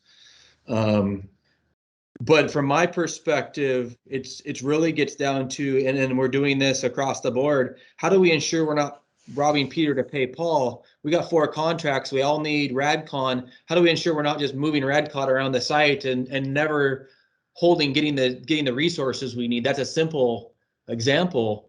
But it really is something that's important and requires the integration of those contractors to work together to hire the need resources, not just for their individual companies, but in the best interest of Hanford.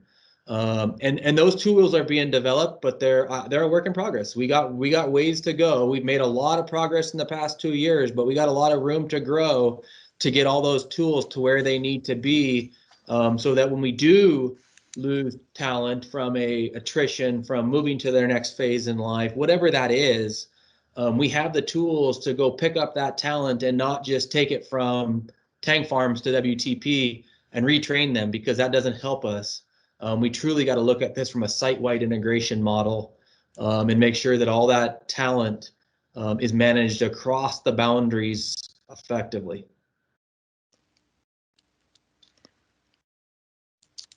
All right.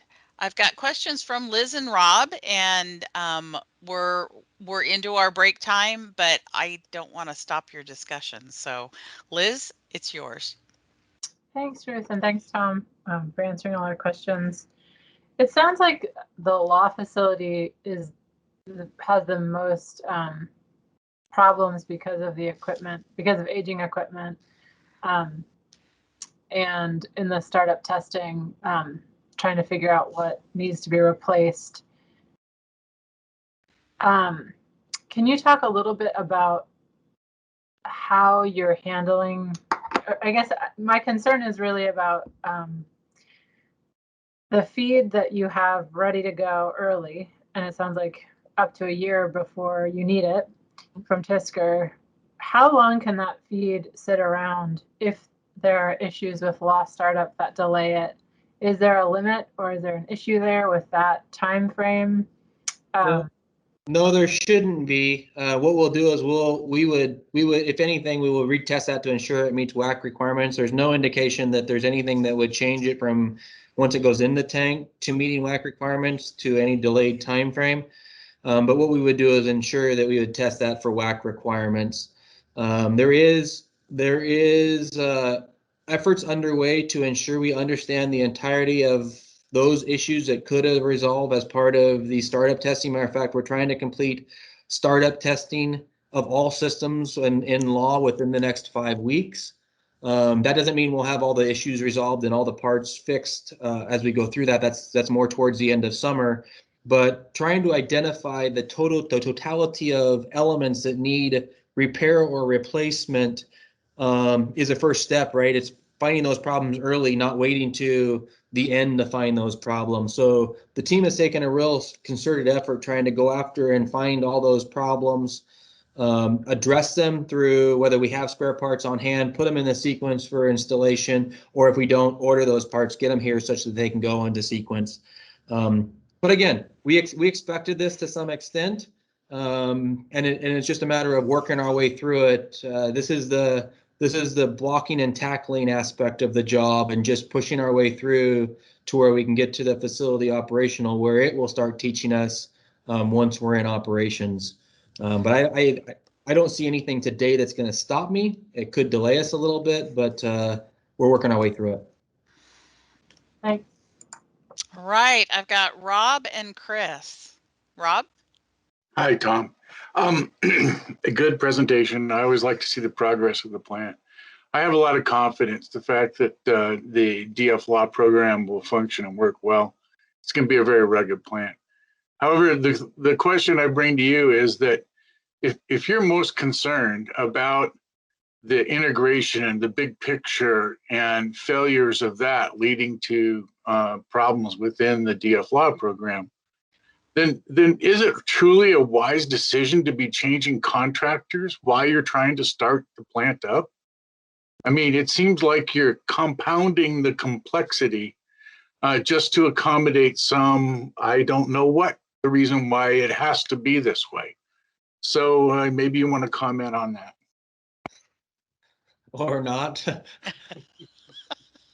So I'm just going to say it this way. There are federal rules of acquisition that require us to change on a periodicity. We are actually past that point quite a ways. We are trying to do everything we can smartly, and that's what I was trying to explain to Pam's comment, as best we can to smartly perform those transitions that are necessary in alignment with our acquisition regulations as we move forward. None of us want to see delay or impact from those transitions. Remember, this is not one of the top priorities within not only EM, but within the department. This is getting regular visibility on the 7th floor. So none of us want to see that. So we are trying to do everything we can to minimize any impacts as we go through that process. But I understand the risk that it poses and the concern that it brings to you all. All right, Chris, you get the last question.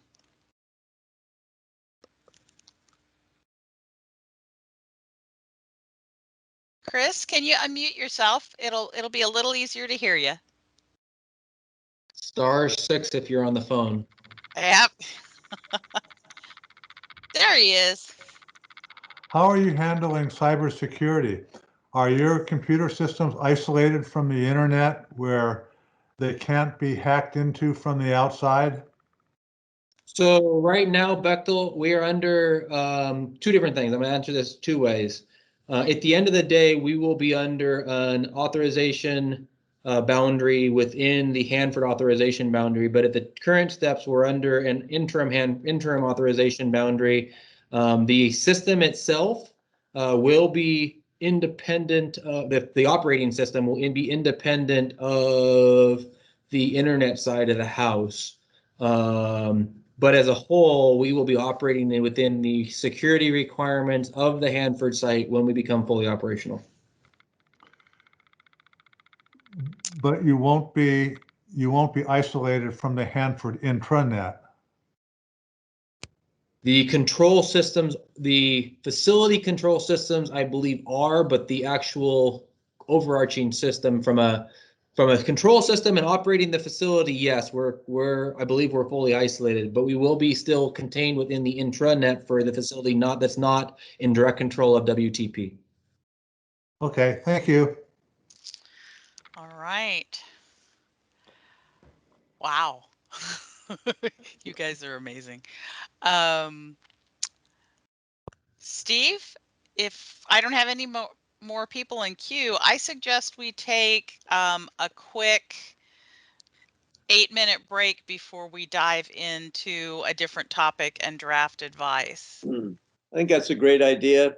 I want to particularly thank Tom for this conversation and everybody who participated in it. We really got down into some stuff that's both creating some concern, but also some confidence because you're thinking about all those things. And when you can answer the questions of a diverse group like this, you're on top of stuff. So don't fall through the ice. Thanks, Steve. We appreciate it. It's a team effort. It's definitely a team effort. There's no question about that. Give or take 11,000 people. Thank you, Tom. The only way to be successful. All right. Come back at 3 o'clock and we will talk draft advice on public involvement. Thanks all. Talk to you later.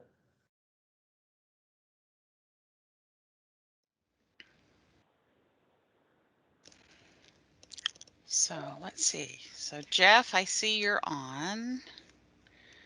Make sure.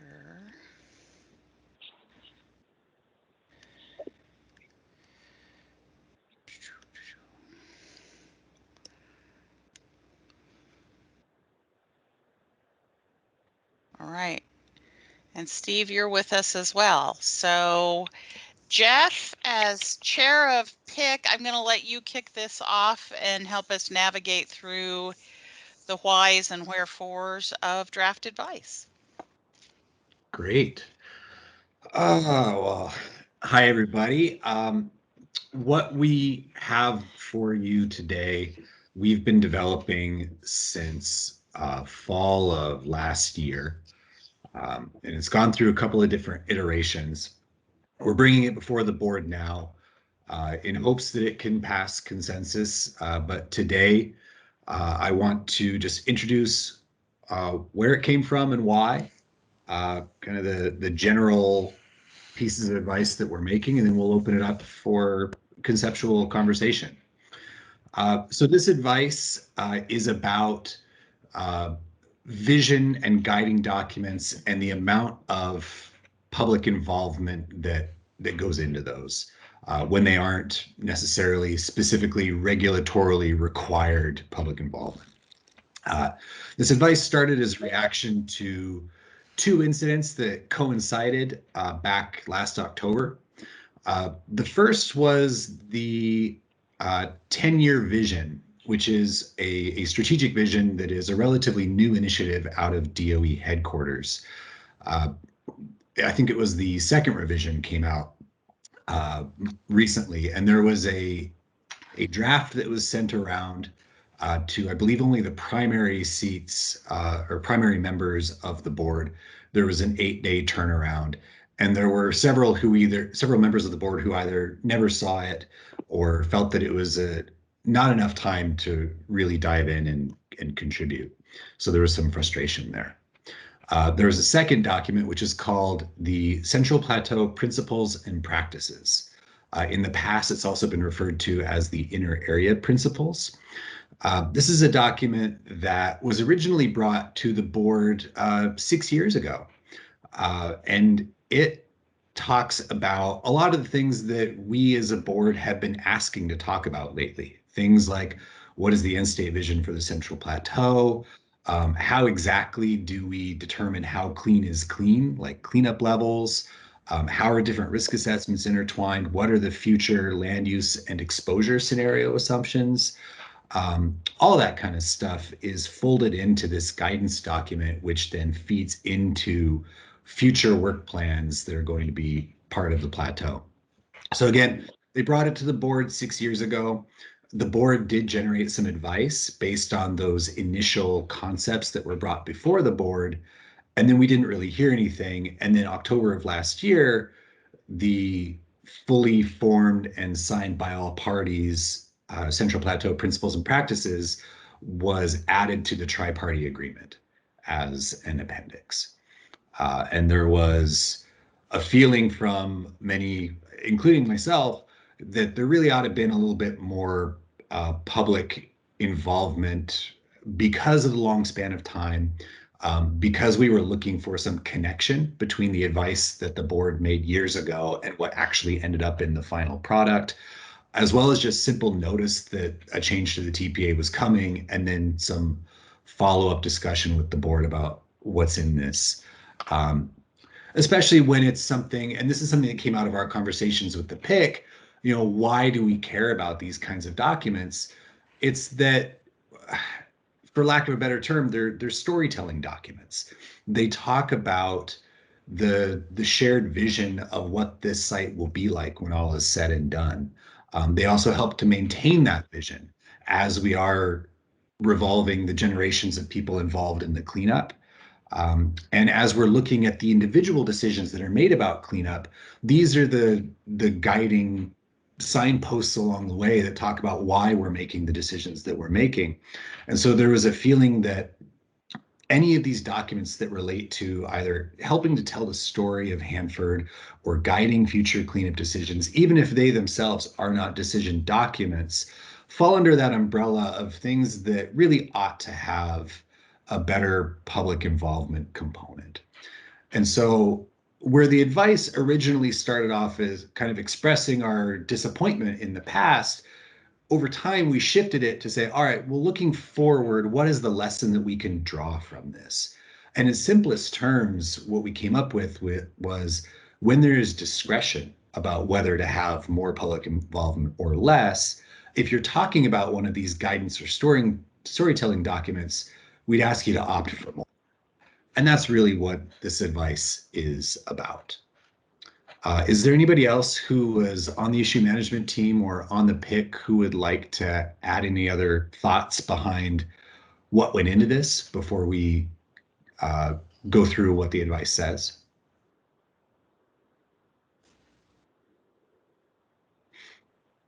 All right. Well, Jerry. Yeah, Jerry's got his hand up.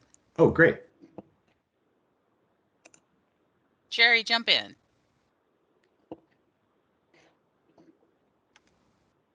I keep trying to unmute, but I'm overridden. Am I unmuted? You are unmuted. Okay, We can hear thank you you. very much. Jeff, what I said, I'll repeat, is thank you for the terrific introduction here on this. I would just add that in recent communications from headquarters and meetings, there's been this reinforcement from the top level of headquarters about the EM strategic plan having been built from the ground up with the participation of advisory boards and the public. And yet, as Jeff went through, this board had no such opportunity. The public had no such opportunity. Some of us received it, the draft plan, and were told we had 8 days to comment. That's obviously, we would have needed 80 days for this board to be able to even hope to begin to do a proper job on the guidance documents that will guide cleanup for the next decade. So I think it is vitally important that we go forward with advice on how to do this right. Thank you.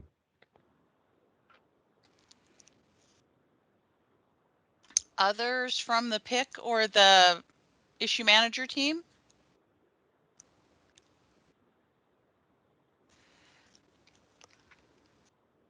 This is Shelley. I'll jump in. All right, Shelley. Thanks.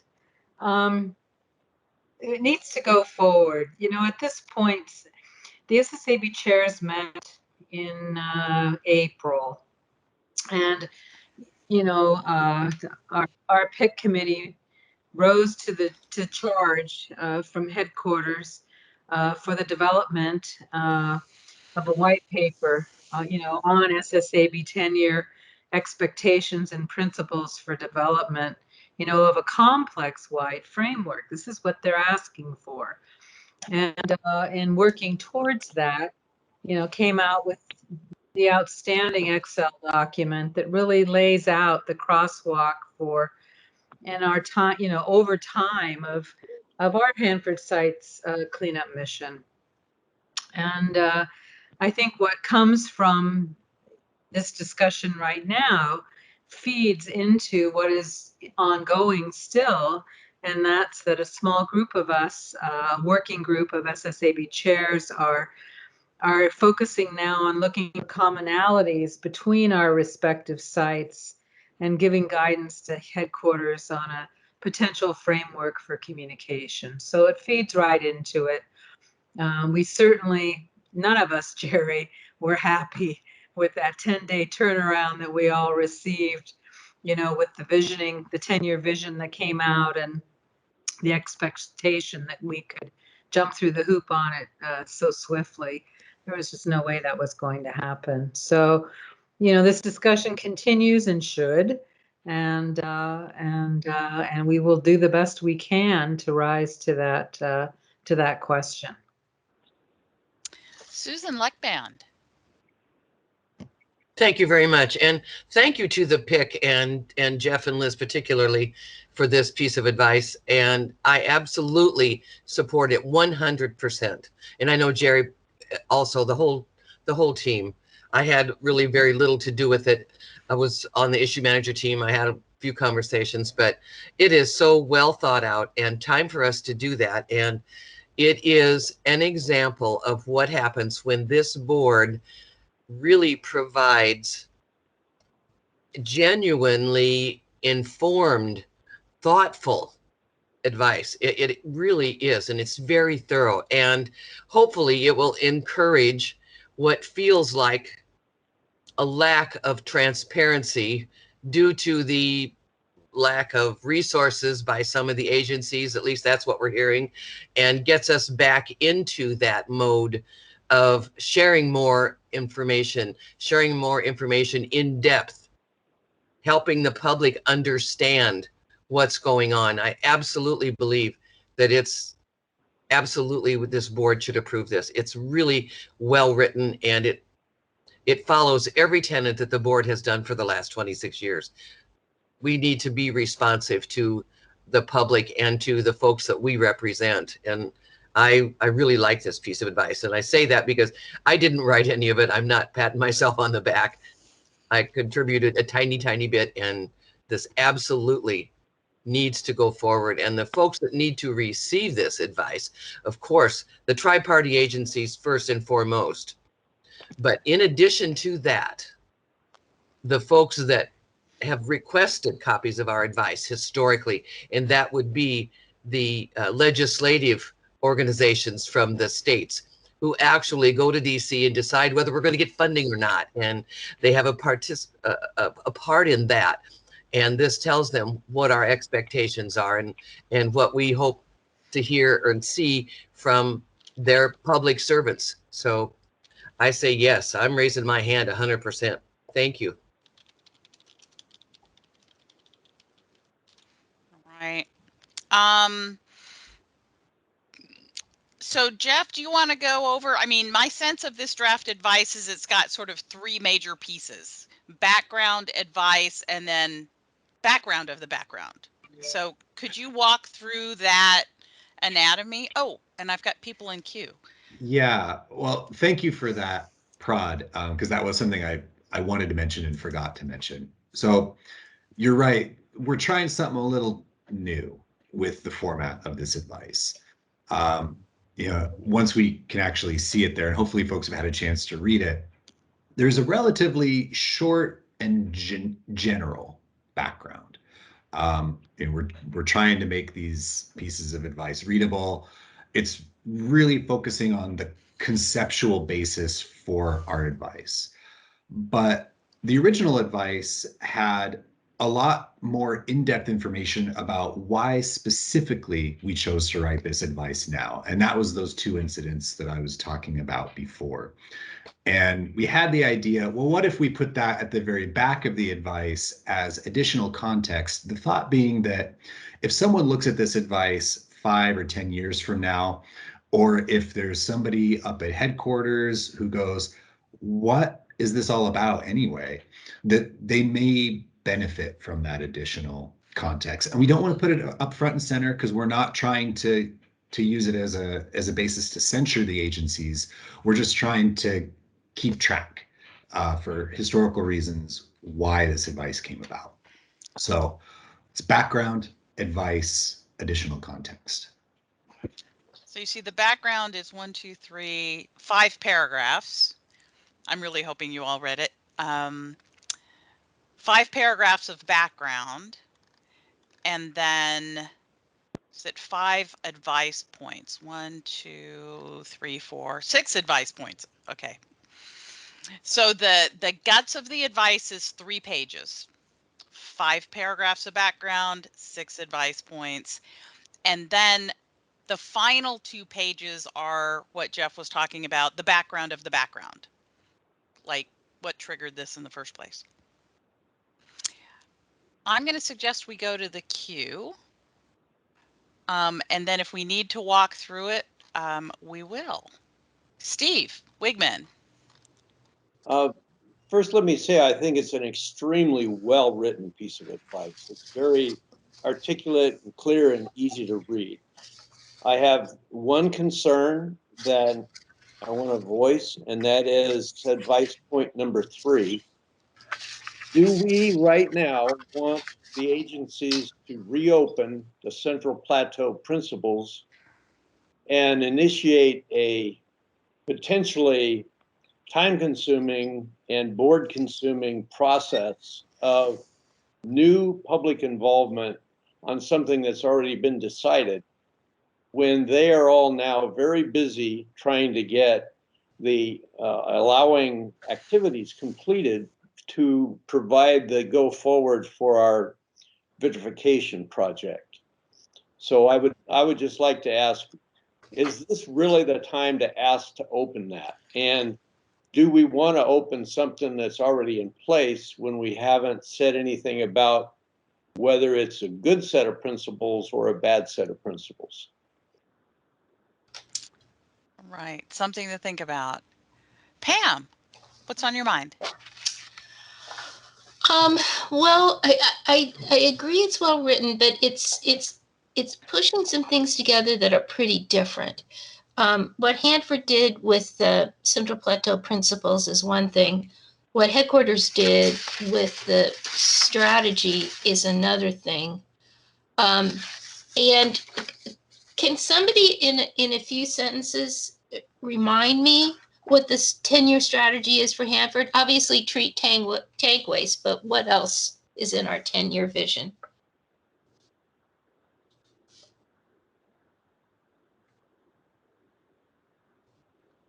Pam, if you give me just a minute, there are like 8 items. Yeah. And I can find it here Okay. in just a moment. So my hesitancy, I understand the process, the frustration with headquarters, but they kind of always do it.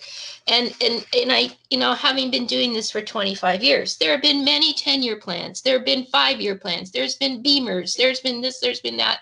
None of them have made a damn bit of difference in my recollection. So, I'm disappointed we didn't get engaged with it. I'm not threatened by it, but I would appreciate knowing what those points are, because I think it would be more valuable to point out any that we have concern about. I could paste them in the chat, or I could just read them really quickly. I'll just read them.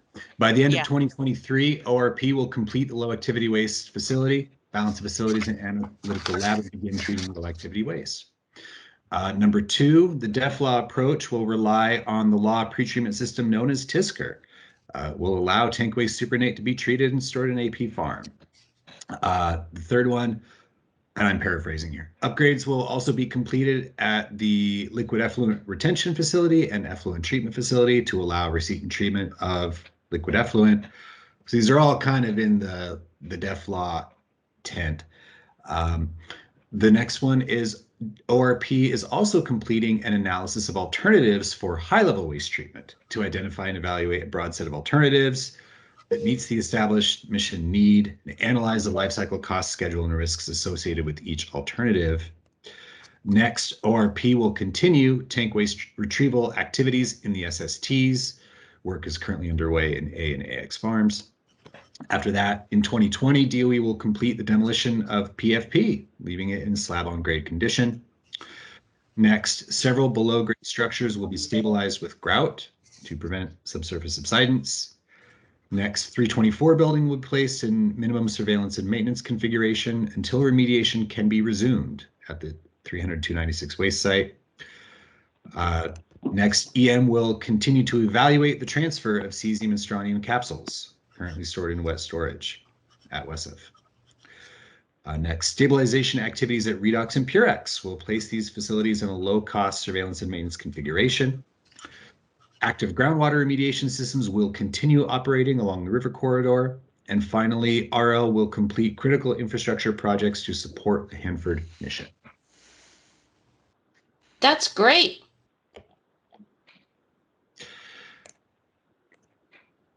Yeah, there's some questions in there that, and I think that part of the EMSSAB charge was to take it a step further and say, how would our board like to see DOE EM interact with the local stakeholders and communities toward these goals? And so we are participating in that follow-on process to try to carry it that step further. But I think step 1 is be involved in the creation of what's on that 10-year plan. Yep. But we need to focus on next steps. It's like, yeah, too bad it didn't happen better.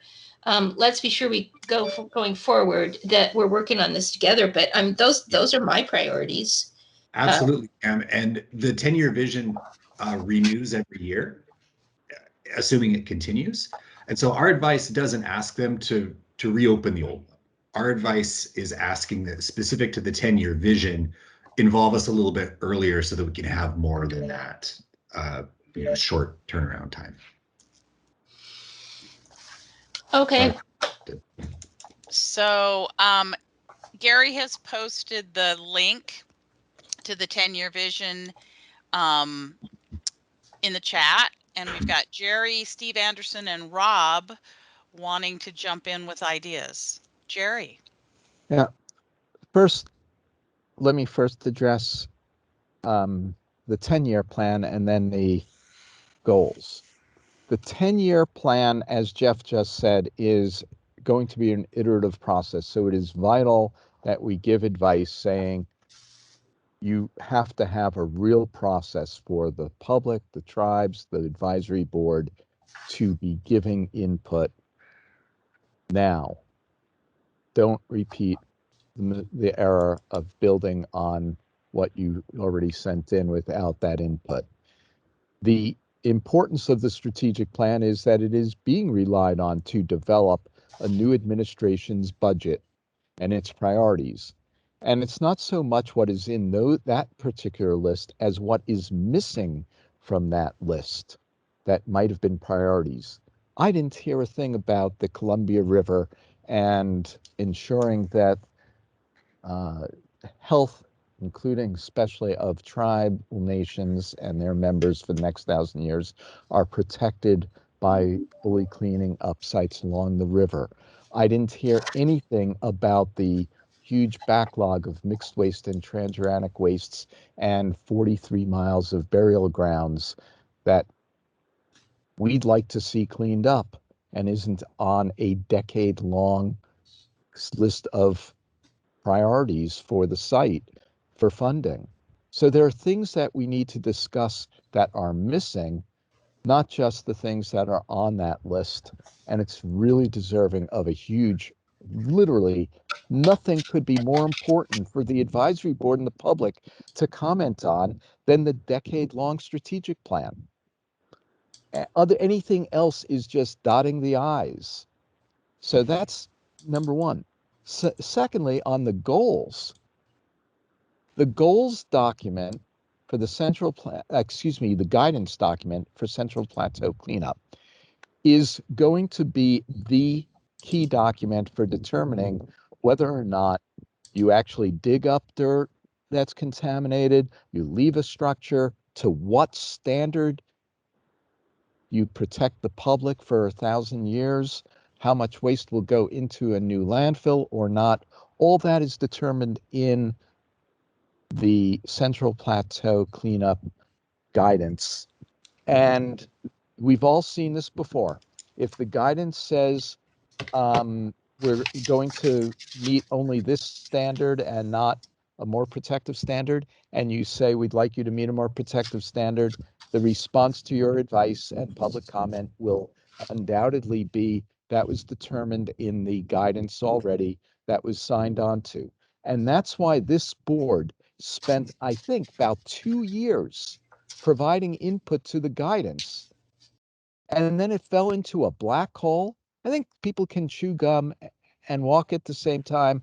They ought to be able to come back out and say, hey, here's what we plan to do after 5 years with your input to the guidance. And whether or not we're going to follow it, there have been tremendous changes in 5 years. I think the site owes it to the public to reopen it.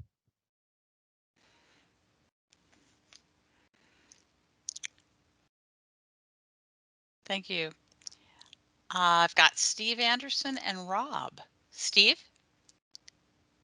Yeah, I think to the point Pam makes, yeah, all of those things are great that are stated, but to Jeff and Jerry as well, the idea is if we don't call out the fact that these things need to happen, there should be a paper trail that suggests that the way they were going about it is inadequate and they need to do a better job at involving the public off the get-go. So on file, we at least have something to point to. We can at least reference elements that give us a history of what's happening. And I think this is an important element that not only shows the request, but then shows the background behind the request so that we have that reference point. So from my perspective, that was kind of our call, was let's get some reference in here that people clearly can identify, going forward. So for new people on the board, they can see this has happened before, this is what we need to do, so that to Pam's point, it isn't just a reoccurring theme,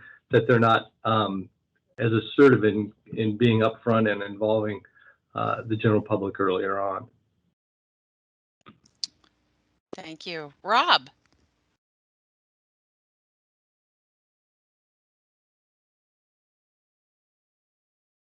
There it is, unmuted now. Okay. Wow, this is a pretty powerful piece of work. I do think that we might be on the wrong approach here. In that, reading the after appendix, I really don't like the tone of that, and basically calling out. Really, what they did is they pledged to us transparency.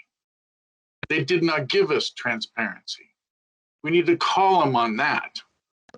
I don't think the idea of the mechanics of reopening should be mentioned, other than their key ingredients that transparency and our input would have unfolded in this 10-year plan. I think that we need to get out of pointing the finger and more or less pointing the answer, that need to include these things. And I find that it should be called out that they'd pledged to us. I mean, first of all, DOE is a very troubled organization right now. If it takes 9 signatures to appoint somebody to a community board, they're so mistrusting of their own people that they're dysfunctional. And so, we gotta say what it is. They did not come through with transparency and community input into this decision-making process. And that's it. I think it's much simpler than 7 pages or 5 pages. It's just simply that they promised one thing and they're calling them because they didn't give what they promised. I think that's the answer. All right, I'm out. So Jeff, conceptually, are we ready? We've got like half an hour. Do you want to jump through this paragraph by paragraph and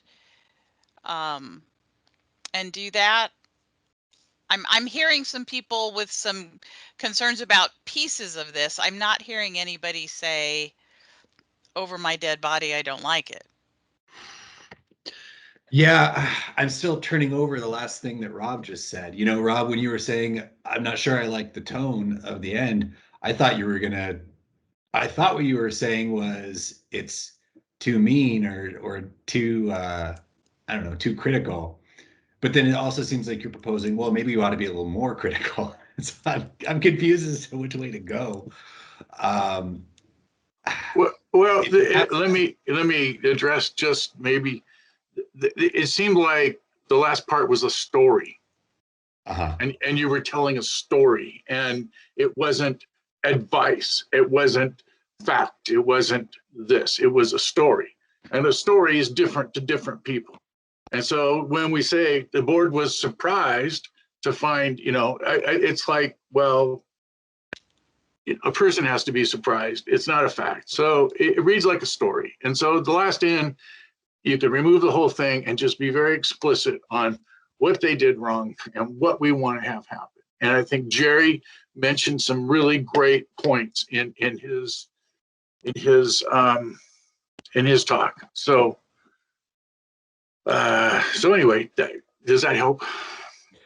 It does, yeah. What's funny is I thought that I was being factual by saying this happened and then this happened and then this happened. But your points about ascribing feelings to a board or ascribing, human reactions to a board, yeah, I see that. Maybe we can find some fixes for that when we get to that bottom section. I hope we have time to get through all this in the time we have. We have a couple people in queue as well. We do. Tom, Cecilia, and Chris. Tom? Just when we're going through this, if it turns out that the sort of appendix is something that is a problem for people, there's a potential we could just enter it into the record of this meeting as background for the advice, since the advice will be coming out of the meeting. So then someone who is so inclined to do their research could look into the meeting minutes for this meeting and get that information.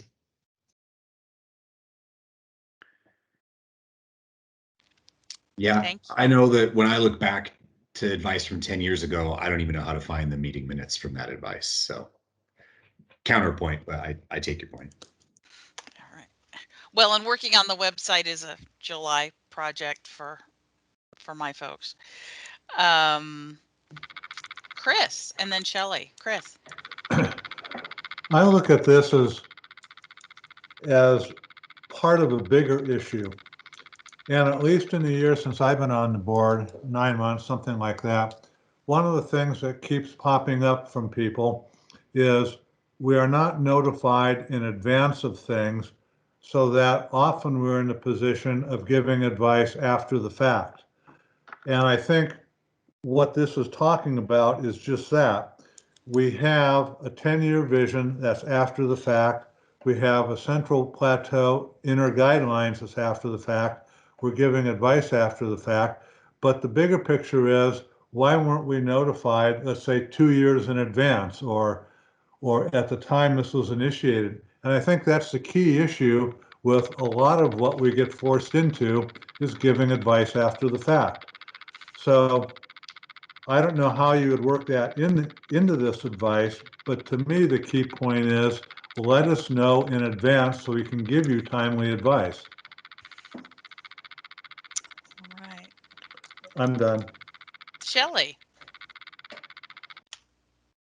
I agree with Chris. I mean, that is, for me, this feels like the jump off to the start of what we really need to be doing, which is looking at the 10-year strategic vision and what isn't in there that we need to see in there or should be in there, not just for us, but programmatically for the whole site. And that's kind of the tack that I took in tackling the strategic vision at the SSAB chairs level.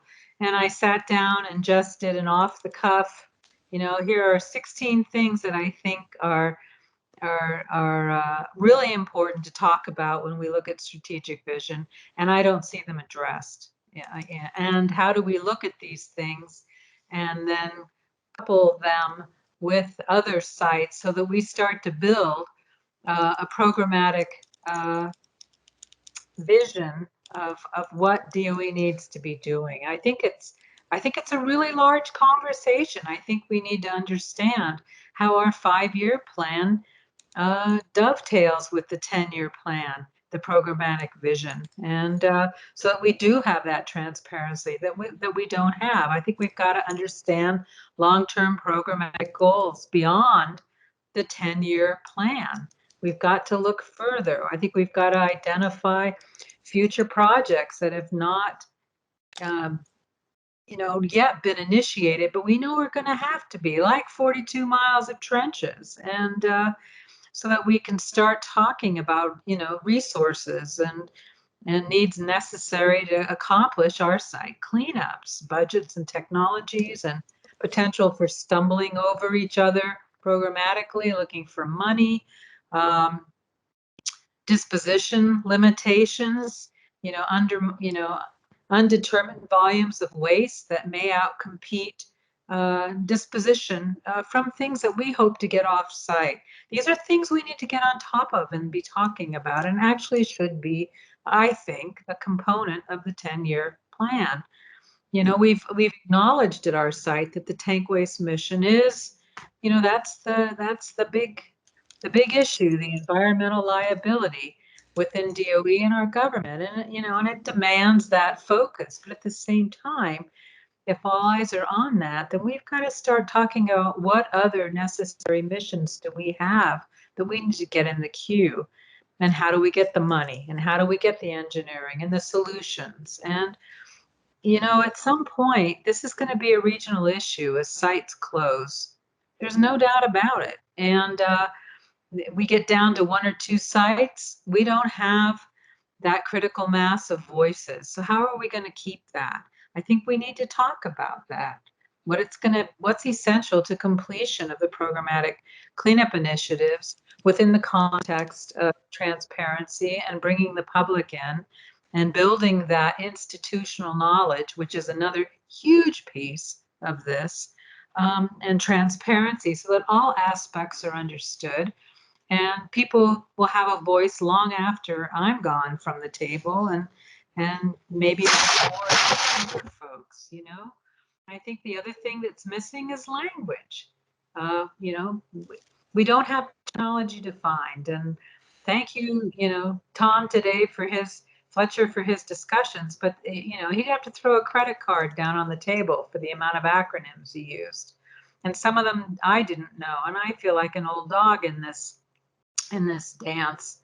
So, you know, I think there are a lot of things that we could articulate, that we could say about what isn't in here. And I think that's really important as leaders programmatically for us to do that. So that would be my hope, is that the PIC could continue this discussion under the umbrella of PIC and communication, but expand it to the other committees to really look at, you know, what else is on the table that we don't see, and what are the, you know, unanticipated consequences of, you know, with a what if statement. So what if other things are going on? And Jeff and I both ended up doing independently some looking at the fracking industry and disposition of large amounts of waste down into the ground in Andrews County, which is where waste control specialist is. And we happened to have a phone call after that and talked about it. And found ourselves both doing that sort of rabbit hole dive of, geez, what happens when there are other factors that we don't understand that may impact the ability for us to send waste to waste control specialists in the future. So I think there are lots of things that could be said that we probably, that would benefit DOE and would benefit us, because we will be the last site to close. There's no doubt about it. Thanks. All right. So before I go to the queue, I want to remind you the usual decision on day one is, do you want the advice to go forward for consideration tomorrow? So it's kind of a go, no go decision. I have Steve and Jacob in queue. And Dan McDonald, you have an observation as you're listening to this. What are you seeing? Thank you, Ruth. Jeff, this is primarily to you. As I listened to the conversation, if you were putting this conversation into a letter and sending it to me as an agency representative or a regulator, I wouldn't know what to do with it. What is it you want? That's the first question.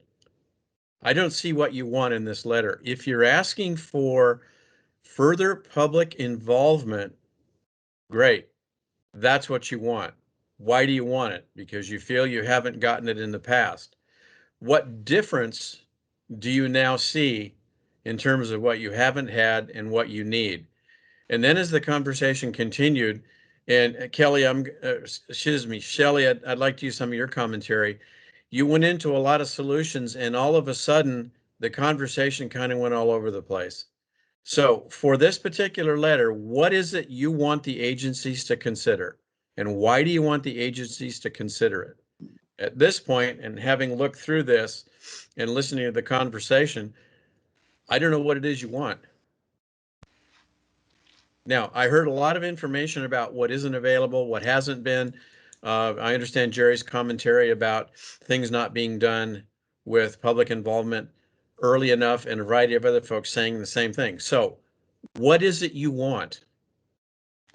Why do you want it? And what do you expect out of getting what you want? I don't see any of those three in this particular letter at this point. Right. So I'm going to kick it to Jeff, and then Steve and Jacob, I still have you in queue, I promise. Jeff? All right. Appreciate the thoughts, Dan. Ruth, can you scroll down to the advice, please? Yeah. Advice point 1 provides what we think are some pretty clear criteria for when we think greater public involvement than what is legally required is warranted. And this is really aimed at things like the Central Plateau principles, which had a 5-year gap between the last time the public was brought in on any of it and when it was finalized. As well as when there is something that discusses fundamental cleanup criteria or guidance principles that are going to ultimately direct cleanup, even if it's not strictly a decision document. So I would argue that is fairly concrete, a concrete ask of what we want. We also specifically ask for regional public involvement for this type of document. Really, we're establishing a new class of documents at Hanford. You know, you guys have your tier 1, tier 2 TPA documents. We're looking at it through the lens of, is this an important document for guiding cleanup or telling the Hanford story? Or is it something where the public involvement has kind of been died on the vine for years? If so, greater public involvement is warranted. We do specifically request that the Central Plateau principals get a public comment opportunity. I think that is fairly concrete. We also ask specifically for a briefing from the agencies about how the prior HAB advice was used or not used in the final version of the Central Plateau Principles, to draw a line from what the HAB said and how the agencies responded 6 years ago versus the final product. We're looking for some consistency and a clear line there. I think that is fairly concrete. We're asking Jeff, if I may. So what I'm hearing you again do is pick apart Central Plateau, this, that, and the other kind of thing. Is what the board is asking for at this time, is it really greater public involvement in every aspect of DOE decision making?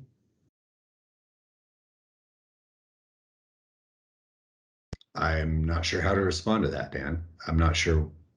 I mean, And that's an even broader statement than what we are saying. I understand that. But then you talk about a variety of different documents, which are different than tier 1 and tier 2 and a variety of other kinds of things. Those are specifics related to particular insertion points. So again, if what you're asking for is greater public involvement in, if you will, the DOE life cycle decision-making process, is that what you're asking for? In a general sense, yes. In a more specific sense, tier 2 TPA documents have embedded in their definition for public involvement that it's discretionary. And what we are trying to do is offer some guidance as advice on how to use that discretion. That when you have that discretion of a tier 2 document like the Central Plateau Principles that were incorporated in the TPA but didn't strictly require a public comment period, we're saying there are certain triggers that might tell an agency, when you have discretion, choose more public involvement over less. So what you're essentially saying is that relative to DOE decision processes and their ability to make those decisions, whether the need to engage you or not is discretionary, you want them to do it, period. That's a little more blunt than you might write, but is that essentially where you're going with this? I'm not sure that we say it with no criteria like that. We include 3 criteria in our advice point 1. And I recognize that we're chasing each other here a little bit, and there are other people who want to speak up, but. Well, and I'm done for now, but I just want to offer that again, with the conversation the way it is, if you were to send a letter and I was the one in my agency to need to respond to it, I would have all of these kinds of questions before I could. Fair enough. All right. Thank you to Steve and Jacob for waiting, for your patience. Steve Wigman and then Jacob. This conversation leads me to a thought, and the thought is a progression of our board. And what I'm thinking is, we've all been surprised too much by things that we shouldn't have been surprised by. And to just ask DOE not to surprise us anymore, I don't think that quite answers my mail. What I'm kind of leaning toward is, should we begin a process within the board where we talk about all of these long-term issues that many of you have brought up today, and talk about how they should fit into the context of a 5 and 10-year planning window, because we go way beyond that 5 and 10-year planning window. But if we had among ourselves discussions about what's going to be important when, in order to get this project completely done, it could give us the meat that we need so that when we do have an opportunity to inject it into the DOE planning cycle, we can just do that. but it's part of our ongoing conversations instead of a reactionary conversation, if that makes any sense. It would require some modification of how we currently do our business. Do you, using that observation, what would you recommend I would happen to recommend this advice? and that we would say, and we intend to form an ad hoc planning committee that will be looking at long-term cleanup issues for Hanford so that we can provide meaningful input for the time periods that you're actually planning. What I mean by that is they plan for 5 and 10 years. Well, we're thinking for 100 years. So if we talk about the 100 years and then put the 10-year in context of where we're going to get to in that 100 years, it kind of has some glue to it. And it's not, it would be less reactionary. Sounds a lot like tomorrow's COTW discussion, huh? It is kind of, yeah, it's related. Yeah. All right. Jacob, thank you for your patience. What's on your mind? Make sure you're off mute. All right, so I've had now a long time to think about my comment, and it started out being really straightforward, and suddenly it's a little bit confused in my mind. But I'll still take a stab at it. So I really want this letter to go out, and part of it is I really see what is really the point of this community advisory board than to give our policy advice from our outside stakeholders on how we think the mission ought to proceed. So to me, this is one of the more important ones we have, and it's bigger than this 10-year plan, which is probably more of a something for internally. It's probably more of a make their website look nice plan is how I took it. But the things I'm more concerned about are things more fundamental. And let me give you an example. In the Tank Waste Committee, pretty much every meeting, we hear multiple times that DOE can't tell us about certain plans that they're having because that is in these negotiations that DOE and Ecology have. I can't remember the term they have for them, right? But they're off having these secret negotiations over really important things that affect billions of dollars and timelines and where waste goes that they can't tell us about. But yet there they off negotiating. A similar thing is these alternatives analysis for high-level waste. Again, we've heard that exists, but we can't hear about it. I'm concerned that when those things come out, because they are agreed between regulator and customer, there will be no opportunity for us to put our values, or at least it will be very awkward or difficult to change that because budgets will be in place and potentially even legal agreements changed. And so I really want to make sure that they understand that we don't want you to make these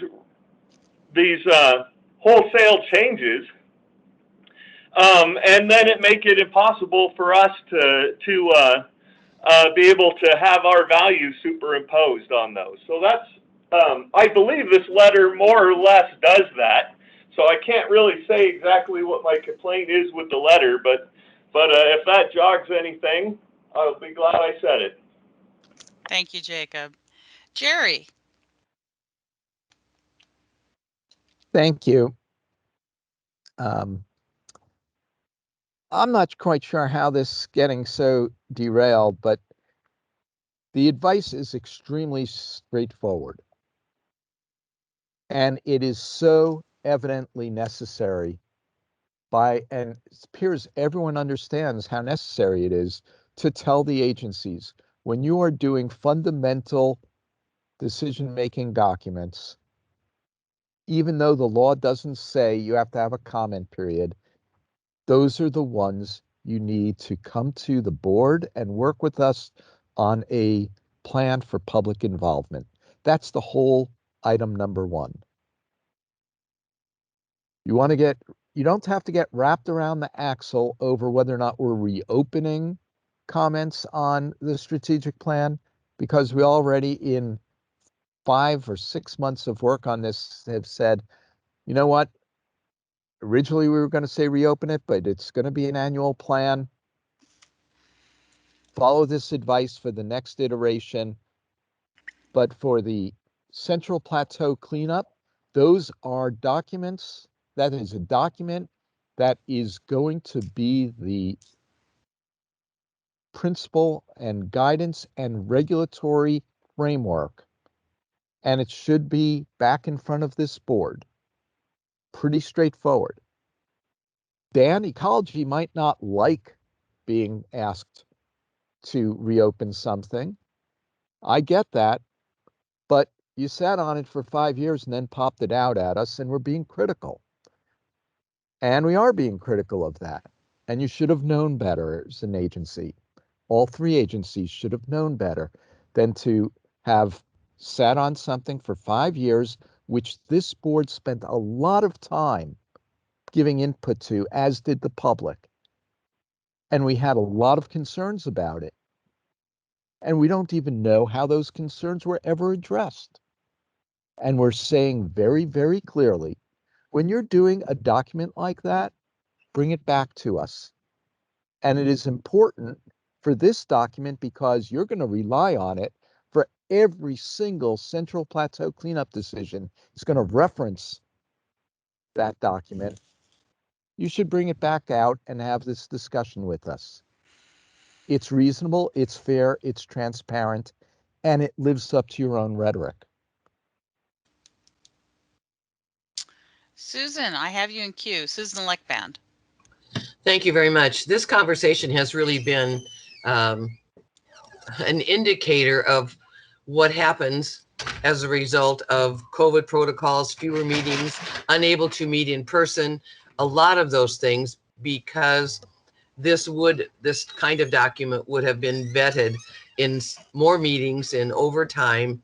And I don't disagree with looking at the bigger picture and that sort of thing. But I also think, as Jerry says, it's pretty clear what we're asking for.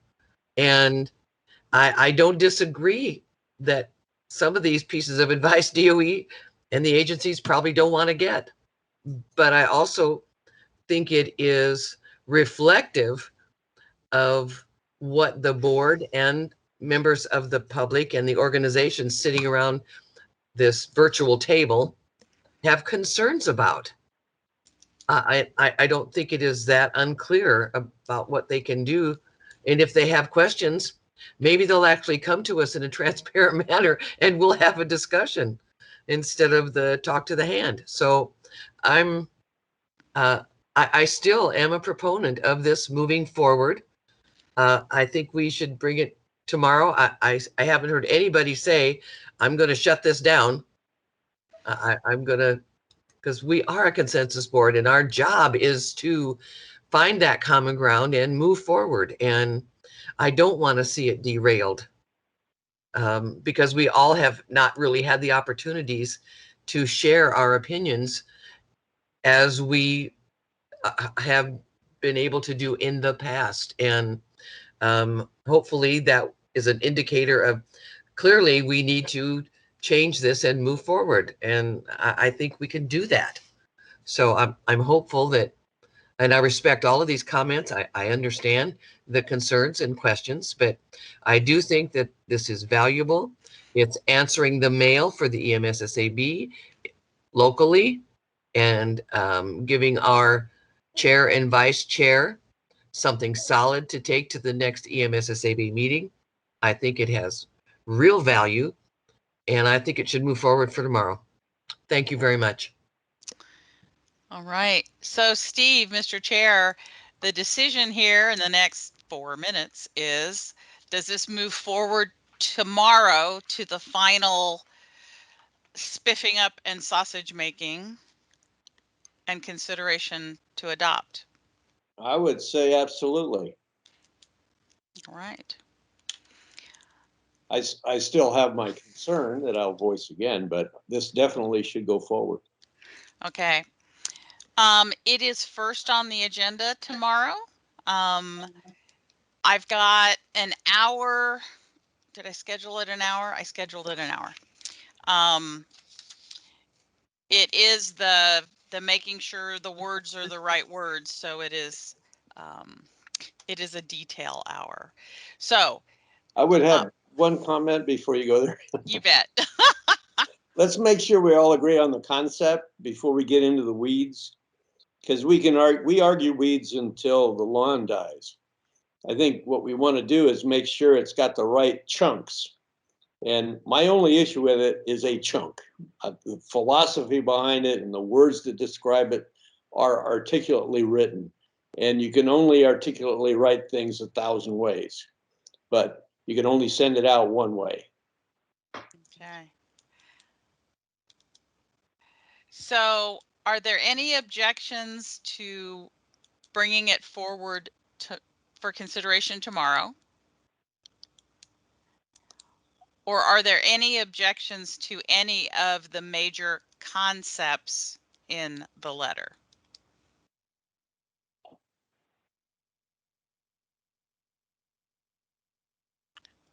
Meaning, I don't know. It's very long. Okay. Okay. And the message is going to get lost in the length. And I really would like somebody, I mean, you know, the back end of it, I don't think is necessary. I really don't. Okay. I mean, they blew transparency. They should have involved us. Naughty, naughty. This is what we want. Okay, so that, yeah, I'm not going to stop it, but I like to reconsider the length of this and making it impactful.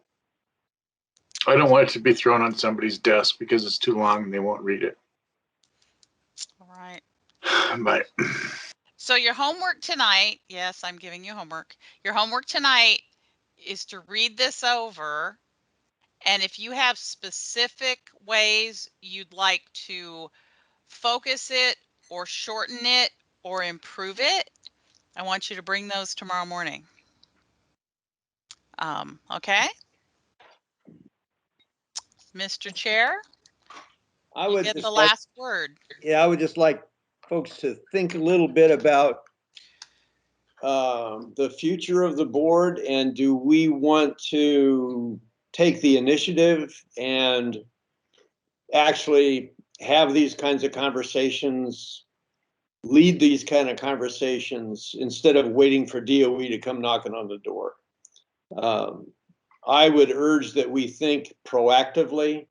All of the issues that folks have talked about are real, and they're not that hard to articulate if we just allow ourselves to do that in our own context and then communicate that to DOE for their use when they do planning documents, because they will change how they do them, and they always have changed.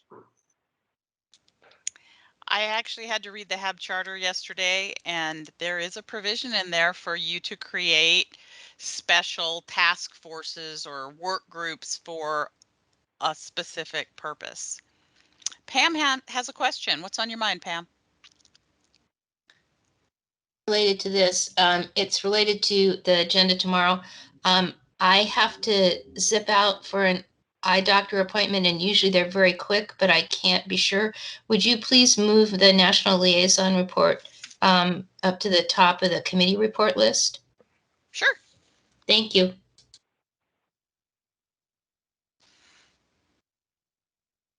All right. Steve, are we at adjourn for today? I think so. It's been quite a day. Lots of good conversations, lots of good information, lots of creative ideas. And as we talked about earlier, it's certainly an unsettling time, and we've got to be persistent. But let's not be afraid to be creative in how we get ourselves involved the way we want to be, and not ask others to involve us as much as we do. All right. 9 o'clock tomorrow morning. I'll open the room at 8:30. So if you need technical assistance, we'll be here to help you out. Thank you. Thank you all.